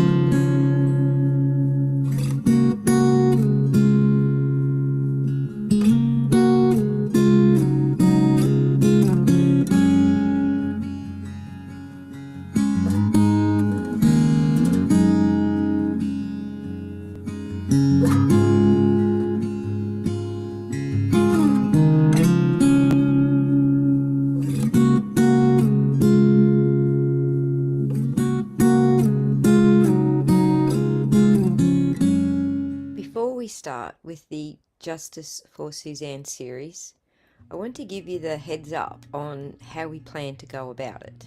And by we, I mean myself and my partner in crime, Alley Cattails. I'll just fast forward a bit because the plan changed. Let's just get to give you an example how a particular path might not be the path that you think it's going to be. This exercise, I'll file and uploaded it to Google Maps. There we go. And I've also put it into Google Studio where you can make animations to move around the place sort of in real time. So we're going to quickly just step through each of these points on this spreadsheet and see how that shows up in the data on Google Maps. And then we're going to compare what we found to what the defense presented at the preliminary hearings. And then finally, we will refer to the arrest affidavit to demonstrate how a path that you think you're on may not actually be the path that you're on. And hopefully you will learn from this exercise how to navigate your way through the series when we give you branches or paths that you can follow to go on different, let's say, journeys according to the evidence files. So what I want you to notice here from Exhibit T is that we have 8 records and they all happen at 2:44 p.m. But it's not the hours or the minutes column we're paying attention to, it's going to be the seconds column, because what we're about to map happens over a period of 14 seconds. So first of all, it's important to understand the average speeds a human is capable of traveling, either walking, jogging or running. Now I pulled this data from Google, so if you don't like it, see Google. What I will point out here is that I'm just going through Barry's lawyer's alibi. So he couldn't have done it because he couldn't fly through walls at 500 miles an hour. And I just wanted to make some examples of how they got their math a little screwed up. It's true, he cannot fly through walls at 500 miles an hour. However, they got their maths wrong, so he literally was not traveling at 500 miles an hour. It probably was cell phone drift, which you get from satellite, because they live out in the middle of freaking nowhere. And it is out of Colorado, for those who are asking which area it is. And so what they were trying to say is that this is cell phone drift, but they just fucked up their maths. So I'm just going through a little exercise here about the defense team's math, and that they can't math, basically. That's what's going on. So this is what you can expect from my coverage of the Suzanne Morphew trial. You want the sound up? I'm pretty much, hang on, let me just see what's going on. Let's get the sound up on the Chrome. That's up 100%.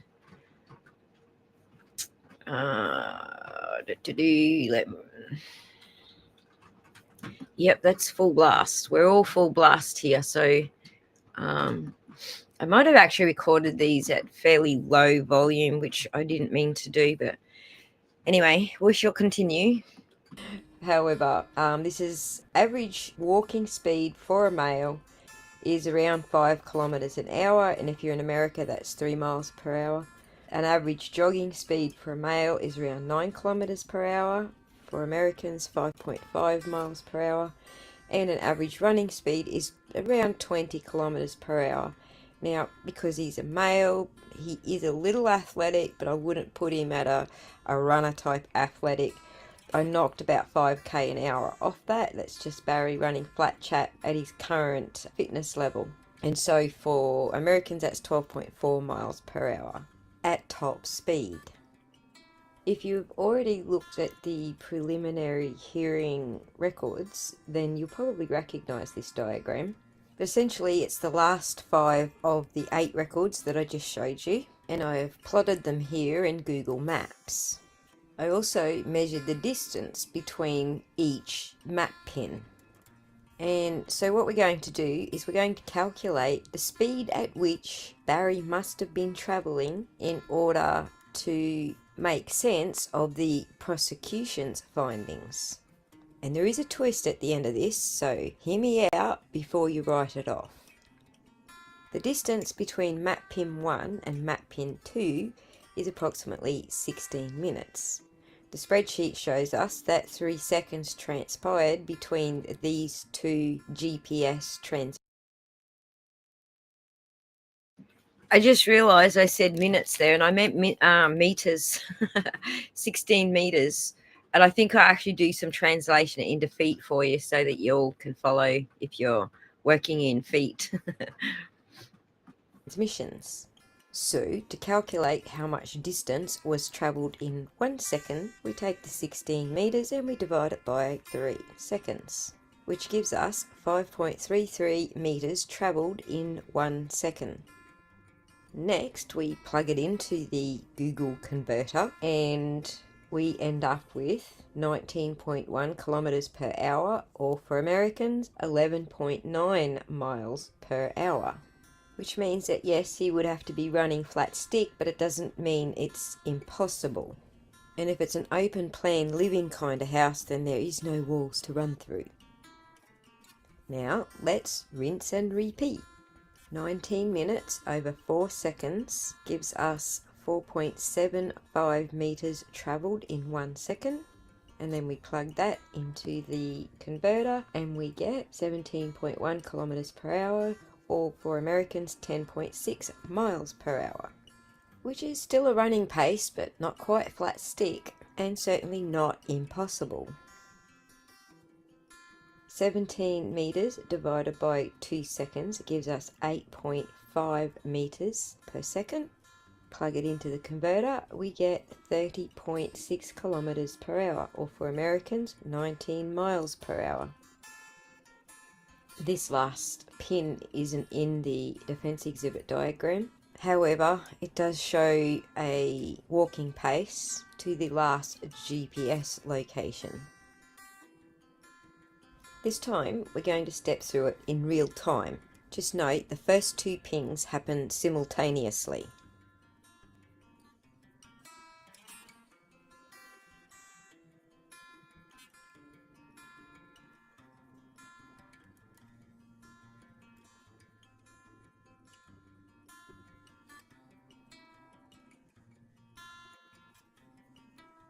Let's do that one more time, this time noting the number of seconds between each pin.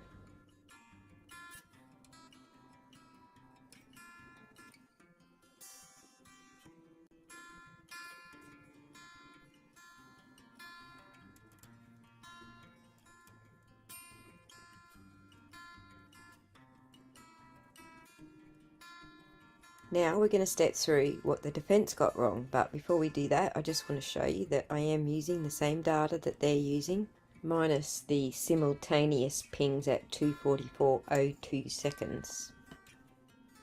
Here you see my pins in Google Earth on the left, and you can see the defence exhibit on the right, and they pretty much match exactly.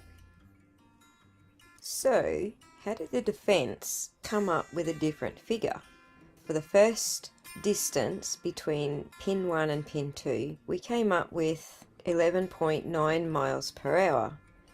They've come up with 36.5 miles per hour, which is virtually impossible for a human. And the answer is pretty simple. They didn't divide the distance travelled by the number of seconds it took to travel it. Not only are they being disingenuous in how they're displaying the seconds between each of the map pins, making it look like only 1 second transpired, but they're also being disingenuous to what the actual data actually says on their own spreadsheet.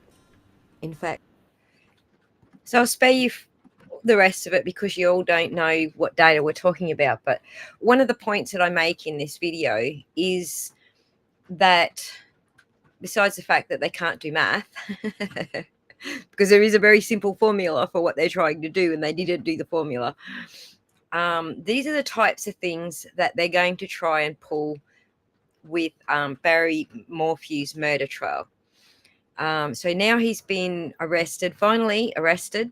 They did find her body. They found it in Sashwa County. I don't know if I'm saying that right.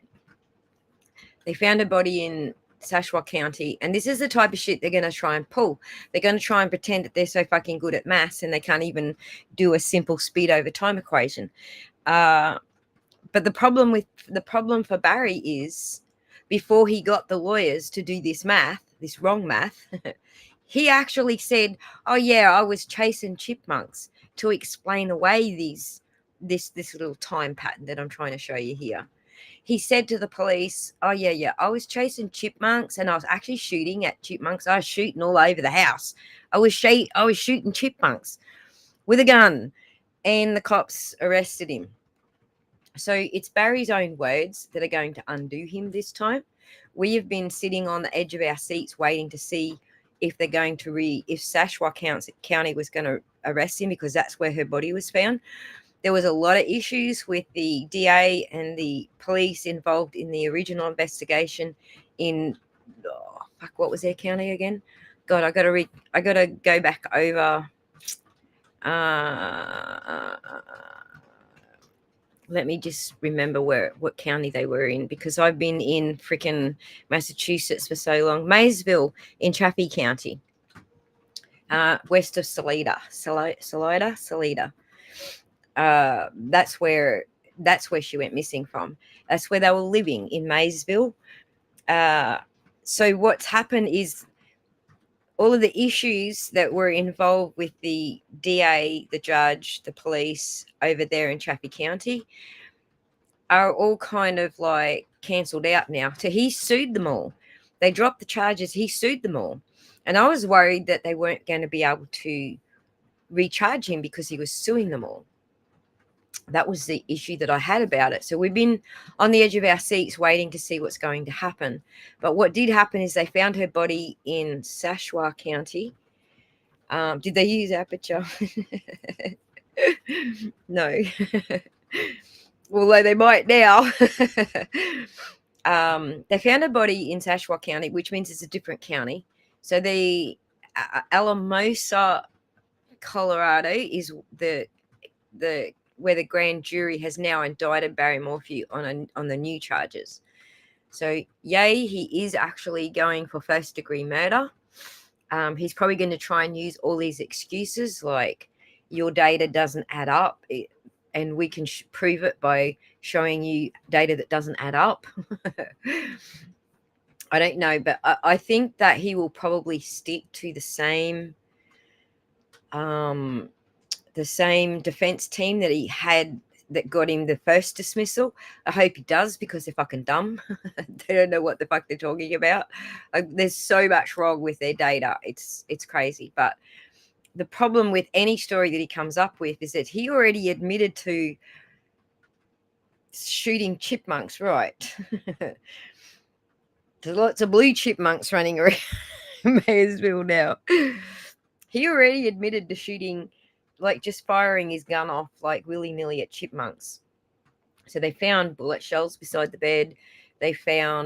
When they found her body, she was so spread all over the place. Like, he didn't bury her very deep and in the ground, and the animals dug her up. So her body was spread all over the place. But one of the ways that they identified who she was obviously dental records, but she also had a cancer port. She had a port in her chest for delivering cancer treatment. And they found that, and it's got a registration number on it, which is her port. So yeah, we're at that point now where he's screwed.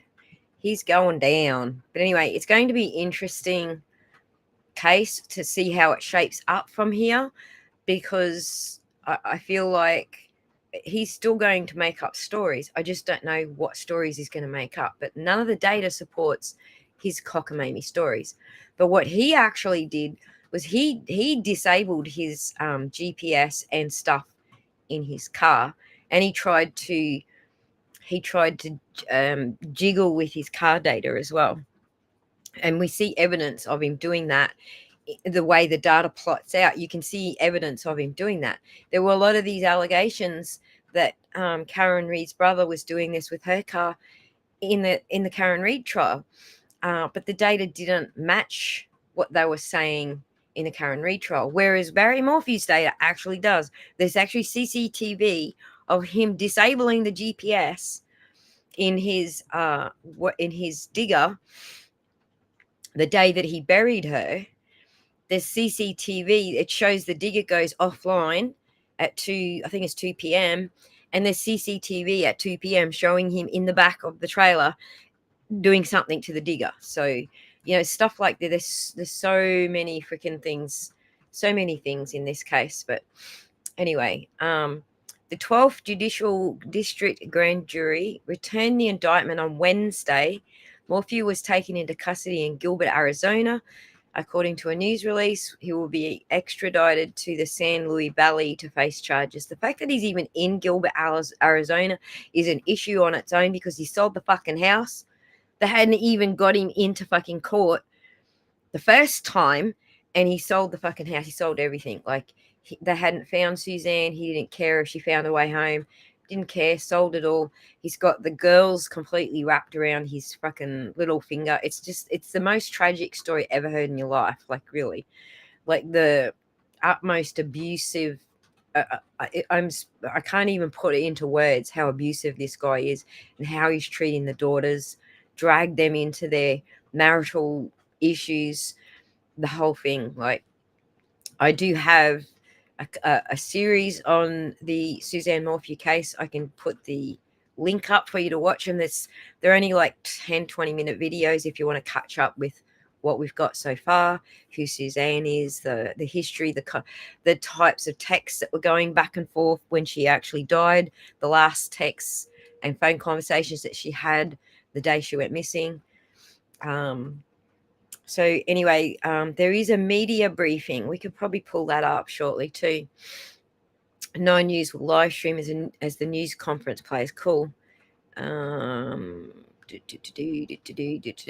to the indictment, her last known electronic communication with anyone was at 11 minutes past 2 p.m. on May the 9th.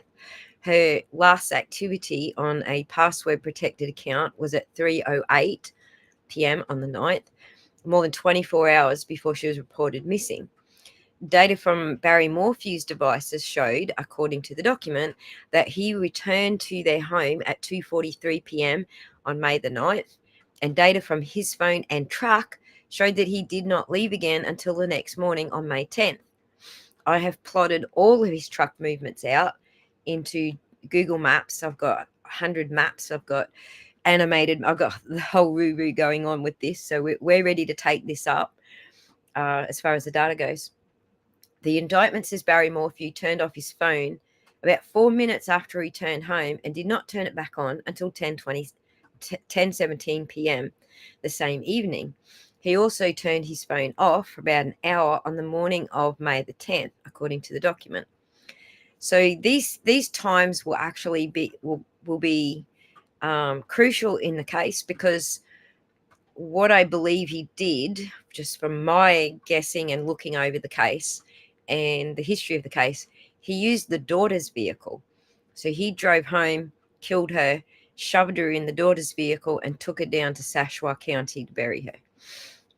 Testimony established that the timeframes were location data, where location data was unavailable, were the periods of time of significance for the case, the indictment says. There's also data missing from his vehicle system. Data from Suzanne Morphew's phone showed it connected to towers near the Morphew home from May the 9th until early on May the 10th. At 4:23 a.m. that morning, her phone stopped connecting to any towers. To date, the phone has never been located. Barry Morphew was previously arrested and charged with first-degree murder in connection with her disappearance in May 2021. Days before he was set to stand trial in April 2022, all charges were dropped when Fremont County District Judge Ramsey Lama granted a motion filed by the prosecution that asked him to dismiss the case. During a preliminary hearing on January 2022, prosecutors from the Chaffee County DA's office said that on the afternoon of May 9th, 2020, Barry Morphew loaded a syringe for a tranquilizer dart, put his phone in airplane mode, and then shot his wife with the dart. He then chased her around the house until the tranquilizer took effect, prosecutors said. At the time, Suzanne Morphew was missing. Her body was found in a shallow grave in a remote area of Sashawa County in October 2023. An autopsy was conducted, and the manner of death is listed as homicide by undetermined means in the setting of, guess what? What he actually uses for in his tranquilizer darts for deer is actually in her system. Butyrophenol. I can't say these words. I'm not a freaking doctor. All these things were in her system, and that's what he makes his darts out of for tranquilizing deer, according to the Colorado Bureau of Investigation. These three chemicals are also known as BAM, B-A-M. And it's tightly regulated and only sold by one company in the United States. The indictment notes that Barry Morphew was the only private citizen living in Colorado with access to BAM. Records show that no other people or business besides the Bureau of Land Management and Colorado Parks and Wildlife purchased BAM prescriptions between 2017 and 2020. None of the BAM from the government agencies was accounted for. In a prior interview with 9 News, an attorney representing Barry Morphew argued the autopsy results do not incriminate her client. Dreamer. She's a dumb bitch. But anyway, federal, state, and local law enforcement have never stopped working towards justice for Suzanne, said the 12th Judicial District Attorney Ann Kelly. The 12th Judicial District Attorney's Office stands in solidarity with Suzanne's family and the citizens of Chaffee and Sashawa counties in pursuing the grand jury's indictment. We'll start covering that again now that he is indicted. So that's the story. Please do, and not good with tech. Where's the links? Or on your channel? Yes, I'm going to give you. I thought I had a playlist. Clearly I don't. I don't know what the freaking hell's going on. Let me just let me have a little squizzy. what I got going on. I think I do have a folder for Suzanne. I introduce you to her. I read Amber E. You guys might see her in the comments sometimes. Amber E is actually one of the voices. We go through Suzanne's text messages with Barry Morphew, with her friend, her best friend. And in that, got it. Here's the playlist. Let me pop that in the channel for you. So we read through the last known text messages, what she was talking about, how she was planning to leave Barry. She was having an affair. She bought a pen to record shit that Barry was up to record his abuse and stuff. Oh, wow, there's so much. But the story so far is currently on my channel at this location. What have I got? 1, 2, 3, 4, 5, 6, 7, and an intro. I've got 7 videos in an intro if you want to catch up with it. So Suzanne Morphew playlist.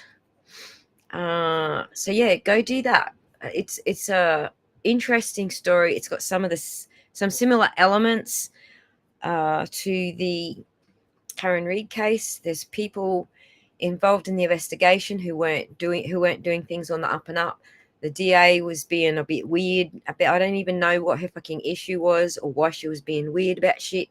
I think it just came down to how she dealt with this was going to determine whether she got elected again. Honestly, I think it just came down to political bullshit. So yeah, please do go and watch the videos are all like under 20 minutes. So if you want to binge watch and catch up on the story, you'll hear her voice. So in the intro, you heard the phone call. Someone actually rang her phone. When this first all broke out, someone from YouTube rang her phone and recorded her voicemail message. And that's what you can hear at the very start. I'll actually just play the intro one more time. But that's her voice on her voicemail on her phone here in the beginning of the beginning of the intro. But I will just play the intro one more time. I'm trying to rush through it because I won't do an outro song today. I'm just going to do this as our outro. Put a lot of work into these videos and having a nice intro and outro and things for covering the story, although I probably have to change a few things in it because some of the people that were originally involved years ago aren't around or have jobs and things now, can't get involved anymore. So, but we'll just play the intro that I made for covering the Suzanne Morphew story. I hope that you all get involved in it because it's a very interesting story. There's the amount of fuckery, particularly from him and his contacts. He's a bit of a townie. He's got a lot of people in high places. He's got cops who are supporting him. There's a lot of similarities going on in this story when you've got a certain reputation or contacts or people on your side, just how much you can fuck a story up. He fucked this one up so bad. And he thought up until he was indicted the other day, he was getting away with it all. So please follow along with the story. He's not getting away with bullshit. And it will be an interesting case to cover. I don't know when it's going to start, but you'll got the link so you can watch it all. Here's the intro one more time.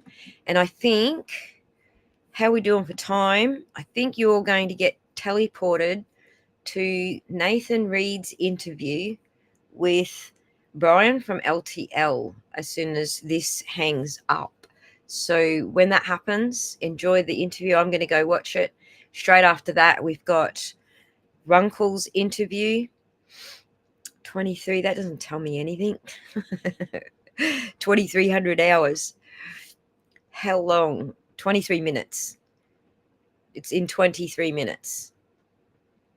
The show has started. It's 23 minutes in. All right, let's do it. We'll play this outro, and then I'll shoot you over there to watch that Nathan Reed interview. All right, guys. Thanks for joining us today. Enjoy this, and I'll see you over at LTL and later on Runkle. Oh, I'm pressing the play button on the wrong screen. Don't.